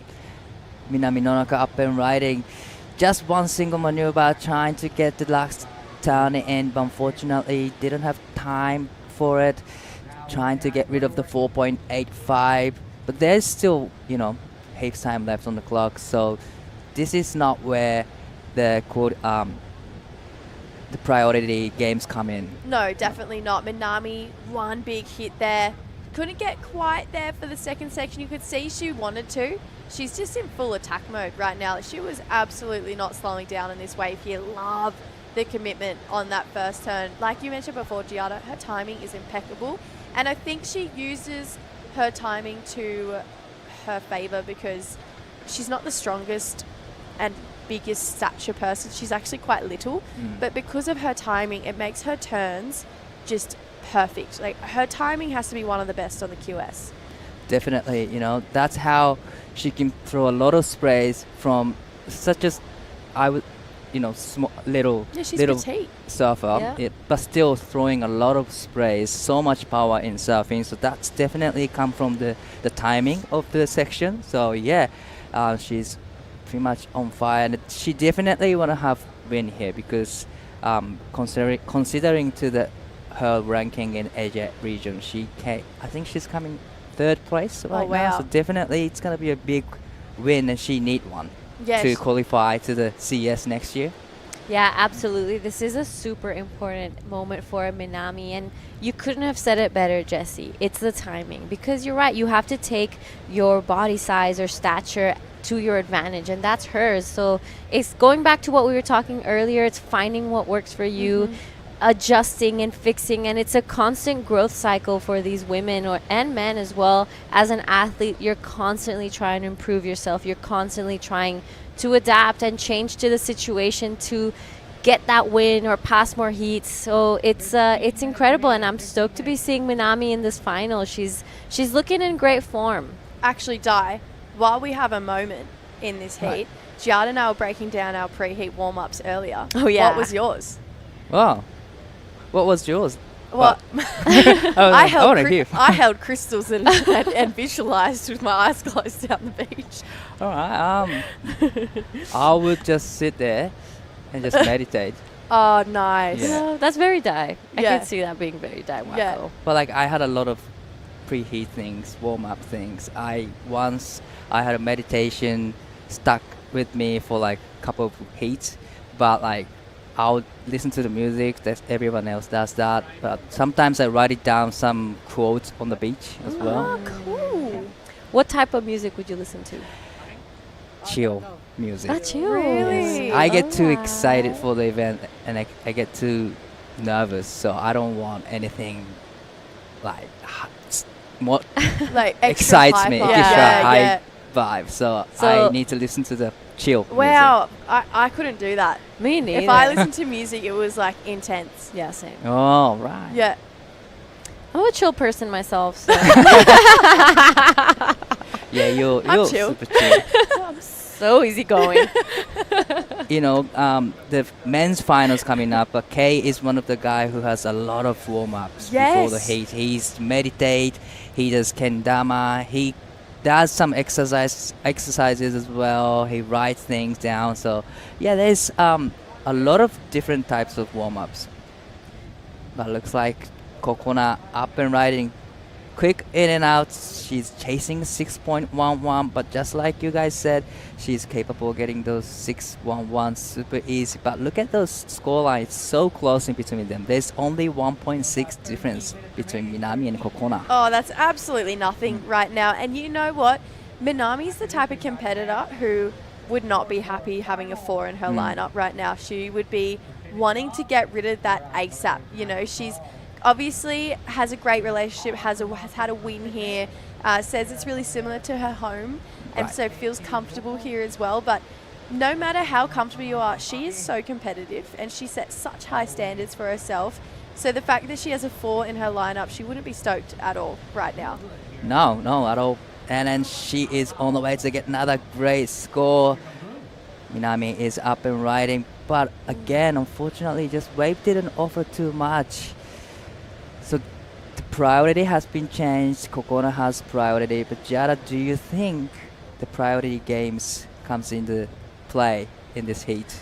Absolutely not. I mean, already the fact that in the previous days when we had 4 people surfing in the lineup, it was a constant exchange of waves. Now that there's only 2 and such a wide range of like little peaks everywhere, priority isn't a huge factor, I would say, until you're reaching the very dying seconds or dying minutes of this heat, because that's when maybe you can start blocking and playing offense. But if not, I mean, each surfer could kind of find their own spot. Like the girls did right now, we saw Kokona just kind of paddle down the line, find a different spot, create her own space, and get your own scores. You don't necessarily have to be on top of each other as if it were a point break, for example. Yeah, definitely. Just like you said, you know, there's a really big space between red and blue. But Jesse, you know, Coconut's been surfing on the left side of area in every round. Yeah, that is her spot. That's Kokona's peak down there. I mean, and clearly working for her. She's in the final, you know, so she's had really great both lefts and rights down there. I'd say her backhand has been her power play in this event. She just has this incredible ability to put it up in the lip vertically and still release the fins on her turns, which you can just tell that means she's pushing really hard, both through into the turn and out of the turn. A couple of clean-up sets on the girls' heads right now, but you can see this swell with this wind. It's starting to filter in. Wow, bowl. Wow, Minami Nonaka up and riding, nice vertical off the top, and it gets the finish, so that is gonna be a great big score. That's why she's been standout, and that's why she won the last is Baler International Pro. That was a great surfing, Giada. All right, again, timing. Look at this. First one, boom.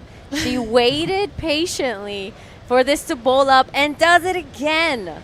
Minami. Wow, that was a great surfing. And, you know, like you said, Jesse, she definitely not happy with the 4.85, but straight up 8.0. Wow, excellent scores throwing down right now for Minami Nonaka. 8-point ride. Talk about adding pressure. I mean, all right, she'll be happy with that now. 4 is long gone. Wow, Kokona needs a massive score here. Wow. That was a great surfing from Minami. Now she's in the lead with 8 and 6.75. That is a huge number. Kokona now chasing 9.25. It has to be the highest score in this event. And slowly Kokona is just moving back to where Minami was, trying to reposition herself, but a lot of pressure building up for Kokona right now. She still has time to do it in 2 waves. Okay, 9 minutes. We've seen people catch like 5 waves in this amount of time, so it's enough to get it in 2 scores. She doesn't have to put so much pressure on herself just yet.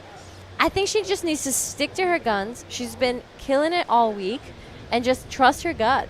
Wow, this is a replay of the last of Minami. What did you think of this ride, Jessie? Oh, I just loved it. I mean, nothing like going vertical in the lip, not once, but twice. And she just would have felt that feeling that us surfers crave, especially on our back end, that click feeling where you click with a pocket and you know it was good. And I feel like you could see some surfers when they get that end section coming back towards them, you can see them start to think about, I've got to make this turn, I've got to make sure I ride out, this is a good section, where Minami was like, oh yeah. Like she just looked like she was on, she was excited just to put it up there. And it was pretty tricky, like there was a low road and a high road there with a lot of water coming back towards her. But just like we said earlier, her timing, impeccable, and it shows now with 8 points to her scoreline. That is a huge score. And once you hit the first section right, timing was right, you feel that, okay, next section will be mine. No matter what the section comes, you get it. So timing is super important factor on the surfing. But looks like Minami has a big lead right now with 7 minutes and 40 seconds on the clock. Kokona is in second, chasing 9.25. So to get 9.25, what does she need to do on the wave, Giada? What Minami's doing. Back to timing. But she has that. Honestly, Kokona just needs to catch the right wave. She needs to get that one wave with 2 or 3 big sections and just surf the way she has been all week. She's been in this flow state, and so has Minami, but it's not over yet. Kokona just needs to, get that mind and emotion under control. Like we've said, all that training is now. But I feel like we've had a tendency these last finals where it's just that one person dropping those excellent scores and really just overpowering. Right. Having an 8 and a 6.75 get you sometimes too excited, and you won't have more. But for Minami's situation, probably she needs to just stay calm in the water and stay with Kokona. You know what I'm appreciating right now from Minami is the space she's giving Kokona. She doesn't want to make any mistakes, accidentally get a priority interference. She's keeping her distance while she has that second priority, which I really appreciate from Minami, because you see a lot of people get so close, especially in those dying stages. So yeah, I feel like Minami sticking to her strengths, backing herself. Kokona's going to have a paddle here. Well, she's going to use first priority over this wave. Nice cutback to start with. This wave doubling up against this deep section, hit it, makes it so clean. So that was a great combination again, from Kokona Kawase. Just trying to get rid of the 5.5 first. Let's take another look, Giada. All right, I'm liking it. Wraps it around here. Sees this section doubling up. Not afraid. She tags it really strongly. We could see the bottom part of her surfboard on the screen, showing how critical that board really inverted on the way down. So I'm liking that way from Kokona. She's fighting back. She's not letting those big scores like fumble her or let those nerves creep in. She's staying put, and I'm liking it. Definitely, she's just... she knows it's not over yet, and she's just trying to get rid of the 5.5 first, trying to better the best score on the score line. And how was the timing, Jessie? Oh, impeccable. That end section was so bowly. It was sucking right out underneath her, and she just got straight into it and locked in her best score of the heat so far. Wow, 6.0. That's how you want to play this game. It's not over yet. You want to have one wave better, and that's exactly what Kokona did. 6.0. So now needs 8.75. She managed to lower the requirements. She's doing great job with 4 minutes and 35 seconds. But time is ticking and a lot of pressure is building up for actually both surfers. Minami is in the lead with 8 and 6.75, but I don't think she's in a safer place. Okay, so you know how I said before, I appreciate Minami having second priority, giving us space. You know what I appreciate now? Has priority is hunting down. Right. She is, that space is just getting smaller and smaller between those two. Textbook priority surfing there for Minami. She is, her competitive class is through the roof. Definitely, she has a lot of experiences in the QS as well as she's now Challenger Series surfer. So probably she gains a lot of experiences through a year. So definitely she's being a great year now. Look at how close they are sitting. Yeah, no more space. No more space. That's it. No more. That's done. But that's exactly what we were talking about earlier, Dai, saying how priority isn't a huge factor until we get to this last leg of the heat where it's minutes left. Minami wanting to close every single opportunity that Kokona could get. She needs a hefty score. It's not a small one, but Minami doesn't want to even give her the remote chance. Nerves of steel here. Letting Kokona go for it, but she saw... Oh! That was a beautiful rotation from Kokona Kawase. I think it was the first time we've seen the rotation from the women's side. Okay, it's not going to be an excellent score, but it was just, we weren't expecting it. I love when I'm feeling like, okay, Kokona. Wow. Okay. Get Spitty. I love it. I love it. It's not an excellent score, but didn't know she could do that. Okay, sister. We see you. It wasn't the steepest section that you want to get, but still she managed to put rotation in it. And I'm super curious what she's going to get for the rotation. Me too. That was really fun to watch. It was refreshing. It was nice. I think everyone was surprised. That was a gorgeous wave. That was a great reverse from Kokona. The last wave for it comes in at 4.15. Probably needs to be a little steeper section to do it, Jessie. Yeah, smaller looking wave as well. I mean, if she gets a turn and then the reverse, that'd be really sick. To know that she got a 4 just for that. Obviously, the judges, they liked it too. They might have done the same synchronized sound that we did as well. But yeah, 2 minutes to go. You can see Minami. She's just checking, seeing what that score was, where it leaves her chasing, but still looking for excellence. Okay, now not so much appreciating the space because Kokona's looking again. Kokona Kawase needing 8.75 on the smaller size waves. Quick in and out from Kokona. So first priority still with Minami Nonaka, currently sitting the lead with 8 and 6.75.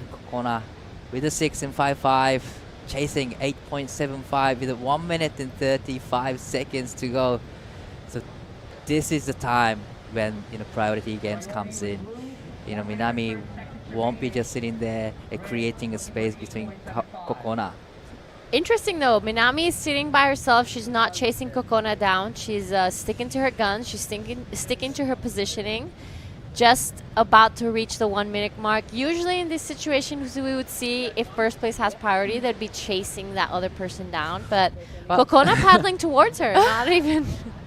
Wow. Not having to chase anyone. Right now, 1 minute to go on the clock. Minami is just trying to sit close to Kokona Kawase. So what's Minami thinking right now, Jessie? Minami's thinking I've won. At this point, there's 45 seconds to go. Kokona's looking pretty deep on that wave, and she's not going to get onto it. So Minami's keeping priority. There's 35 seconds on the clock, and it feels like we're going to have our third back-to-back champion here. All right. With Minami. Wow.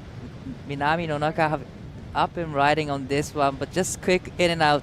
Just make sure that Kokona is not getting on that wave. But 20 seconds, first priority with Kokona. Minami is one step into the back-to-back win with a 10-second clock. It's an exciting moment for Minami right now. Yep. These last seconds are going to be crucial, and as we count it down, it is Minami Nonaka taking the win again this year. What a moment.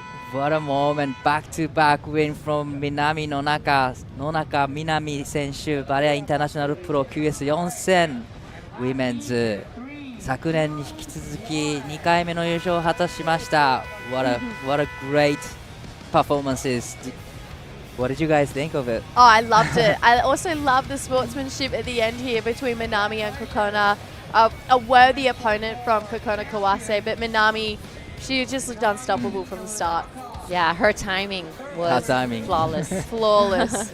Definitely beautiful surfing from both two surfers, but we're gonna go quick break and we're coming back with the last final.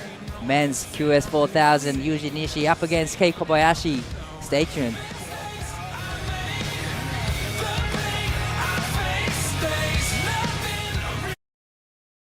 Record revenues from regulated gaming has boosted PAGCOR's social responsibility efforts, bridging gaps in the government's education, healthcare, disaster response, and national security programs. A solid proof that when gaming is properly regulated, it becomes a powerful engine for nation building. The WSL Baler International Pro QS4000 and LQS1000, presented by the Philippine Sports Commission, is proudly hosted by the municipality of Baler and the offices of Secretary Juan Edgardo Angara and the representative of the Lone District of Aurora, Honorable Romel Angara. Friends with the monsters, falling for a monster. 'Cause I'm in love with a monster. Monster RX 93.1.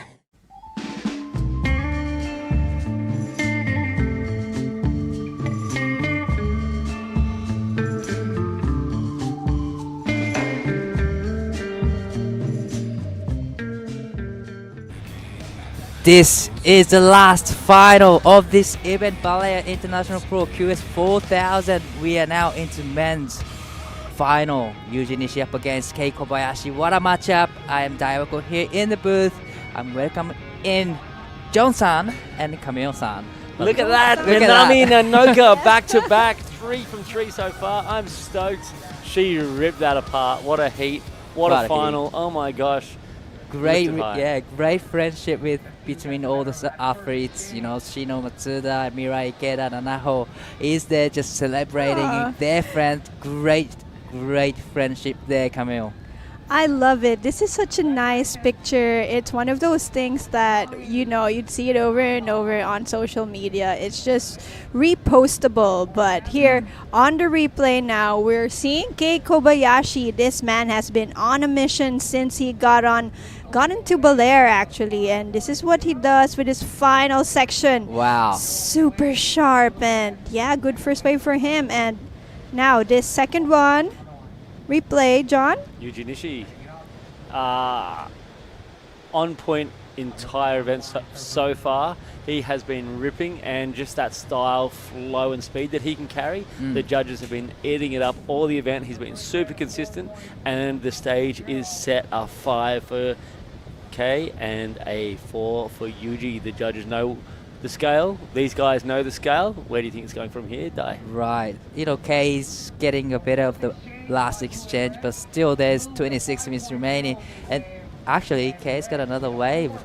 This is a replay of last of Kei on his backhand. Little bit a tricky wave to surf on, but definitely he's not wasting any time. Form climb and gets the finishing turn in. So great surfing again. Kei Kobayashi is already locked in 5.0. That is a healthy number, John. Straight down that line, and it's one of those amazing scores to get on your opening wave, because you sort of know as you push or hold back where those scores are going to fall. Scenes on there. Look at those crowns. It's traditional to the Philippines to get a crown on an event.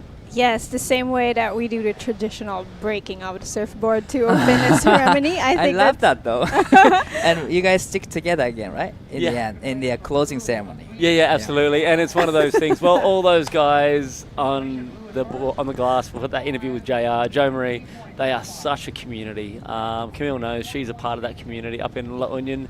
It's a good mix of guys from the local who grew up on that beach, and also a few from Manila who've fallen in love with surfing, moved from the cities out to the coastline to take part in surfing and build their lifestyle around the lifestyle of surfing. Sounds like you're ready to move to La Union, John.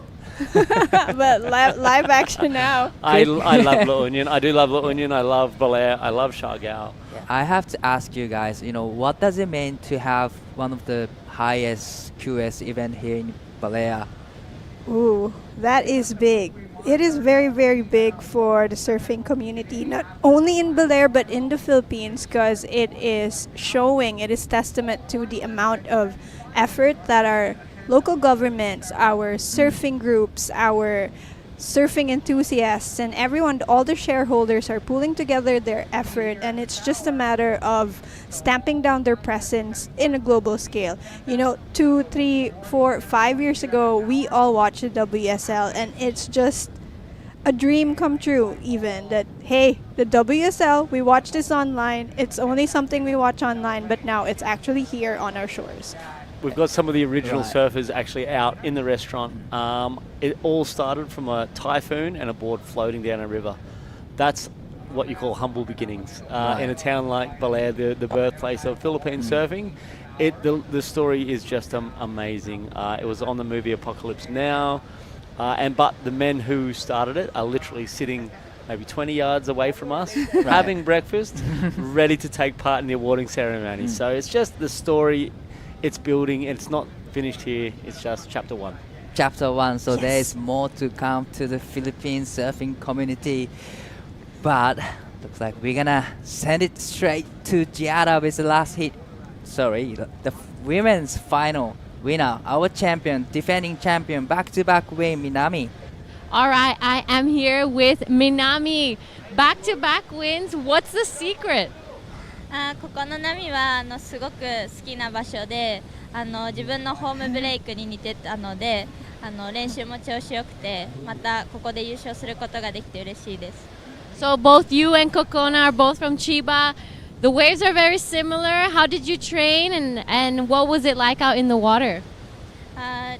千葉のいつも入ってるトラミにすごく似てたので練習から調子が良くてココナもいつも一緒に千葉でサーフィンしてて彼女もすごくうまいサーファーなので2人でいい試合ができて良かったです。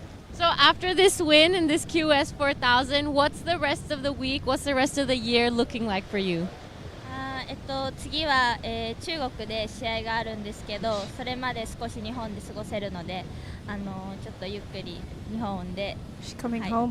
過ごした。 I'm sure there's so many people watching and you have a big support crew. What would you like to say to everyone? 皆さん応援ありがとうございます。今回はいろんな思いで戦ったのですごく優勝できて嬉しいです。応援ありがとうございました。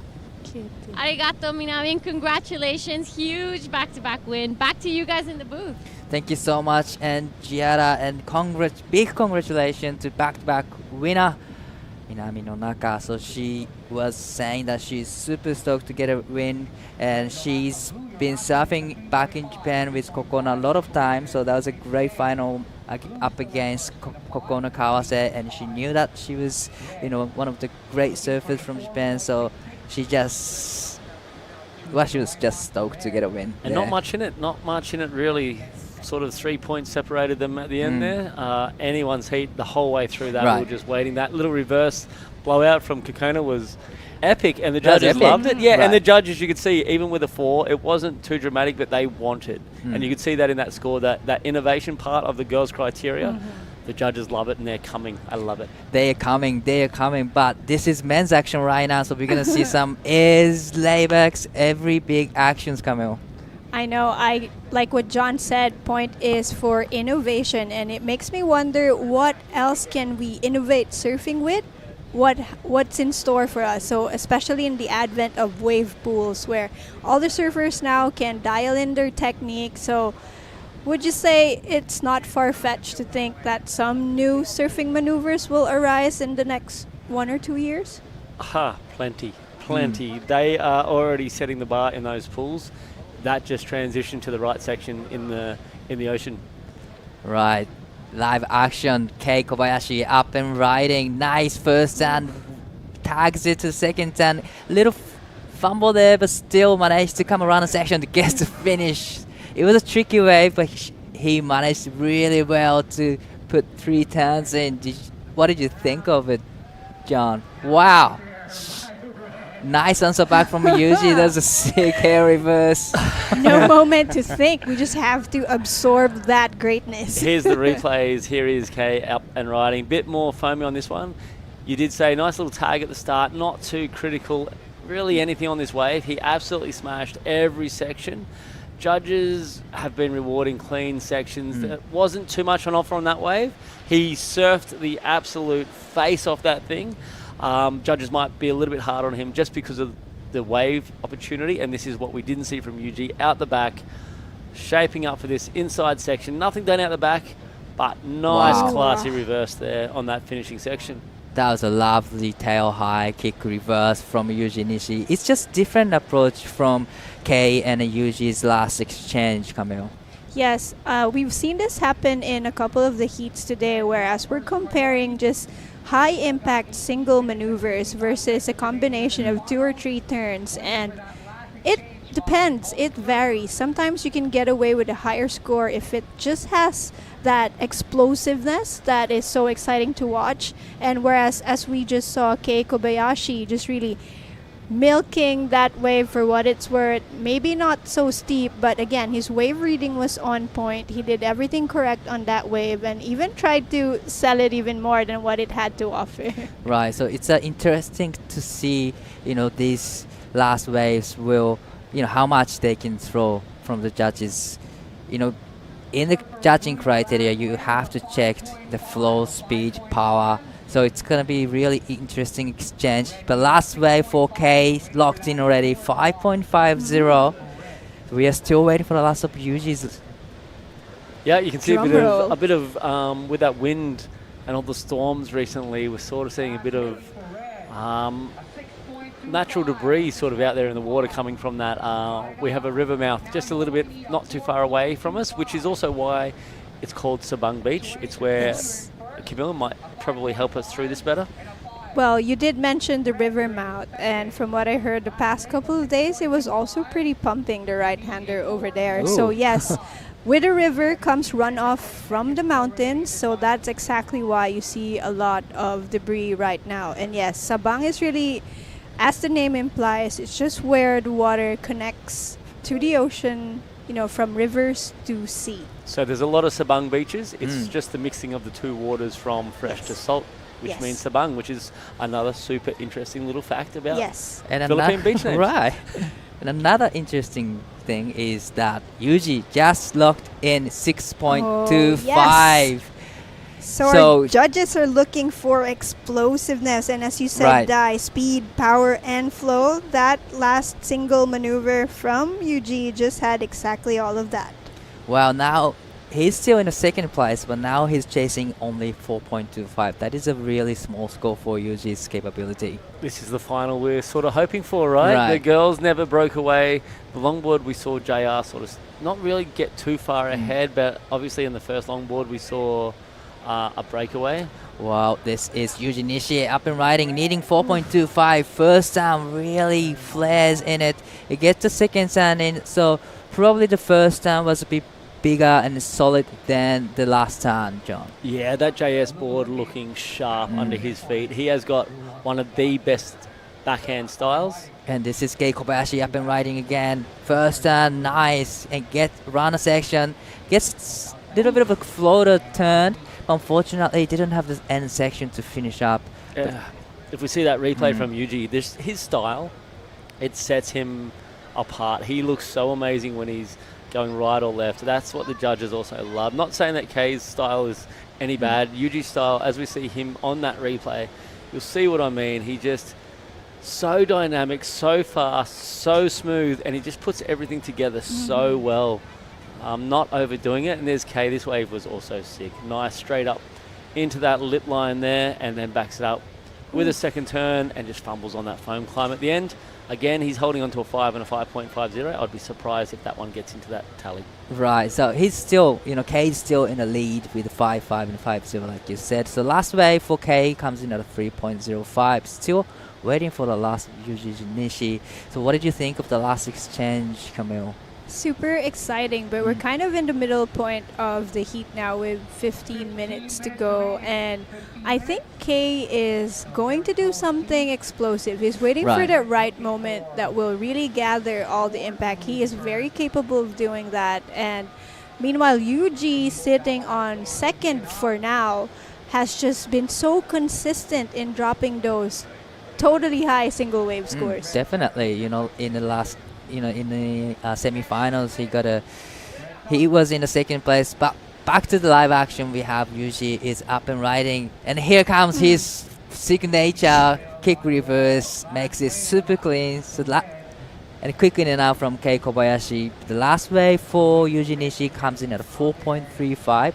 Still waiting for that last wave from Yuji Nishi as well. So now Yuji is in the lead. Take another look. What did you think, John? Okay, same thing. Nice little off the lip floater to get things moving. Super smooth again. Was it as critical as that 625? I'm not sure. That first one had a lot of flair, a lot of style. That one seemed like he was maybe a little bit forced on a bit of a fluffier section. There's Kay up and riding. Two big hits, but unfortunately, we don't really see him falling off That is in the last section. uncharacteristic of Kay, and now he's in second place. He is second place, chasing 511. He was kind of on the way to the requirement.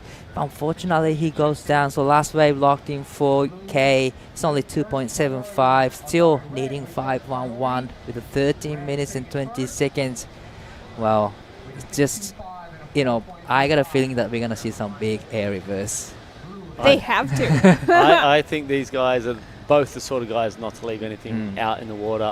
Whoever's chasing the score, and we're going to see Yuji, the numbers are looking really good just to increase his lead. 4.90. So yeah, he is increasing his lead right now with 6.25 and 4.90. So K now chasing 5.66. Has to be his best score, but definitely he knows how to get fives with one single maneuver. Absolutely, and Yuji's last 4.9, it wasn't 6.25 quality, but definitely enough to push his score up. So he also knows he's got the system now to keep hacking at that number, and the judges aren't going to punish him for keeping to send that. They've set the scale. He's reading that scale, and they're going to see where he goes with that now. So he knows what a 6.25 feels like, what a 4.9 feels like. He's going to go, he wants more. Definitely. And I love how there's so much space between them right now. There's no priority game. They just surfing They just surfing out there, free surfing. But looks like Yuji Nishi is up and riding. Also, Kei is up and riding, but it was just quick in and out. One big turn from Yuji. Foam climb straight into the last section. Wow. So that is a better looking wave for Yuji Nishi. Interesting, his two scores coming from rights when he is putting on a clinic also on the left. So nice up into the lip snap. I think just the rights are offering just a little bit more to go and blow those fins out, but that is just 101 out of the textbook, how to surf an event, get some points. Definitely. Looking at the Yuji's scoreboard right now, first wave 4.0, second wave 6.25, third wave 4.35, and fourth wave 4.90. So he's having a great heat, Camille. What do you think of that one? Same ballpark? It might improve the 4.9, but the thing is, just with momentum, I think Yuji is really winning over that aspect now, whereas K, it's kind of a make or break moment for him. 11 minutes is still plenty of time to go, but this time is where you really focus and lock in and see, are you going to get intimidated? Are you going to choke? Are you going to buckle down? Or do you believe fully in yourself and know that, hey, I got this. I'm not number one in the Asian rankings for no reason. So a 5.66 is an easy requirement to chase if K could just gather his bearings and, pull it off on the final stage. Yeah, true. His K's wave selection he's getting kind of lost in the water right now, but his surfing is there because he's on one of the not good looking wave, but still scored 5 and 5.5. So definitely if he is on this open clean face, then definitely he will get the 5.66. And in the last post heat interview, he said, well, no pressure right now. No which is make it to the beautiful. final. So Beautiful. which is beautiful. It's a great way. Is that reality when you hit out there? 10 minutes and what you said before, Di, they're sitting so far apart. They're surfing their own heats. Do you think we're going to see UG tighten that gap as we get towards the end of this? Oh yeah, to the business end. Definitely, we're gonna see another suckering around the athletes, but definitely UGs will play some defense when the time is right. But there's still 9 minutes and 40 seconds. There's heaps time left. Probably he's just focusing on improving his situation because 4.90 is not a big score. Shows his mindset that Right. he knows he's got more in his account. And he actually probably doesn't want Kay near him. Right. he just wants to start breaking through and get another 6 plus in his scoreline, just to Right. make things super tricky for Kay. Did you guys notice that they just changed their positioning? Yes, they they were. did. Yuji was sitting actually left side of the area, but now Kay is sitting exact the same place that Yuji was sitting, and then now Yuji is on the right side of the area. So there's a little bit of a strategy from both surfers. Well, that's all there's Here Kay. we go, up and running. live action. Nice first sound, a lot of flares, and gets the floats, and he's just not wasting any time on this wave. The wave standing up for him, gets the last section in, so that was a great solid combination from Kay. What did you think, guys? Loved it. Absolutely loved it. This is, again, he's doing what Yuji did on those other two. This first section, just bang, buckets of water off the back, straight and crispy hit on that second one. Third little wrap, so variety for the judges. Nice snap on the inside again. He surfed the points right out of that wave. Interesting to see from what Camille was saying before. And this is Yuji up and riding. Just a quick snap on that one and then off. So all eyes on the scoreline of Kay. Interesting.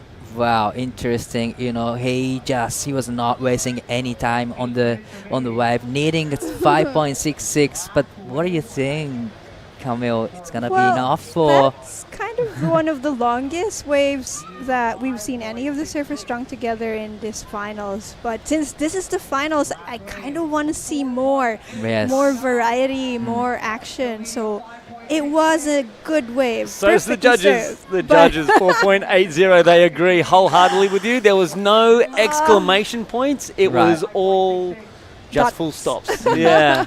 Lot of turns, but you need one solid turn to Great get surfing, yeah. speed, power, flow. Maybe miss this power element of it a little bit, and no critical sections Right. really hit. You need have one solid turn to get 5.66. But look at this. that. Now They're the priority Yeah, there we game go. is It's on. on. Yuji has first priority. He's not gonna let Kay get a good waves from now on. This is not a good spot to be in. But there's still 7 minutes left on the clock. So I think he started early. I Yeah, like that he's I would applied say. that pressure. I would thought usually if you get into the mindset of a surfer, that 5 minutes is a big pivotal point of a heat. He's gone, these conditions, I watched him just slash all the way to the beach. I don't want him to do that again. Right, and I understand because Kay is a big threat for Yuji. He can turn bad wave turning into the good wave. So definitely, Yeah. I understand why Yuji just play Ooh. defense here, not defense, but play defense in the last 7 minutes. Still heaps time left. Yeah. Kay's got an 8 point on any wave, Yes. and that's one of those concerning things. His girlfriend advised him to do some airs. Now he will do some airs. yeah. Yuji must have seen that last interview and gone, all right, I'm going to bottle you up and make sure you don't get the Right. chance now. Right, so you're down to 6 minutes on the clock.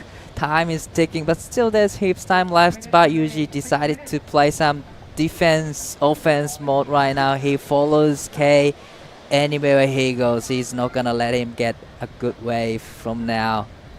Wow, interesting situation, Camille. Yes, and there are things that are just outside of your control. The way I think we're experiencing a tide shift as the waters are looking lumpy and frumpy, and there's not much open face to work with. So it sucks to have this tide shift happen in the middle of the heat, but there's nothing we can do.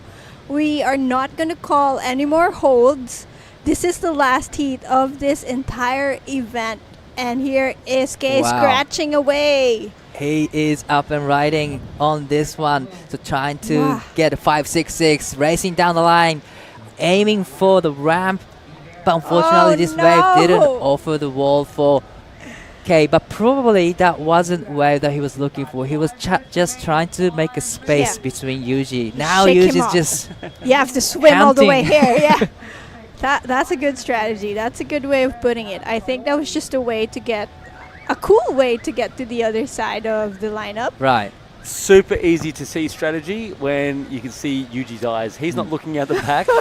He's looking to the shore. His eyes are on Kay. Wow, Kay is very smart competitor. Like you can see, just right to left. He can go anywhere and he can get any wave turned into the requirement. But now, you know, Kay is trying to create some space from Yuji because Yuji has first priority with 4 minutes and 20 seconds left. So time is ticking, a lot of pressures, but I love to watch this kind of game here. It's super exciting to watch some, you know, priority games and all mental games. So strategy is a big part, and head games and strategies where you're positioning yourself, like getting your competitor into checkmate and letting them know they're in checkmate. It's one of the strongest points of competitive surfing.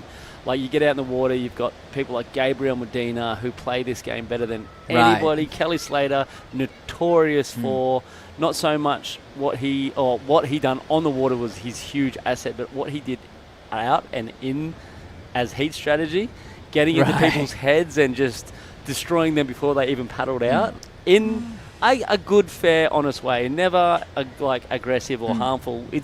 And these guys are playing that right now. Definitely. It's so cool. And you know, sometimes people tend to talk to the opponent and say, "Hey, what's going on? How are you?" in the water. That little thing will stuck in the. Yeah, why are you talking to me? Why right now? Yeah, the two types of surfers, right? The happy chatter and the stone cold, don't talk to me guy. Right. Here we go. So Kei Kobayashi chasing 5.66. Nice first stand. Get the rotation, but didn't really stick to the landing, so he needs one more wave to get 5.66. And that was from his semi-final. We saw him do a sweet blowtail reverse. So he knows that he wants to use it. Cam? All right. What did you think, Camille? Okay, so this is one of his better looking waves. That end section just did not bowl up as he expected, but he does get the rotation, but maybe does not improve on his pair fives right now. He wants to go to the 6s and 7s range in 2 minutes, a little over 2 minutes. That looks like a lot of time, but with the way the ocean is moving right now, you have to be able to read it too and stay in pulse with the ocean. And here we go. He did everything right here, and that was the extra pizzazz, extra flair. I think he's hearing us a bit, except he just does not run away cleanly. Right. You know, it probably that one, he was trying to sell the wave to Yuji. Yeah.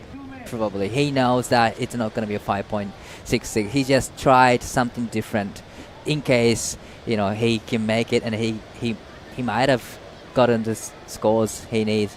But 1 minute and 45 seconds. Yuji's just following Kei anywhere he goes. And Yuji's poker face as Kei takes off, and these must be staunch at this level. Kei's selling them with everything he's got, and Yuji is not buying at this stage. All right, so Kei's having a look at this one. Is Yuji's going? No, he is let's letting him go. it. So he's up and riding. Important wave. 5.66 is the requirement. Nice first stand. I think this one's going to wall up for him, but little too late to the section. It was a great combination, but I don't really see the 5.66 in that. Go back out there. Go back out there. There was a section on that second turn where that thing sort of doubled up on the inside bowl.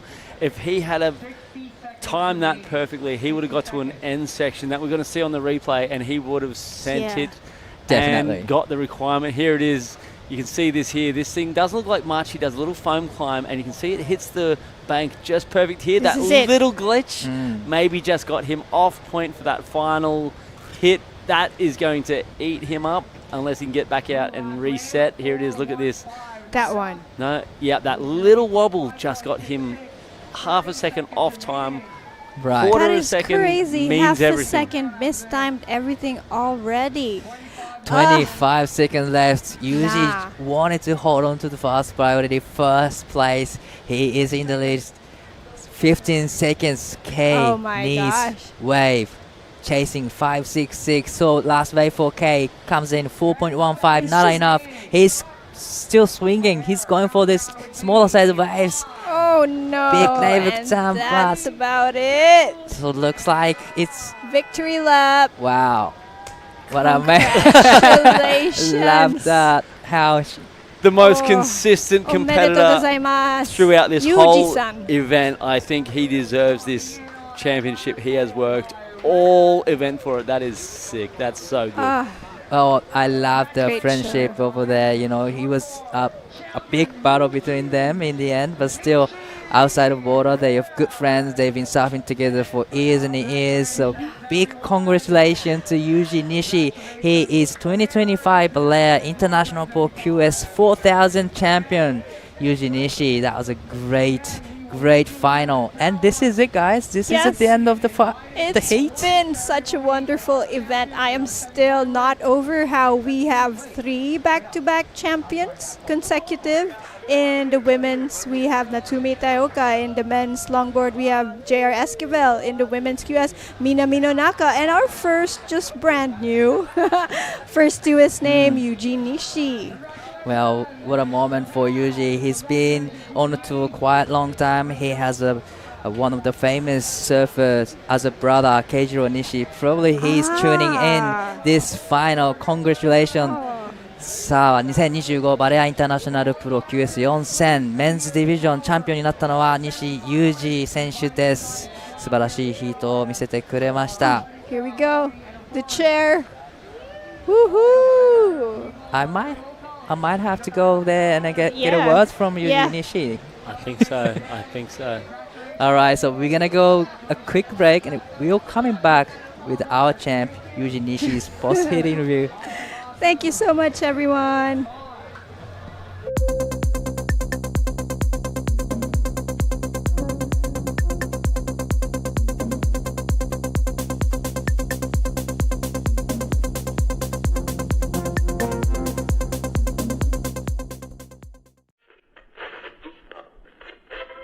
You're made in the image of God. You were made to glorify God. You were made for God, and without God, there's an empty place in your life.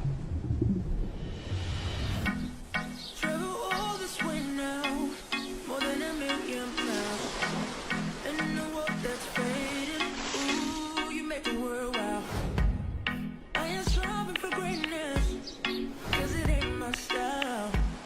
I made me to be going close for the rest of my life now. Where would I be without you? I can only see the end. How can I live without you? You were there since the beginning. Let me see what you see in me.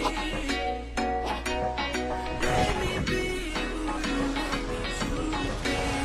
'Cause I know through it all, you see like we're fighting for.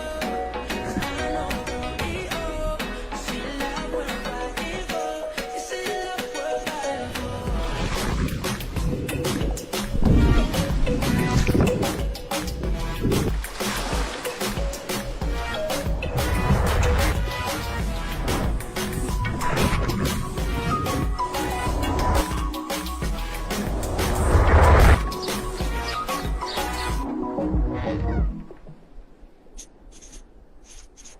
The WSL Baler International Pro QS4000 and LQS1000, presented by the Philippine Sports Commission, is proudly hosted by the municipality of Baler and the offices of Secretary Juan Edgardo Angara and the representative of the Lone District of Aurora, Honorable Romel Angara. Amazing scenes down here at the beautiful Sabang Beach in Baler. Yuji Nishi taking out the men's QS4000, 4,000 valuable points. What a man. We got him down on the glass down there, just getting his photos, getting his media. There he is. What do you think, Hams? Beautiful scenes. Well, right about now, we just have to soak in all these final moments. It's been an amazing week. There's so much to process, so much to be thankful for, and I'm looking forward to seeing you present the awards in our small awarding ceremony after this. And it's good to know we get to hear some words of triumph, a little victory speech from our champion Eugene Nishi, who is down there with Dai. 2025年バレアインターナショナルプロメンズディビジョン見事に優勝しました西裕二選手に来ていただいています。まずは率直な今のお気持ち教えてください。もう最高ですね。このフィリピンシャルガオから続いてたんですけど、ずっと日本に帰らず海外遠征してて遠征してて非常にこの最後の最後で優勝できて本当に良かったです。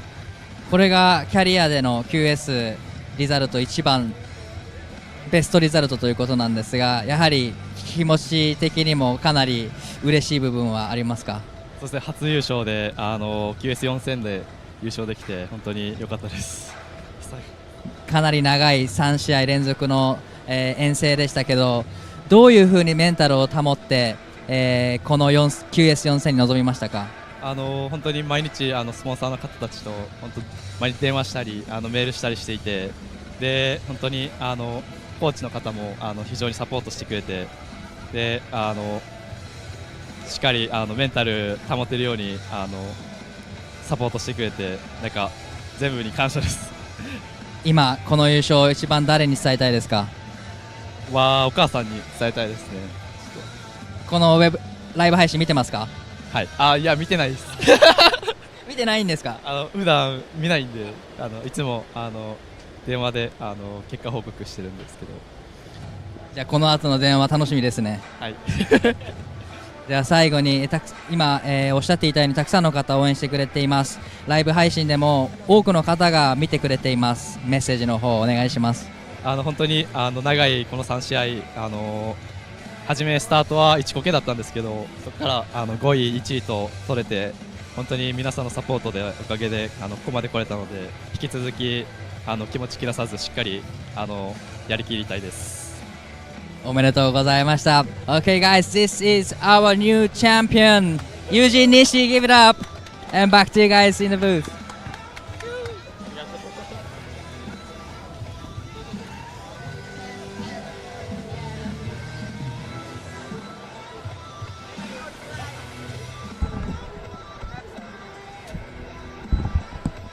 Hello.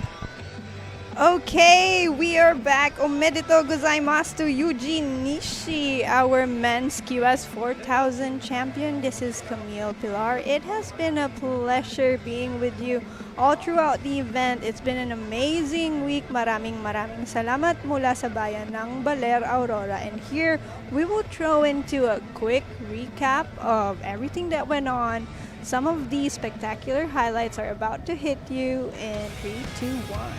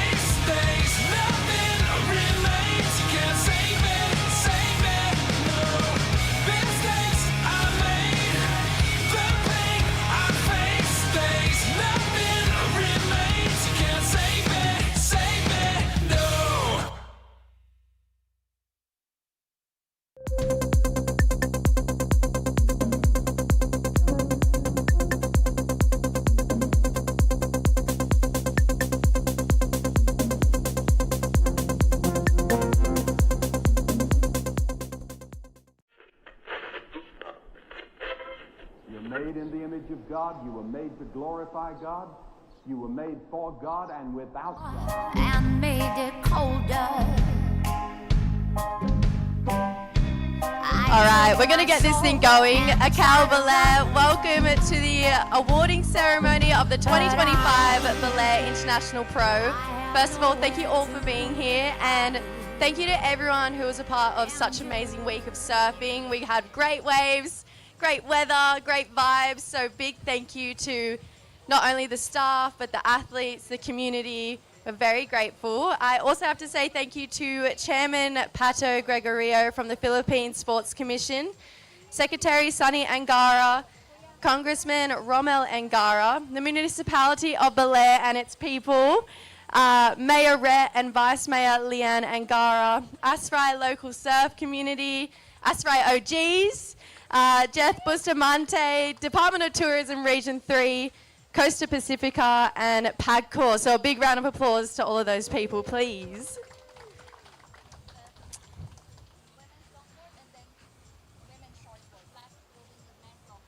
All right, we're going to roll straight into the awards. We have some pretty important people that we want to invite on stage. I'm actually, Yuji, if you want to come around the side, he's being stuck for some interviews. But we would like to call up on stage some of the OGs of Baler, Teddy Romero and Del Venezuela, engineer Noel Tolentino and Rick Dulay up on stage. Along with them, I'd like to invite Jeff Bustamante from ASRAI, John Carby from SDMI, and my big sister, True Starling from WSL. These guys are going to be helping hand out the awards this afternoon. Obviously, like I mentioned, we had an amazing week of surfing, but it's these next competitors who came out on top and were just the stars of the show this week. So we're going to start off with our women's longboard. Please congratulate as they come on stage our third place surfers, Mara Lopez and Kayla Jane Della Torre.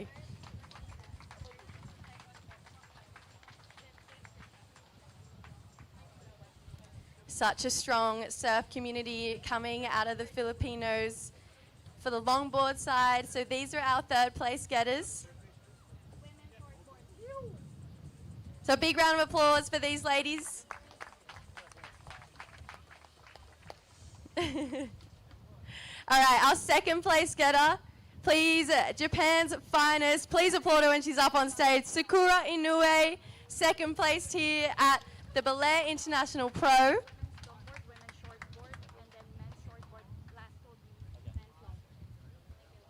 And then, of course, she was unstoppable this entire event.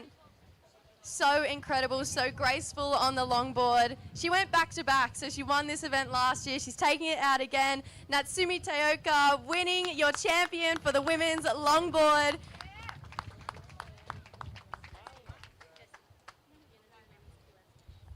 Natsumi, we're just going to get a couple of words from you quickly. I'm just going to jump around here. You obviously have a really special relationship with this wave. You've gone back-to-back here now. How's it feel to be number one on the podium again? Yeah, I feel so good. I love Baler. I like this kind of the wave, so I'm so happy to be back here and then won second times here. I'm excited coming back here again next year also. She's going to come back next year, guys. Big congratulations. Get some photos of your women's champion for the longboards.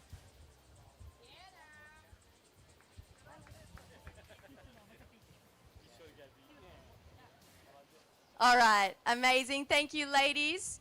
We're actually going to applaud you guys, and we're going to stick with the women. So we're going to move into our women's shortboard division.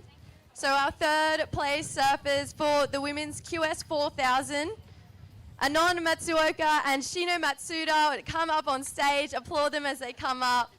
Two incredible surfers out of Japan. An Olympian in Shino Matsuda, Challenger Series surfer of Anon. So congratulations to these ladies.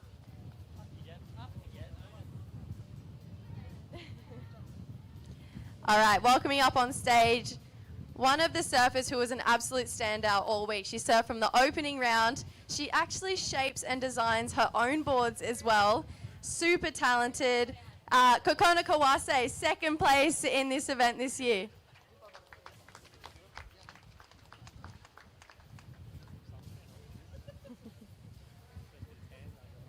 And the lady taking it out, the lady of the hour, she actually went back to back this year as well. So she won this event this time last year. Your champion of the Baler International Pro 2025, Minami Nonaka.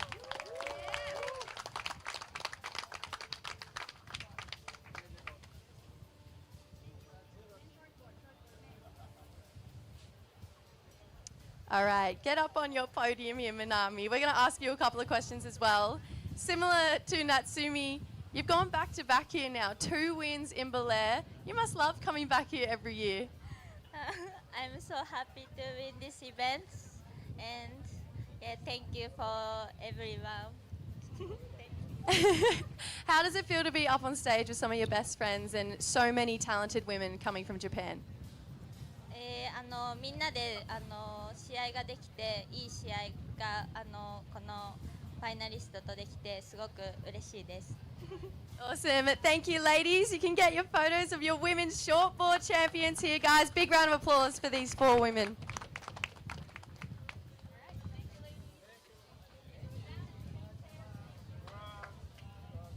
All right, we're going to move into the men's side. We're going to roll back into the longboards. So, shortboards, sorry.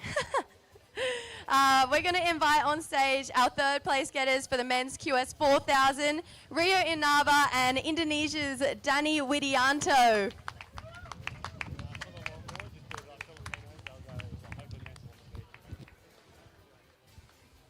All right, 2 very impressive surfers. Dani from Indonesia, Rio from Japan. 2nd place. He's won so many QSs this year. He's currently sitting number 1 on the Asia rankings. It's the one, the only, Kei Kobayashi, 2nd place here at this event. So congratulations, Kei. An incredible standout all the way through. And someone who I think pleasantly surprised us this event. He had incredible wave selection and just absolutely dominated from start to finish. Your champion of the Baler International Pro, Yuji Nishi.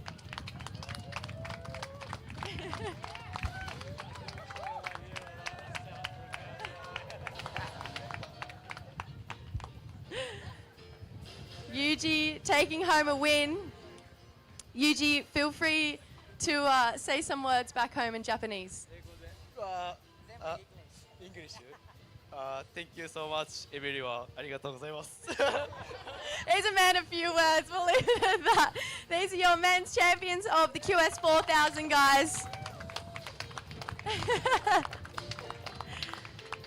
Big smiles there from Yuji. Yeah, really awesome performance from these guys.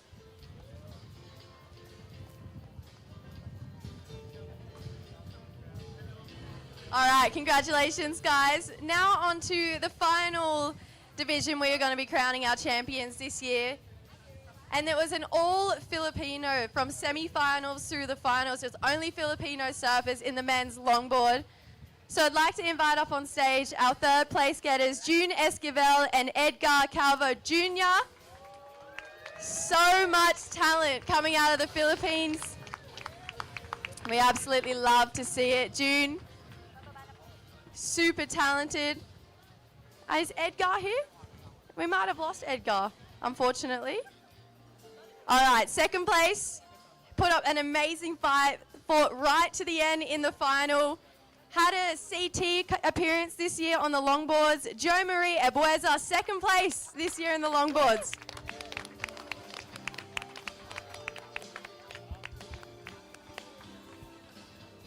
All right, congratulations, Jo Marie. And this guy, he's unbeatable. He is number 1 in Filipino surfing on the championship tour. Is quickly becoming my favorite longboarder, and he is just doing it for all of you guys. He's such an inspiration to the next generation. The champion of the men's longboard QS, JR Esquivel, your very own Filipino.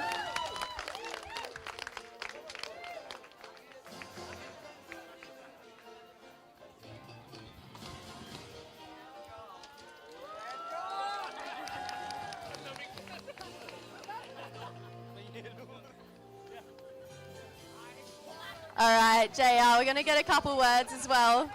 It's always nice to win no matter what, but to win in the Philippines must mean so much more. Yeah, this win is special because it's all Filipino in the semifinals, and it's here in Baler, Philippines. So this is something special for Filipino surfing. And obviously there's a lot of the next generation looking up to you. You've got two of your best mates, your little brother here with you. What's your words of wisdom to the next generation who want to be like you? Sa lahat ng next generations, tuloy-tuloy lang sa pag-training and focus. Then yon, sana one day kayo rin yung mga nandito sa stage at kayo rin yung manalo. All right, guys, give it up for your very own JR Esquivel taking out this event. Thank you so much to everyone who was a part of it. Let's do this again next year. Enjoy, guys. Thank you.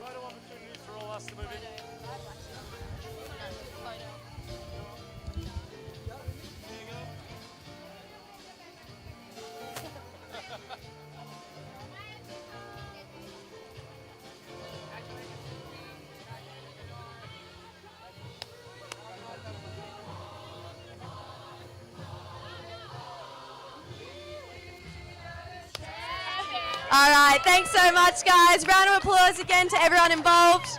See you guys next year.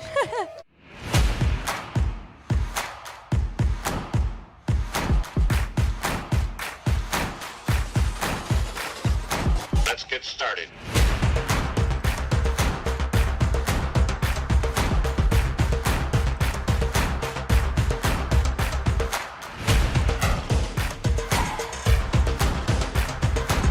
Let's go.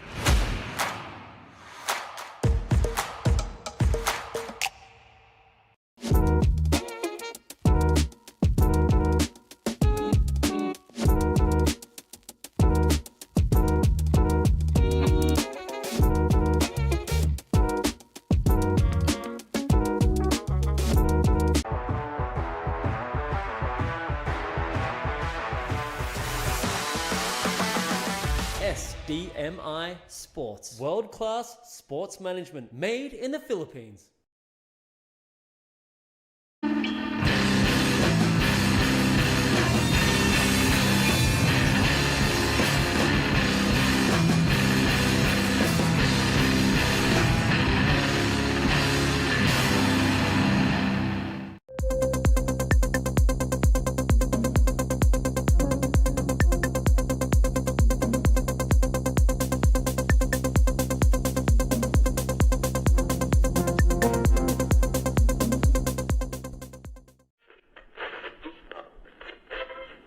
Made in the image of God, you were made to glorify God, you were made for God, and without God, there's an empty place in your life.